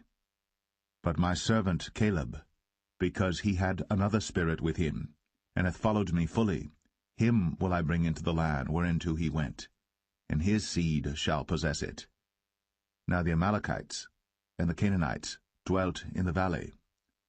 Tomorrow turn you, and get you into the wilderness by the way of the Red Sea.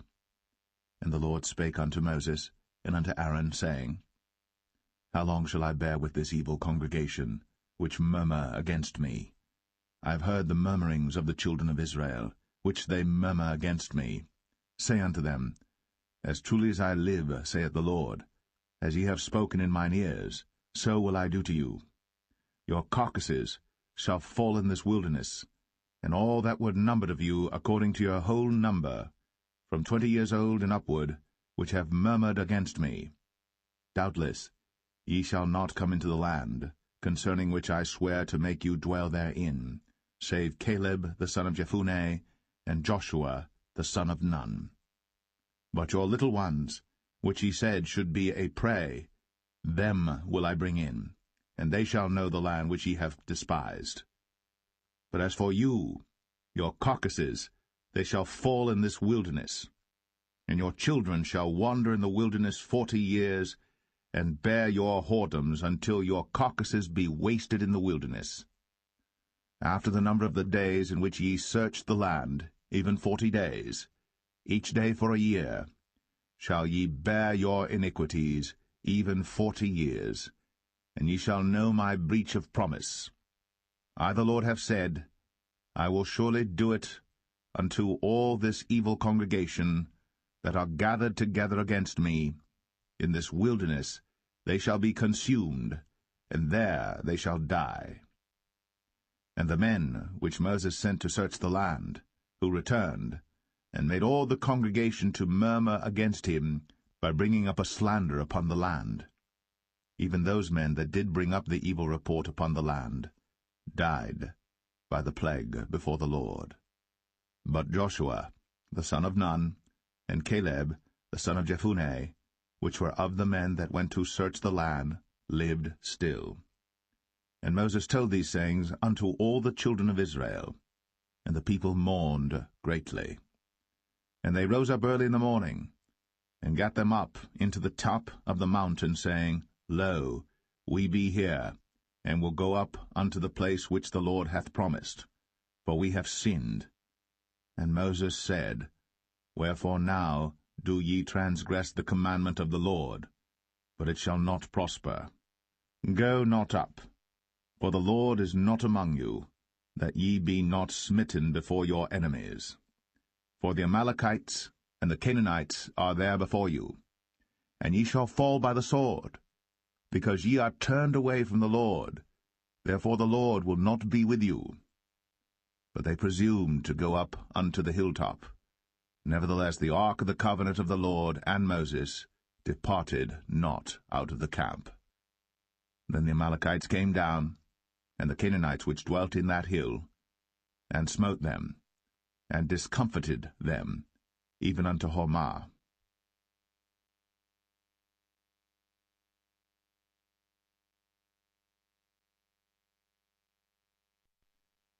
Numbers 15.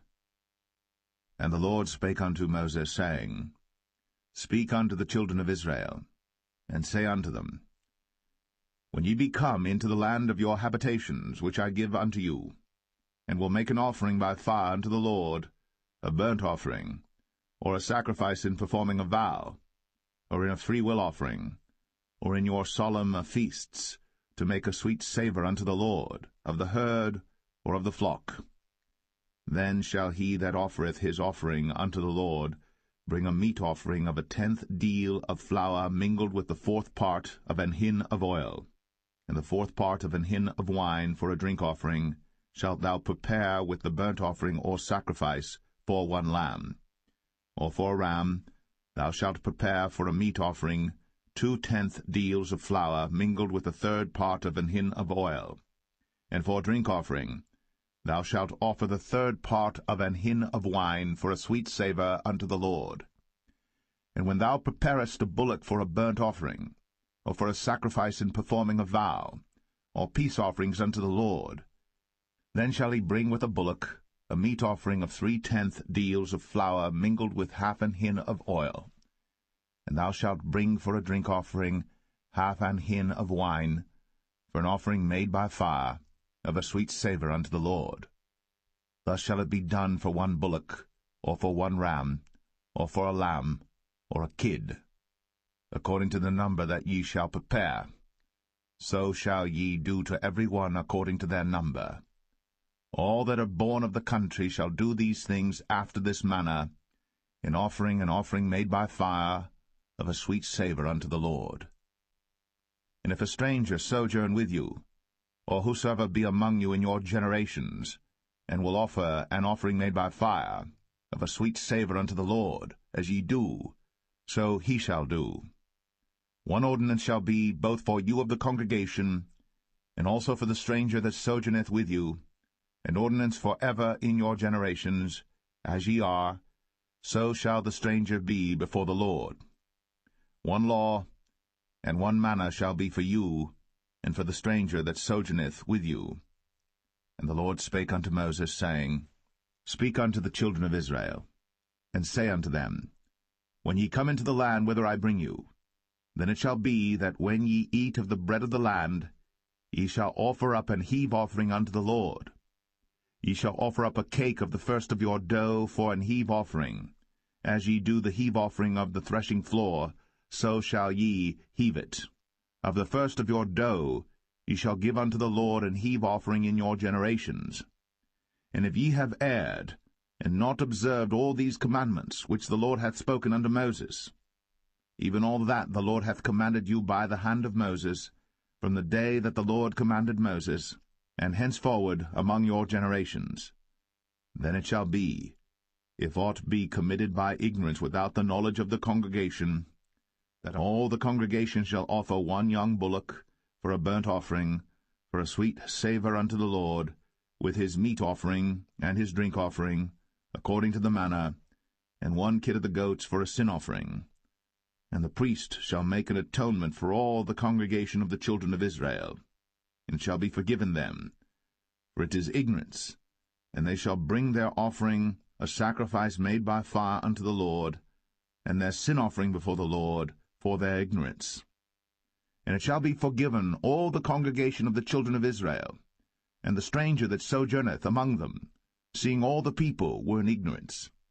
And if any soul sin through ignorance, then he shall bring a she-goat of the first year for sin offering, and the priest shall make an atonement for the soul that sinneth ignorantly. when he sinneth by ignorance before the Lord, to make an atonement for him, and it shall be forgiven him. Ye shall have one law for him that sinneth through ignorance, both for him that is born among the children of Israel, and for the stranger that sojourneth among them. But the soul that doeth aught presumptuously, whether he be born in the land or a stranger, the same reproacheth the Lord, and that soul shall be cut off from among his people, because he hath despised the word of the Lord, and hath broken his commandment.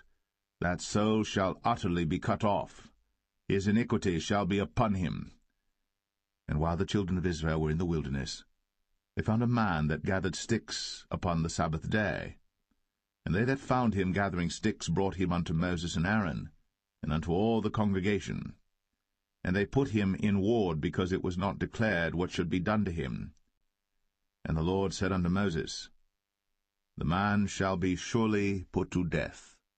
All the congregation shall stone him with stones without the camp. And all the congregation brought him without the camp, and stoned him with stones, and he died, as the Lord commanded Moses. And the Lord spake unto Moses, saying, Speak unto the children of Israel, and bid them that they make them fringes in the borders of their garments throughout their generations, and that they put upon the fringe of the borders a ribbon of blue. And it shall be unto you for a fringe, that ye may look upon it, and remember all the commandments of the Lord, and do them, and that ye seek not after your own heart and your own eyes, after which ye used to go a-whoring, that ye may remember, and do all my commandments, and be holy unto your God. I am the Lord your God, which brought you out of the land of Egypt, to be your God. I am the Lord your God.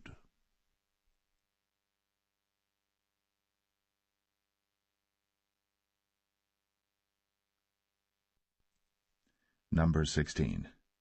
Now Korah the son of Izhar, the son of Kohath, the son of Levi, and Dathan and Abiram, the sons of Eliab, and On, the son of Paulett, sons of Reuben, took men.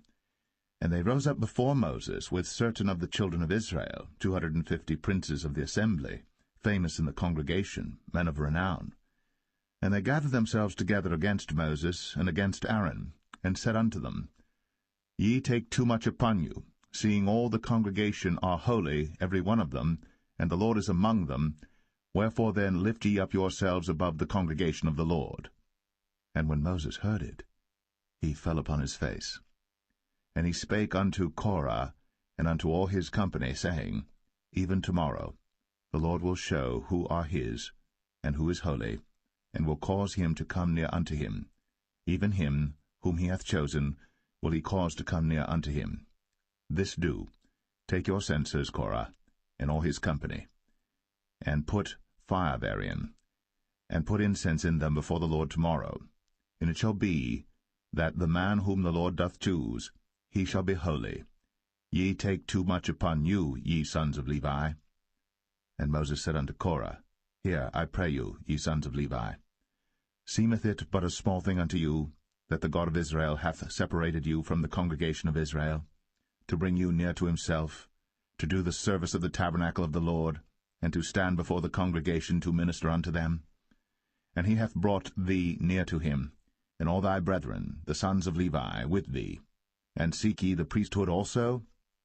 For which cause both thou and all thy company are gathered together against the Lord? And what is Aaron, that ye murmur against him? And Moses sent to call Dathan and Abiram, the sons of Eliab, which said, We will not come up.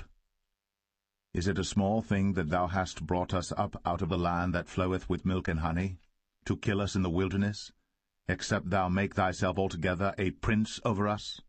Moreover, thou hast not brought us into a land that floweth with milk and honey, or given us inheritance of fields and vineyards. Wilt thou put out the eyes of these men? We will not come up. And Moses was very wroth, and said unto the Lord, Respect not thou their offering. I have not taken one ass from them, neither have I hurt one of them. And Moses said unto Korah, Be thou and all thy company before the Lord, thou and they, and Aaron, tomorrow. And take every man his censer, and put incense in them, and bring ye before the Lord every man his censer, 250 censers, thou also, and Aaron, each of you, his censer. And they took every man his censer, and put fire in them, and laid incense thereon, and stood in the door of the tabernacle of the congregation with Moses and Aaron. And Korah gathered all the congregation against them unto the door of the tabernacle of the congregation. And the glory of the Lord appeared unto all the congregation. And the Lord spake unto Moses and unto Aaron, saying, Separate yourselves from among this congregation, that I may consume them in a moment. And they fell upon their faces, and said, O God, the God of the spirits of all flesh, shall one man sin, and wilt thou be wroth with all the congregation? And the Lord spake unto Moses, saying, Speak unto the congregation, saying, Get you up from about the tabernacle of Korah, Dathan, and Abiram. And Moses rose up, and went unto Dathan and Abiram, and the elders of Israel followed him. And he spake unto the congregation, saying, Depart, I pray you, from the tents of these wicked men, and touch nothing of theirs, lest ye be consumed in all their sins. So they gat up from the tabernacle of Korah, Dathan and Abiram, on every side. And Dathan and Abiram came out, and stood in the door of their tents, and their wives and their sons, and their little children. And Moses said, Hereby ye shall know that the Lord hath sent me to do all these works, for I have not done them of mine own mind. If these men die the common death of all men, or if they be visited after the visitation of all men, then the Lord hath not sent me. But if the Lord make a new thing, and the earth open her mouth, and swallow them up with all that appertain unto them, and they go down quick into the pit, then ye shall understand that these men have provoked the Lord. And it came to pass, as he had made an end of speaking all these words, that the ground clave asunder that was under them, and the earth opened her mouth, and swallowed them up, and their houses, and all the men that appertained unto Korah, and all their goods. They and all that appertained to them went down alive into the pit, and the earth closed upon them, and they perished from among the congregation. And all Israel that were round about them fled at the cry of them, for they said, Lest the earth swallow us up also. And there came out a fire from the Lord, and consumed the 250 men that offered incense. And the Lord spake unto Moses, saying, Speak unto Eleazar, the son of Aaron the priest, that he take up the censers out of the burning, and scatter thou the fire yonder, for they are hallowed. The censers of these sinners against their own souls, let them make them broad plates for a covering of the altar, for they offered them before the Lord. Therefore they are hallowed, and they shall be a sign unto the children of Israel. And Eleazar the priest took the brazen censers wherewith they that were burnt had offered, and they were made broad plates for a covering of the altar, to be a memorial unto the children of Israel, that no stranger which is not of the seed of Aaron come near to offer incense before the Lord, that he be not as Korah, and as his company, as the Lord said to him by the hand of Moses. But on the morrow all the congregation of the children of Israel murmured against Moses, and against Aaron, saying, Ye have killed the people of the Lord. And it came to pass, when the congregation was gathered against Moses and against Aaron, that they looked toward the tabernacle of the congregation, and behold, the cloud covered it, and the glory of the Lord appeared. And Moses and Aaron came before the tabernacle of the congregation. And the Lord spake unto Moses, saying, Get you up from among this congregation, that I may consume them as in a moment. And they fell upon their faces. And Moses said unto Aaron, Take a censer, and put fire therein from off the altar, and put on incense, and go quickly unto the congregation, and make an atonement for them, for there is wrath gone out from the Lord, the plague is begun. And Aaron took as Moses commanded, and ran into the midst of the congregation, and behold, the plague was begun among the people. And he put on incense, and made an atonement for the people. And he stood between the dead and the living, and the plague was stayed. Now they that died in the plague were 14,700, beside them that died about the matter of Korah. And Aaron returned unto Moses, unto the door of the tabernacle of the congregation, and the plague was stayed.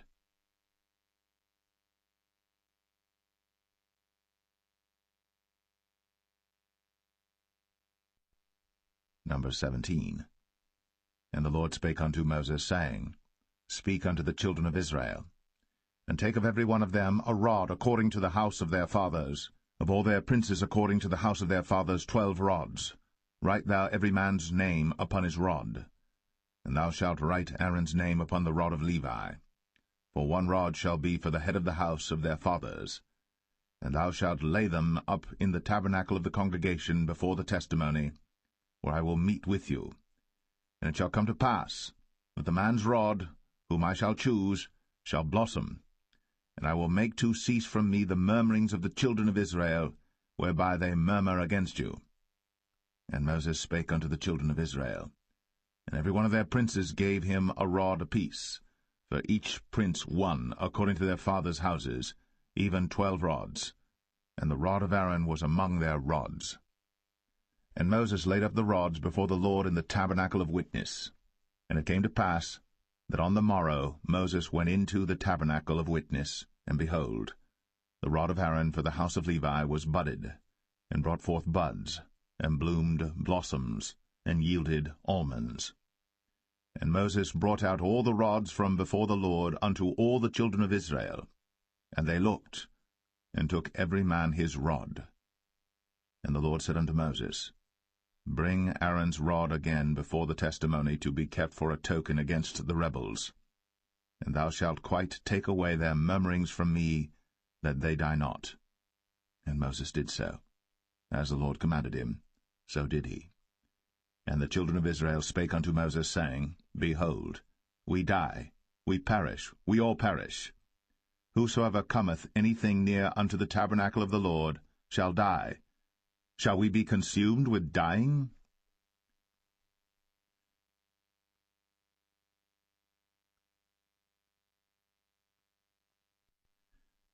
Numbers 18.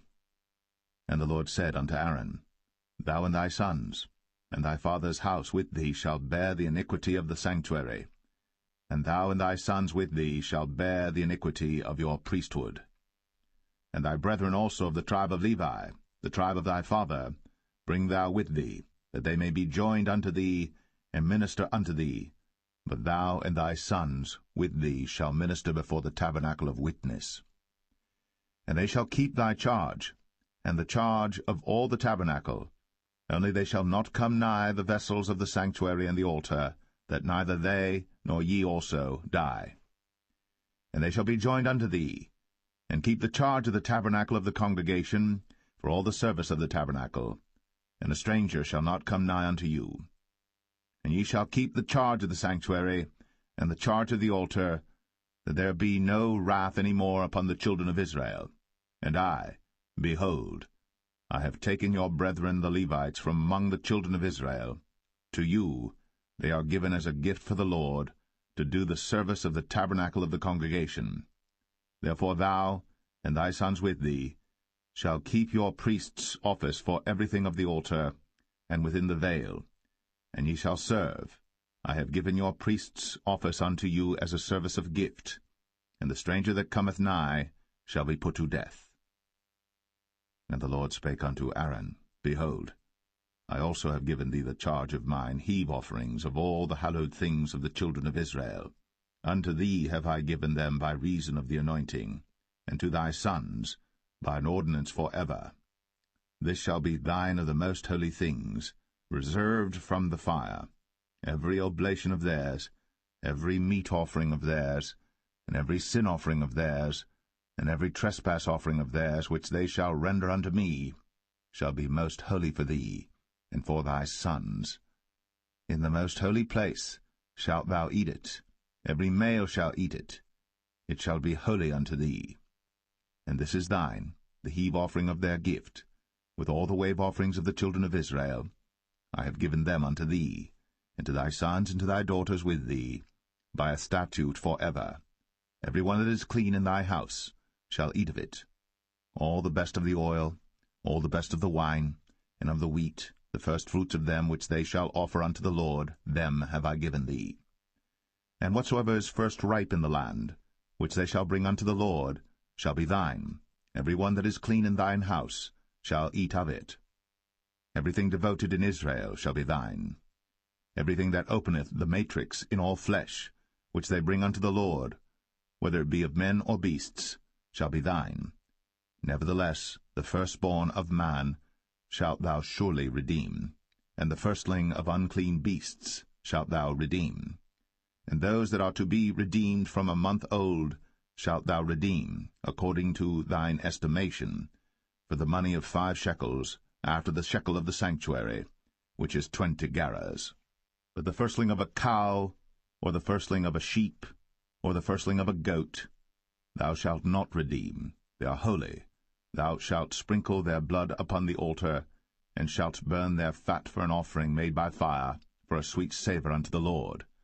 And the flesh of them shall be thine, as the wave breast and as the right shoulder are thine. All the heave offerings of the holy things which the children of Israel offer unto the Lord have I given thee, and thy sons and thy daughters with thee, by a statute for ever. It is a covenant of salt for ever before the Lord unto thee, and to thy seed with thee. And the Lord spake unto Aaron, Thou shalt have no inheritance in their land, neither shalt thou have any part among them. I am thy part, and thine inheritance among the children of Israel. And behold, I have given the children of Levi all the tenth in Israel for an inheritance, for their service which they serve, even the service of the tabernacle of the congregation. Neither must the children of Israel henceforth come nigh the tabernacle of the congregation, lest they bear sin and die. But the Levites shall do the service of the tabernacle of the congregation, and they shall bear their iniquity. It shall be a statute for ever throughout your generations, that among the children of Israel they have no inheritance. But the tithes of the children of Israel, which they offer as an heave offering unto the Lord, I have given to the Levites to inherit. Therefore I have said unto them, Among the children of Israel they shall have no inheritance. And the Lord spake unto Moses, saying, Thus speak unto the Levites, and say unto them, When ye take of the children of Israel the tithes which I have given you from them for your inheritance, then ye shall offer up an heave offering of it for the Lord, even a 10th part of the tithe. And this your heave offering shall be reckoned unto you, as though it were the corn of the threshing floor, and as the fullness of the winepress. Thus ye also shall offer an heave offering unto the Lord of all your tithes, which ye receive of the children of Israel, and ye shall give thereof of the Lord's heave offering to Aaron the priest. Out of all your gifts ye shall offer every heave offering of the Lord, of all the best thereof, even the hallowed part thereof out of it. Therefore thou shalt say unto them, When ye have heaved the best thereof from it, then it shall be counted unto the Levites as the increase of the threshing floor, and as the increase of the winepress. And ye shall eat it in every place, ye and your households. For it is your reward for your service in the tabernacle of the congregation, and ye shall bear no sin by reason of it, when ye have heaved from it the best of it. Neither shall ye pollute the holy things of the children of Israel, lest ye die.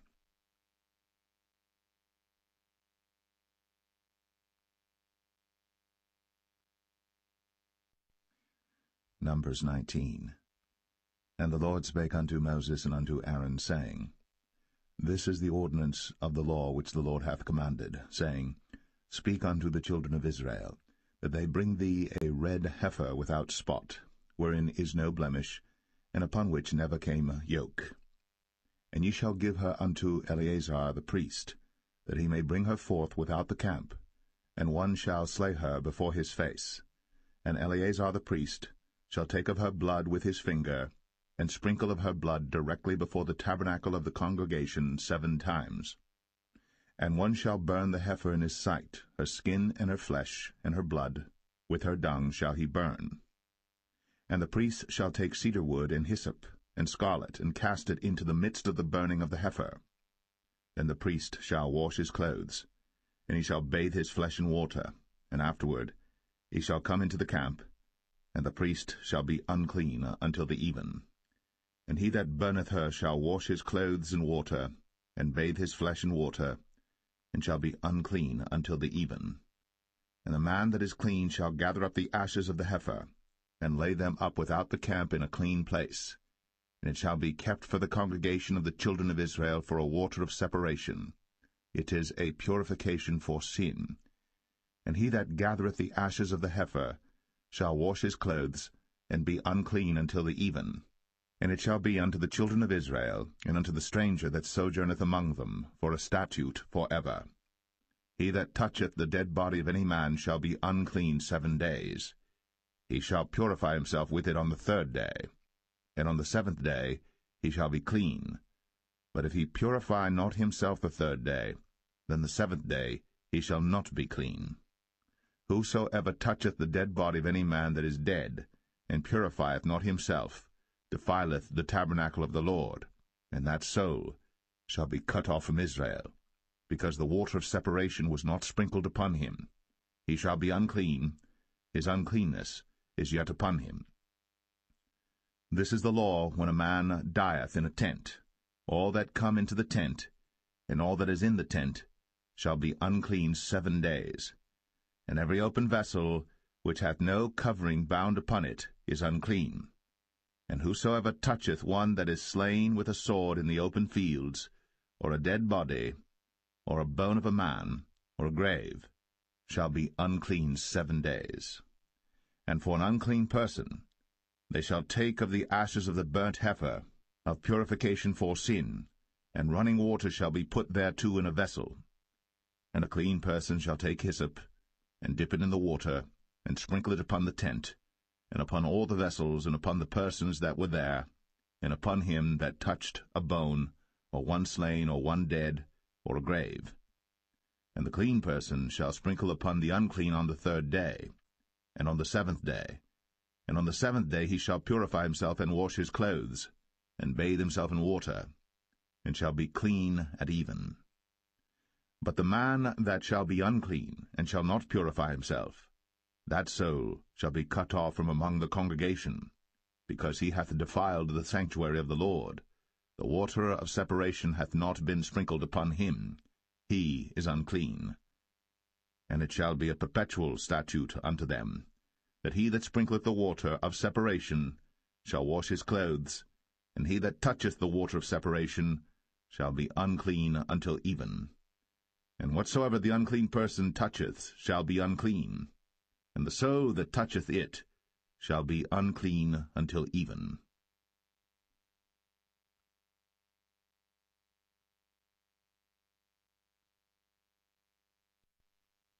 Numbers 20. Then came the children of Israel, even the whole congregation, into the desert of Zin, in the 1st month, and the people abode in Kadesh. And Miriam died there, and was buried there.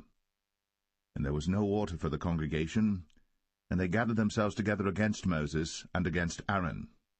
And the people chode with Moses, and spake, saying, Would God that we had died when our brethren died before the Lord! And why have ye brought up the congregation of the Lord into this wilderness, that we and our cattle should die there? And wherefore have ye made us to come up out of Egypt, to bring us in unto this evil place? It is no place of seed, or of figs, or of vines, or of pomegranates, neither is there any water to drink. Then Moses and Aaron went from the presence of the assembly unto the door of the tabernacle of the congregation, and they fell upon their faces, and the glory of the Lord appeared unto them. And the Lord spake unto Moses, saying, Take the rod, and gather thou the assembly together, thou and Aaron thy brother, and speak ye unto the rock before their eyes, and it shall give forth his water. And thou shalt bring forth to them water out of the rock, so thou shalt give the congregation and their beasts drink. And Moses took the rod from before the Lord, as he commanded him. And Moses and Aaron gathered the congregation together before the rock, and he said unto them, Hear now, ye rebels, must we fetch you water out of this rock? And Moses lifted up his hand, and with his rod he smote the rock twice, and the water came out abundantly, and the congregation drank, and their beasts also. And the Lord spake unto Moses and Aaron, Because ye believed me not, to sanctify me in the eyes of the children of Israel, therefore ye shall not bring this congregation into the land which I have given them.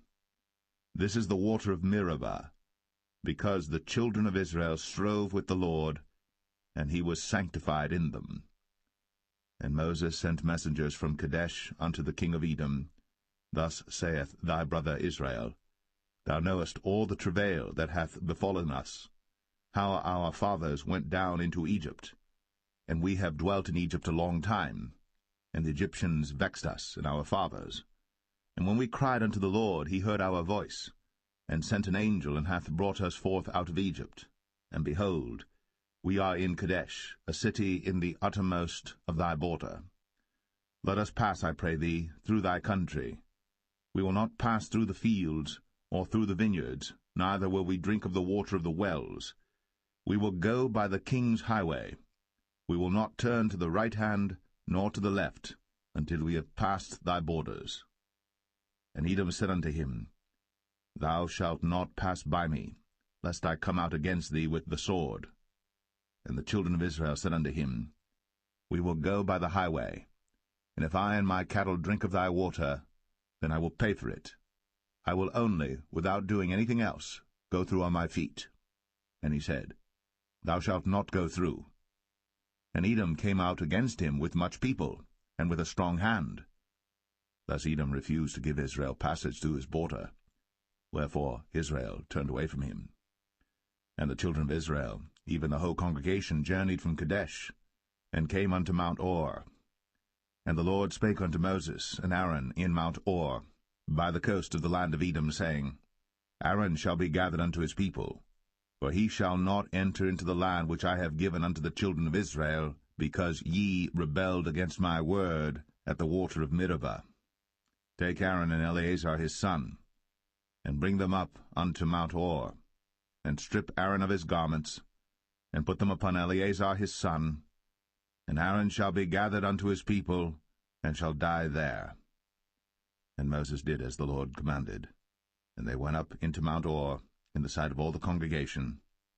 And Moses stripped Aaron of his garments, and put them upon Eleazar his son. And Aaron died there, in the top of the mount. And Moses and Eleazar came down from the mount. And when all the congregation saw that Aaron was dead, they mourned for Aaron 30 days, even all the house of Israel.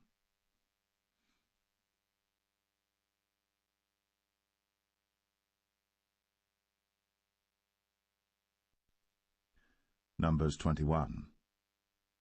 And when King Arad, the Canaanite, which dwelt in the south, heard tell that Israel came by the way of the spies, then he fought against Israel, and took some of them prisoners. And Israel vowed a vow unto the Lord, and said, If thou wilt indeed deliver this people into my hand, then I will utterly destroy their cities. And the Lord hearkened to the voice of Israel, and delivered up the Canaanites, and they utterly destroyed them in their cities. And he called the name of the place Ormah. And they journeyed from Mount Or by the way of the Red Sea, to compass the land of Edom. And the soul of the people was much discouraged because of the way. And the people spake against God, and against Moses. Wherefore have ye brought us up out of Egypt, to die in the wilderness? For there is no bread, neither is there any water, and our soul loatheth this light bread. And the Lord sent fiery serpents among the people, and they bit the people, and much people of Israel died. Therefore the people came to Moses and said, We have sinned, for we have spoken against the Lord, and against thee. Pray unto the Lord that he take away the serpents from us. And Moses prayed for the people. And the Lord said unto Moses, Make thee a fiery serpent, and set it upon a pole. And it shall come to pass, that every one that is bitten, when he looketh upon it, shall live. And Moses made a serpent of brass, and put it upon a pole.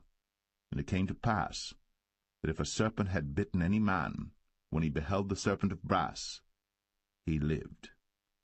And the children of Israel set forward, and pitched in Oboth. And they journeyed from Oboth, and pitched at Abarim, in the wilderness which is before Moab, toward the sunrising. From thence they removed, and pitched in the valley of Zered. From thence they removed, and pitched on the other side of Arnon, which is in the wilderness that cometh out of the coasts of the Amorites. For Arnon is the border of Moab, between Moab and the Amorites. Wherefore it is said in the book of the wars of the Lord, what he did in the Red Sea, and in the brooks of Arnon, and at the stream of the brooks that goeth down to the dwelling of Ar, and lieth upon the border of Moab. And from thence they went to Beer, that is the well whereof the Lord spake unto Moses, Gather the people together, and I will give them water. Then Israel sang this song, Spring up, O well, sing ye unto it. The princes digged the well, the nobles of the people digged it, by the direction of the lawgiver, with their staves. And from the wilderness they went to Mattanah, and from Mattanah to Nahaliel, and from Nahaliel to Bamoth, and from Bamoth in the valley, that is in the country of Moab, to the top of Pisgah, which looketh toward Jeshimon.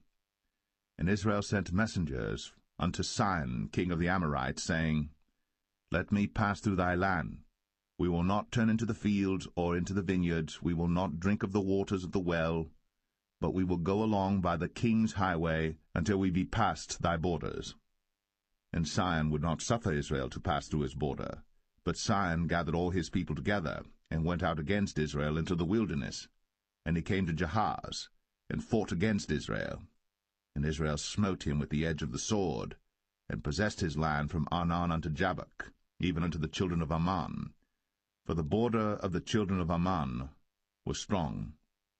And Israel took all these cities, and Israel dwelt in all the cities of the Amorites, in Heshbon, in all the villages thereof. For Heshbon was the city of Sihon the king of the Amorites, who had fought against the former king of Moab, and taken all his land out of his hand, even unto Arnon.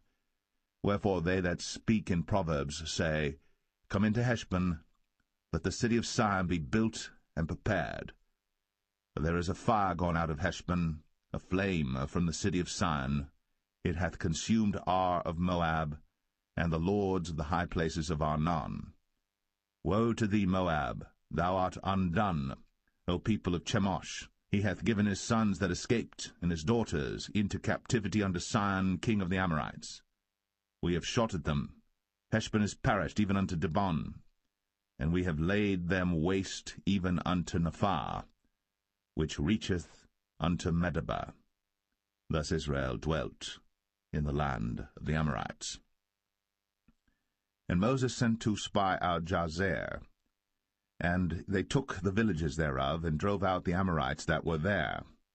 And they turned, and went up by the way of Bashan, and Og the king of Bashan went out against them, he and all his people, to the battle at Edrei. And the Lord said unto Moses, Fear him not, for I have delivered him into thy hand, and all his people and his land. And thou shalt do to him as thou didst unto Sihon king of the Amorites, which dwelt at Heshbon.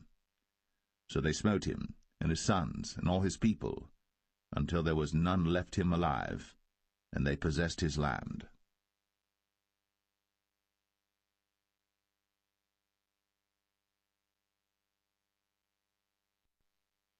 Numbers 22. And the children of Israel set forward, and pitched in the plains of Moab, on this side Jordan, by Jericho. And Balak the son of Zippor saw all that Israel had done to the Amorites. And Moab was sore afraid of the people, because they were many. And Moab was distressed because of the children of Israel. And Moab said unto the elders of Midian, Now shall this company lick up all that are round about us, as the ox licketh up the grass of the field. And Balak the son of Zippor was king of the Moabites at that time. He sent messengers, therefore, unto Balaam the son of Beor to Pethor, which is by the river of the land of the children of his people, to call him, saying, Behold, there is a people come out from Egypt. Behold, they cover the face of the earth, and they abide over against me. Come now, therefore, I pray thee, curse me this people, for they are too mighty for me. Peradventure I shall prevail, that we may smite them, and that I may drive them out of the land. For I wot that he whom thou blessest is blessed, and he whom thou cursest is cursed. And the elders of Moab and the elders of Midian departed with the rewards of divination in their hand. And they came unto Balaam, and spake unto him the words of Balak. And he said unto them, Lodge here this night, and I will bring you word again, as the Lord shall speak unto me. And the princes of Moab abode with Balaam. And God came unto Balaam, and said, What men are these with thee? And Balaam said unto God, Balak the son of Zippor, king of Moab, hath sent unto me, saying, Behold, there is a people come out of Egypt, which covereth the face of the earth. Come now, curse me them. Peradventure I shall be able to overcome them, and drive them out. And God said unto Balaam, Thou shalt not go with them. Thou shalt not curse the people, for they are blessed. And Balaam rose up in the morning, and said unto the princes of Balak, Get you into your land, for the Lord refuseth to give me leave to go with you. And the princes of Moab rose up, and they went unto Balak, and said, Balaam refuseth to come with us. And Balak sent yet again princes, more and more honorable than they. And they came to Balaam, and said to him, Thus saith Balak the son of Zippor, Let nothing, I pray thee, hinder thee from coming unto me. For I will promote thee unto very great honor, and I will do whatsoever thou sayest unto me. Come therefore, I pray thee, curse me this people. And Balaam answered and said unto the servants of Balak, If Balak would give me his house full of silver and gold, I cannot go beyond the word of the Lord my God, to do less or more. Now therefore I pray you, tarry ye also here this night, that I may know what the Lord will say unto me more. And God came unto Balaam at night, and said unto him, If the men come to call thee, rise up and go with them. But yet the word which I shall say unto thee, that shalt thou do. And Balaam rose up in the morning, and saddled his ass, and went with the princes of Moab. And God's anger was kindled because he went. And the angel of the Lord stood in the way for an adversary against him. Now he was riding upon his ass, and his 2 servants were with him. And the ass saw the angel of the Lord standing in the way, and his sword drawn in his hand. And the ass turned aside out of the way, and went into the field. And Balaam smote the ass, to turn her into the way. But the angel of the Lord stood in a path of the vineyards, a wall being on this side, and a wall on that side. And when the ass saw the angel of the Lord, she thrust herself unto the wall, and crushed Balaam's foot against the wall. And he smote her again. And the angel of the Lord went further, and stood in a narrow place, where was no way to turn either to the right hand or to the left. And when the ass saw the angel of the Lord, she fell down under Balaam, and Balaam's anger was kindled, and he smote the ass with a staff. And the Lord opened the mouth of the ass, and she said unto Balaam, What have I done unto thee, that thou hast smitten me these 3 times? And Balaam said unto the ass, Because thou hast mocked me. I would there were a sword in mine hand, for now would I kill thee. And the ass said unto Balaam, Am not I thine ass, upon which thou hast ridden ever since I was thine unto this day? Was I ever wont to do so unto thee? And he said, Nay. Then the Lord opened the eyes of Balaam, and he saw the angel of the Lord standing in the way, and his sword drawn in his hand. And he bowed down his head, and fell flat on his face. And the angel of the Lord said unto him, Wherefore hast thou smitten thine ass these 3 times? Behold, I went out to withstand thee, because thy way is perverse before me. And the ass saw me, and turned from me these 3 times. Unless she had turned from me, surely now also I had slain thee, and saved her alive. And Balaam said unto the angel of the Lord, I have sinned, for I knew not that thou stoodest in the way against me. Now therefore, if it displease thee, I will get me back again. And the angel of the Lord said unto Balaam, Go with the men, but only the word that I shall speak unto thee, that thou shalt speak. So Balaam went with the princes of Balak. And when Balak heard that Balaam was come, he went out to meet him unto a city of Moab, which is in the border of Arnon, which is in the utmost coast. And Balak said unto Balaam, Did I not earnestly send unto thee to call thee? Wherefore camest thou not unto me? Am I not able indeed to promote thee to honour? And Balaam said unto Balak, Lo, I am come unto thee. Have I now any power at all to say anything? The word that God putteth in my mouth, that shall I speak. And Balaam went with Balak, and they came unto Kirjath-Uzoth. And Balak offered oxen and sheep, and sent to Balaam, and to the princes that were with him. And it came to pass on the morrow that Balak took Balaam, and brought him up into the high places of Baal, that thence he might see the utmost part of the people.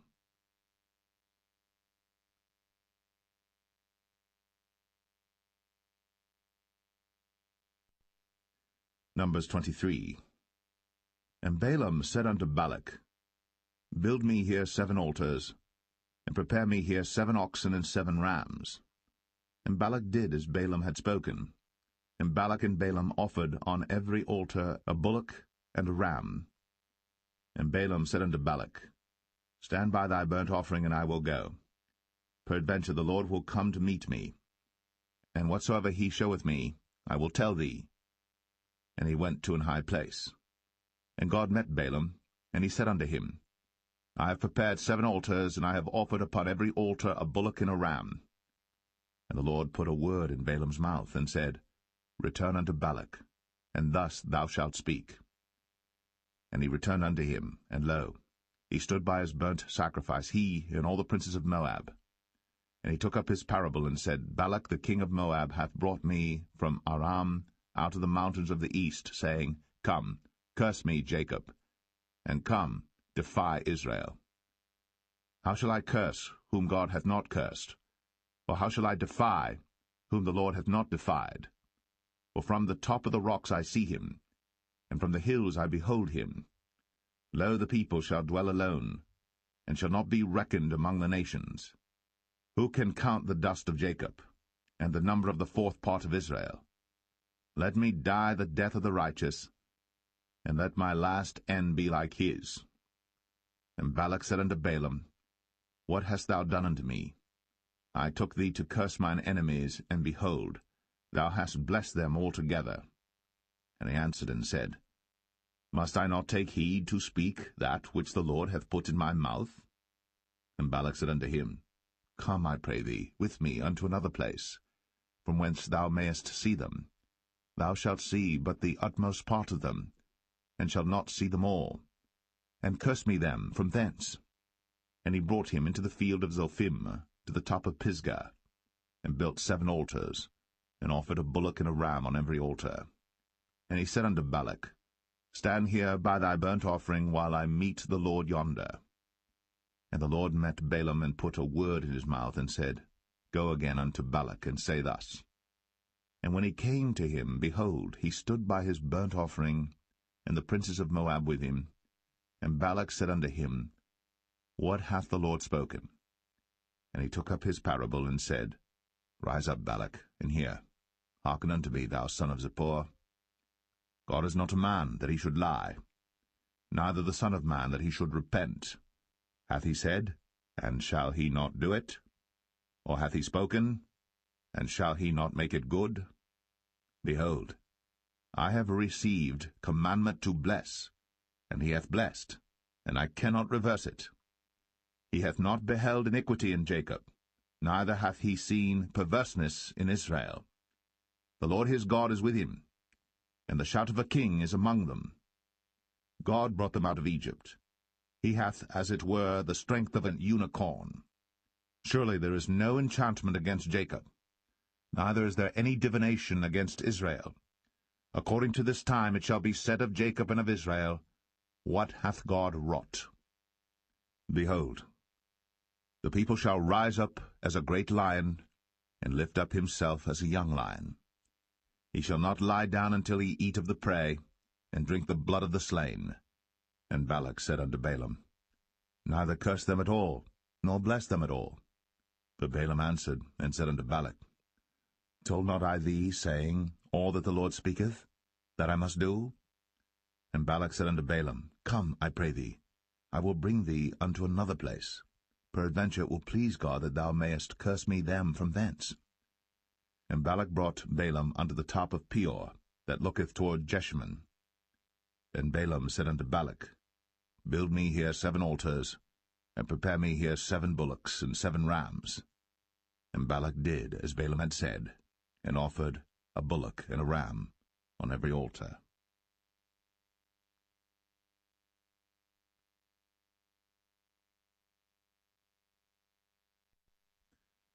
Numbers 24. And when Balaam saw that it pleased the Lord to bless Israel, he went not, as at other times, to seek for enchantments, but he set his face toward the wilderness. And Balaam lifted up his eyes, and he saw Israel abiding in his tents according to their tribes. And the Spirit of God came upon him. And he took up his parable, and said, Balaam the son of Beor hath said, and the man whose eyes are open hath said, He hath said, which heard the words of God, which saw the vision of the Almighty, falling into a trance, but having his eyes open, How goodly are thy tents, O Jacob, and thy tabernacles, O Israel!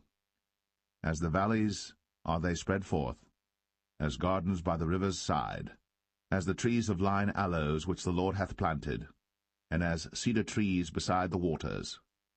He shall pour the water out of his buckets, and his seed shall be in many waters, and his king shall be higher than Agag, and his kingdom shall be exalted. God brought him forth out of Egypt. He hath, as it were, the strength of an unicorn. He shall eat up the nations, his enemies, and shall break their bones and pierce them through with his arrows. He couched, he lay down as a lion, and as a great lion. Who shall stir him up? Blessed is he that blesseth thee, and cursed is he that curseth thee. And Balak's anger was kindled against Balaam. And he smote his hands together. And Balak said unto Balaam, I called thee to curse mine enemies, and behold, thou hast altogether blessed them these 3 times. Therefore now flee thou to thy place. I thought to promote thee unto great honour, but lo, the Lord hath kept thee back from honour. And Balaam said unto Balak, Spake I not also to thy messengers which thou sentest unto me, saying, If Balak would give me his houseful of silver and gold, I cannot go beyond the commandment of the Lord, to do either good or bad of mine own mind. But what the Lord saith, that will I speak. And now behold, I go unto my people. Come therefore, and I will advertise thee what this people shall do to thy people in the latter days. And he took up his parable, and said, Balaam the son of Beor hath said, and the man whose eyes are open hath said, He hath said, which heard the words of God, and knew the knowledge of the Most High, which saw the vision of the Almighty, falling into a trance, but having his eyes open. I shall see him, but not now. I shall behold him, but not nigh. There shall come a star out of Jacob, and a scepter shall rise out of Israel, and shall smite the corners of Moab, and destroy all the children of Sheth. And Edom shall be a possession, Sire also shall be a possession for his enemies. And Israel shall do valiantly. Out of Jacob shall come he that shall have dominion, and shall destroy him that remaineth of the city. And when he looked on Amalek, he took up his parable, and said, Amalek was the first of the nations, but his latter end shall be that he perish for ever. And he looked on the Kenites, and took up his parable, and said, Strong is thy dwelling place, and thou puttest thy nest in a rock. Nevertheless, the Kenites shall be wasted, until Ashur shall carry thee away captive. And he took up his parable, and said, Alas, who shall live when God doeth this? And ships shall come from the coast of Chittim, and shall afflict Ashur, and shall afflict Eber, and he also shall perish for ever. And Balaam rose up, and went, and returned to his place. And Balak also went his way.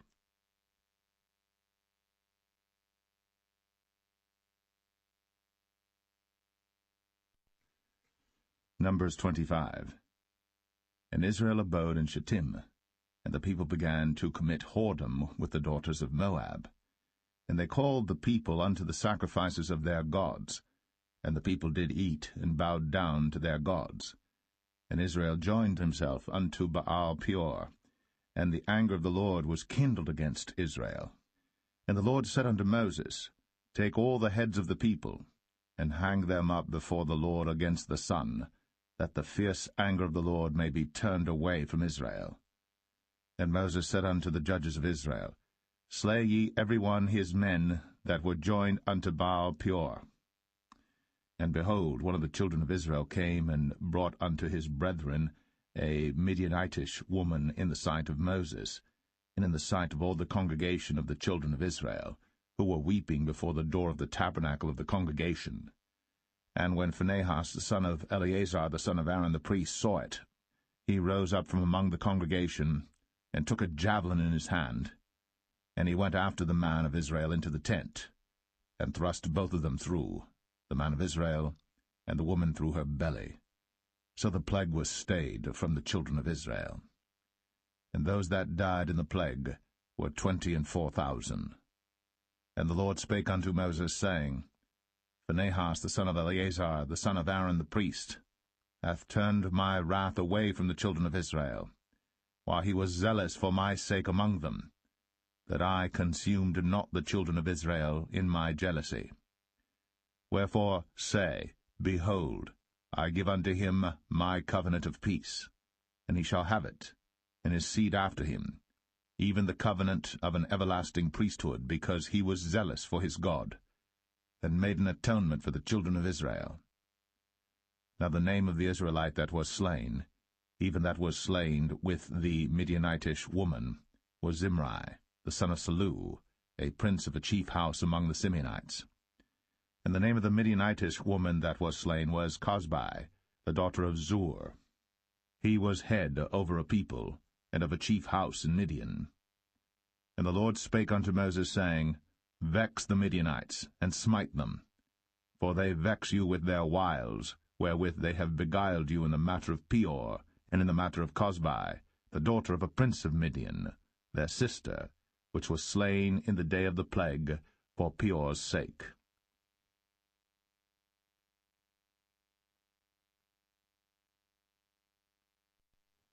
Numbers 26.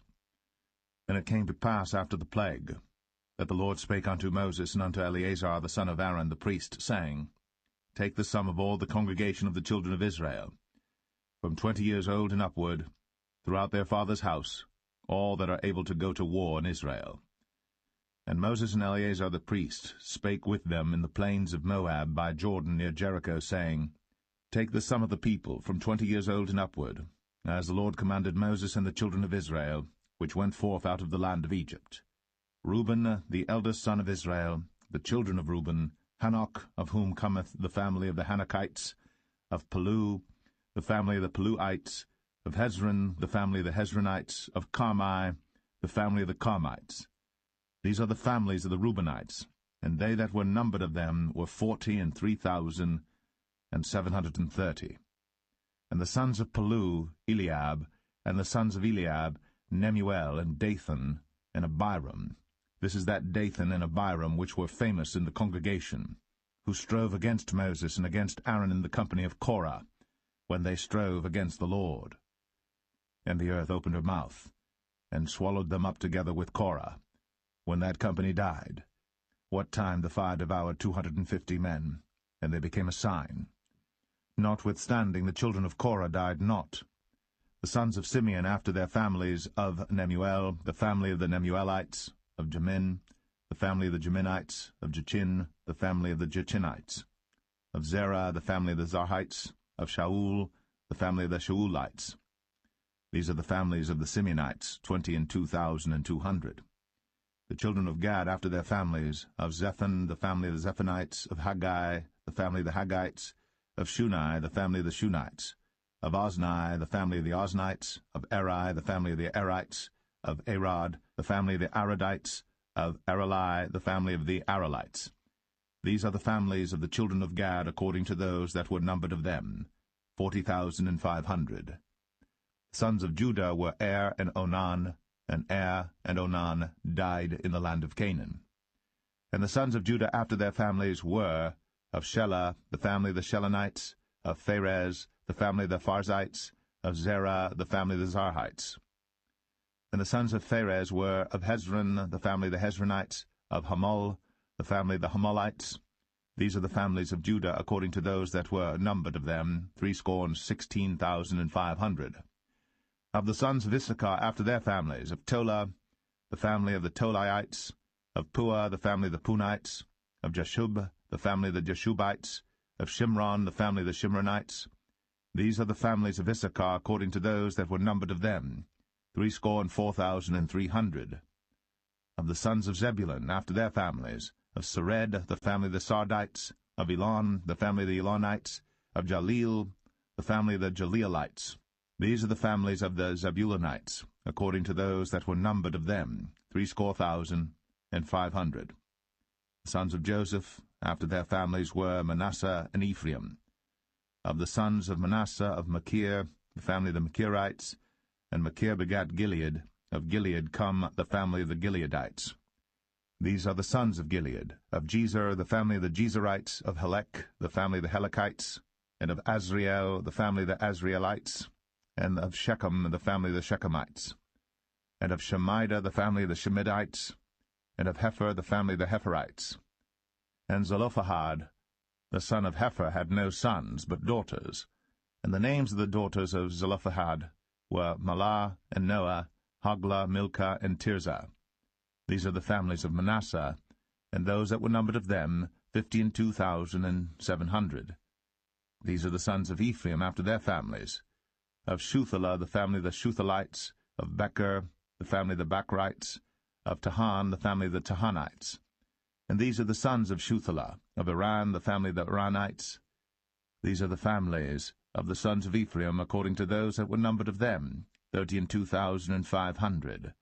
These are the sons of Joseph after their families. The sons of Benjamin after their families, of Bela, the family of the Belites, of Ashbel, the family of the Ashbelites, of Ahiram, the family of the Ahiramites, of Shepham, the family of the Shuphamites, of Hupham, the family of the Huphamites.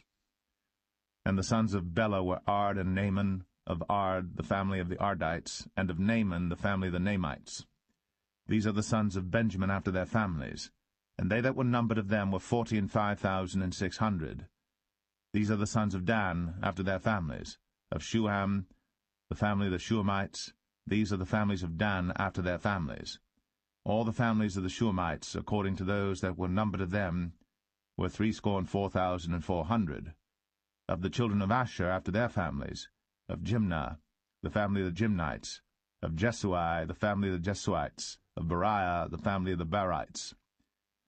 Of the sons of Beriah, of Heber, the family of the Heberites, of Malchiel, the family of the Malchielites. And the name of the daughter of Asher was Sarah. These are the families of the sons of Asher, according to those that were numbered of them, who were 53,400. Of the sons of Naphtali after their families, of Jaziel, the family of the Jazielites, of Gunai, the family of the Gunites, of Jezer, the family of the Jezerites, of Shalem, the family of the Shalemites. These are the families of Naphtali according to their families, and they that were numbered of them were 45,400. These were the numbered of the children of Israel, 600,000 and 1,730. And the Lord spake unto Moses, saying, Unto these the land shall be divided for an inheritance according to the number of names. To many thou shalt give the more inheritance, and to few thou shalt give the less inheritance. To every one shall his inheritance be given according to those that were numbered of him. Notwithstanding the land shall be divided by lot. According to the names of the tribes of their fathers they shall inherit. According to the lot shall the possession thereof be divided between many and few. And these are they that were numbered of the Levites after their families. Of Gershon, the family of the Gershonites, of Kohath, the family of the Kohathites, of Merari, the family of the Merarites. These are the families of the Levites, the family of the Libnites, the family of the Hebronites, the family of the Mahlites, the family of the Mushites, the family of the Korathites, and Kohath begat Amram. And the name of Amram's wife was Jochebed, the daughter of Levi, whom her mother bare to Levi in Egypt. And she bare unto Amram Aaron and Moses, and Miriam their sister. And unto Aaron was born Nadab and Abihu, Eleazar and Ithamar. And Nadab and Abihu died when they offered strange fire before the Lord. And those that were numbered of them were 23,000, all males, from a month old and upward. But they were not numbered among the children of Israel, because there was no inheritance given them among the children of Israel. These are they that were numbered by Moses and Eleazar the priest, who numbered the children of Israel in the plains of Moab, by Jordan near Jericho. But among these there was not a man of them whom Moses and Aaron the priest numbered, when they numbered the children of Israel in the wilderness of Sinai. For the Lord had said of them, They shall surely die in the wilderness. And there was not left a man of them, save Caleb the son of Jephunneh, and Joshua the son of Nun.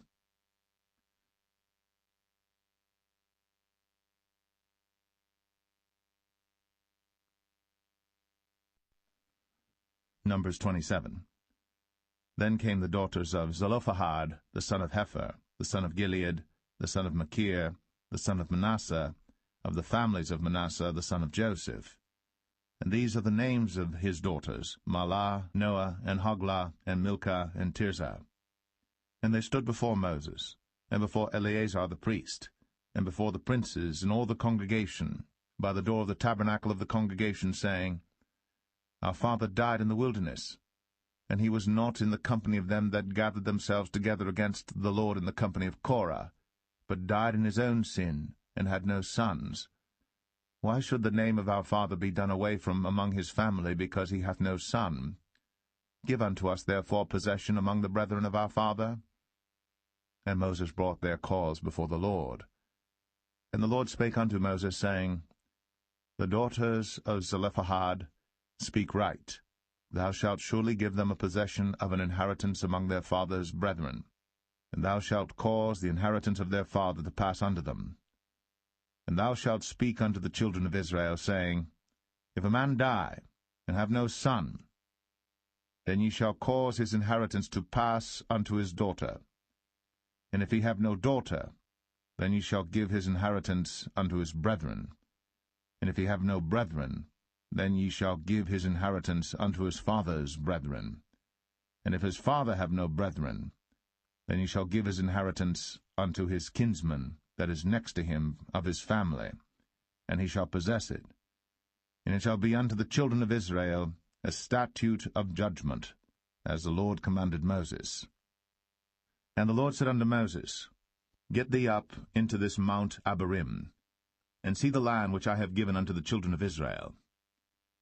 And when thou hast seen it, thou also shalt be gathered unto thy people, as Aaron thy brother was gathered. For ye rebelled against my commandment in the desert of Zin, in the strife of the congregation, to sanctify me at the water before their eyes, that is, the water of Meribah and Kadesh, in the wilderness of Zin. And Moses spake unto the Lord, saying, Let the Lord, the God of the spirits of all flesh, set a man over the congregation, which may go out before them, and which may go in before them, and which may lead them out, and which may bring them in, that the congregation of the Lord be not as sheep which have no shepherd. And the Lord said unto Moses, Take thee Joshua the son of Nun, a man in whom is the Spirit, and lay thine hand upon him, and set him before Eleazar the priest, and before all the congregation, and give him a charge in their sight. And thou shalt put some of thine honor upon him, that all the congregation of the children of Israel may be obedient. And he shall stand before Eleazar the priest, who shall ask counsel for him after the judgment of Urim before the Lord. At his word shall they go out, and at his word they shall come in, both he and all the children of Israel with him, even all the congregation. And Moses did as the Lord commanded him. And he took Joshua, and set him before Eleazar the priest, and before all the congregation. And he laid his hands upon him, and gave him a charge, as the Lord commanded by the hand of Moses.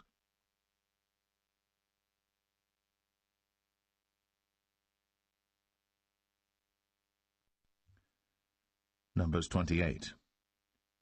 And the Lord spake unto Moses, saying, Command the children of Israel, and say unto them, My offering, and my bread for my sacrifices made by fire for a sweet savour unto me, shall ye observe to offer unto me in their due season. And thou shalt say unto them, This is the offering made by fire, which ye shall offer unto the Lord, 2 lambs of the first year without spot day by day, for a continual burnt offering.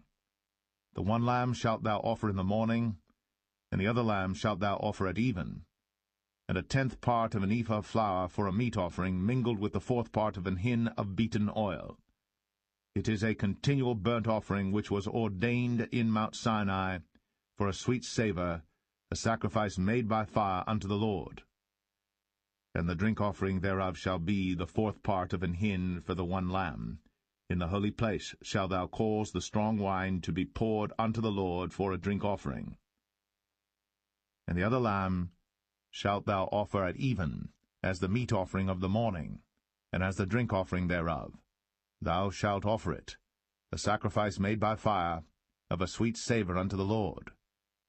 And on the Sabbath day 2 lambs of the first year without spot, and 2/10 deals of flour for a meat offering mingled with oil, and the drink offering thereof. This is the burnt offering of every Sabbath, beside the continual burnt offering and his drink offering. And in the beginnings of your months ye shall offer a burnt offering unto the Lord, 2 young bullocks and 1 ram, 7 lambs of the first year without spot, and 3/10 deals of flour for a meat offering mingled with oil for 1 bullock, and 2/10 deals of flour for a meat offering mingled with oil for 1 ram, and a several 10th deal of flour mingled with oil for a meat offering unto 1 lamb, for a burnt offering of a sweet savour, a sacrifice made by fire unto the Lord. And their drink offering shall be 1/2 an hin of wine unto a bullock, and the 1/3 part of an hin unto a ram, and a 4th part of an hin unto a lamb.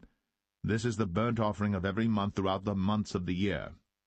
And 1 kid of the goats for a sin offering unto the Lord shall be offered, beside the continual burnt offering and his drink offering. And the 14th day of the first month is the Passover of the Lord. And the 15th day of this month is the feast.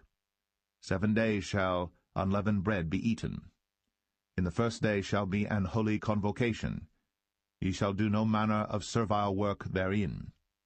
But ye shall offer a sacrifice made by fire for a burnt offering unto the Lord, 2 young bullocks and 1 ram, and 7 lambs of the first year. They shall be unto you without blemish. And their meat offering shall be of flour mingled with oil.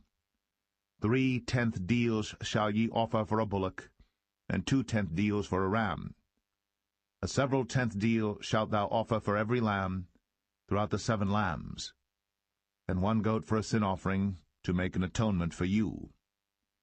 Ye shall offer these beside the burnt offering in the morning, which is for a continual burnt offering.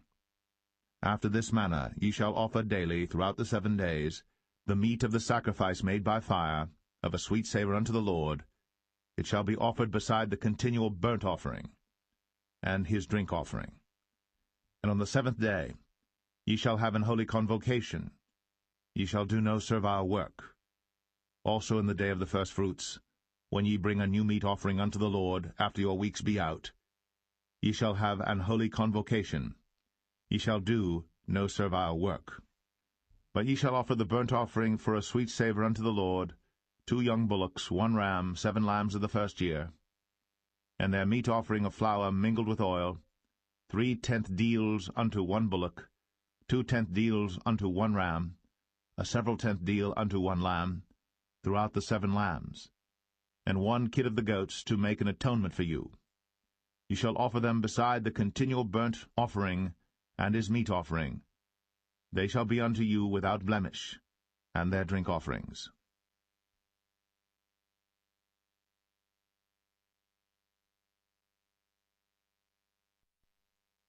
Numbers 29.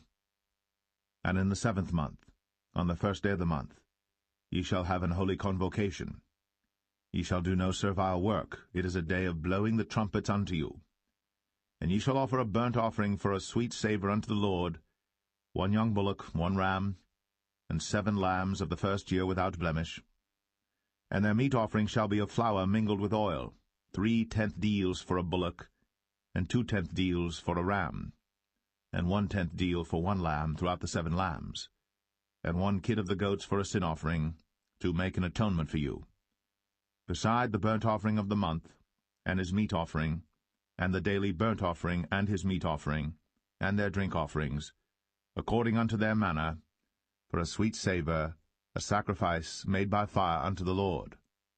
And ye shall have on the 10th day of this 7th month an holy convocation, and ye shall afflict your souls. Ye shall not do any work therein. But ye shall offer a burnt offering unto the Lord for a sweet savour, 1 young bullock, 1 ram, and 7 lambs of the first year. They shall be unto you without blemish, and their meat offering shall be of flour mingled with oil, 3/10 deals to a bullock, and 2/10 deals to 1 ram, a several 10th deal for 1 lamb throughout the 7 lambs, 1 kid of the goats for a sin offering, beside the sin offering of atonement, and the continual burnt offering, and the meat offering of it, and their drink offerings. And on the 15th day of the 7th month ye shall have an holy convocation. Ye shall do no servile work, and ye shall keep a feast unto the Lord 7 days. And ye shall offer a burnt offering, a sacrifice made by fire, of a sweet savour unto the Lord, 13 young bullocks, 2 rams, and 14 lambs of the first year. They shall be without blemish. And their meat offering shall be of flour mingled with oil, 3/10 deals unto every bullock of the 13 bullocks, 2/10 deals to each ram of the 2 rams, and a several 10th deal to each lamb of the 14 lambs, and 1 kid of the goats for a sin offering, beside the continual burnt offering, his meat offering, and his drink offering. And on the 2nd day ye shall offer 12 young bullocks, 2 rams, 14 lambs of the first year without spot, and their meat offering and their drink offerings for the bullocks, for the rams, and for the lambs shall be according to their number, after the manner, and 1 kid of the goats for a sin offering, beside the continual burnt offering, and the meat offering thereof, and their drink offerings. And on the 3rd day 11 bullocks, 2 rams, 14 lambs of the first year without blemish, and their meat offering and their drink offerings for the bullocks, for the rams, and for the lambs shall be according to their number, after the manner, and 1 goat for a sin offering, beside the continual burnt offering, and his meat offering, and his drink offering. And on the 4th day 10 bullocks, 2 rams, and 14 lambs of the first year without blemish. Their meat offering and their drink offerings for the bullocks, for the rams, and for the lambs shall be according to their number, after the manner, and 1 kid of the goats for a sin offering, beside the continual burnt offering, his meat offering, and his drink offering. And on the 5th day 9 bullocks, 2 rams, and 14 lambs of the first year without spot, and their meat offering and their drink offerings for the bullocks, for the rams, and for the lambs shall be according to their number, after the manner, and 1 goat for a sin offering, beside the continual burnt offering, and his meat offering, and his drink offering. And on the 6th day 8 bullocks, 2 rams, and 14 lambs of the first year without blemish. And their meat offering and their drink offerings for the bullocks, for the rams, and for the lambs shall be according to their number, after the manner. And 1 goat for a sin offering, beside the continual burnt offering, his meat offering, and his drink offering. And on the 7th day 7 bullocks, 2 rams, and 14 lambs of the first year without blemish. And their meat offering and their drink offerings for the bullocks, for the rams, and for the lambs shall be according to their number, after the manner. And 1 goat for a sin offering, beside the continual burnt offering, his meat offering, and his drink offering. On the 8th day ye shall have a solemn assembly. Ye shall do no servile work therein. But ye shall offer a burnt offering, a sacrifice made by fire, of a sweet savour unto the Lord, 1 bullock, 1 ram, 7 lambs of the first year without blemish. Their meat offering and their drink offerings for the bullock, for the ram, and for the lambs shall be according to their number, after the manner. And 1 goat for a sin offering, beside the continual burnt offering, and his meat offering, and his drink offering. These things ye shall do unto the Lord in your set feasts, beside your vows, and your freewill offerings, for your burnt offerings, and for your meat offerings, and for your drink offerings, and for your peace offerings. And Moses told the children of Israel according to all that the Lord commanded Moses.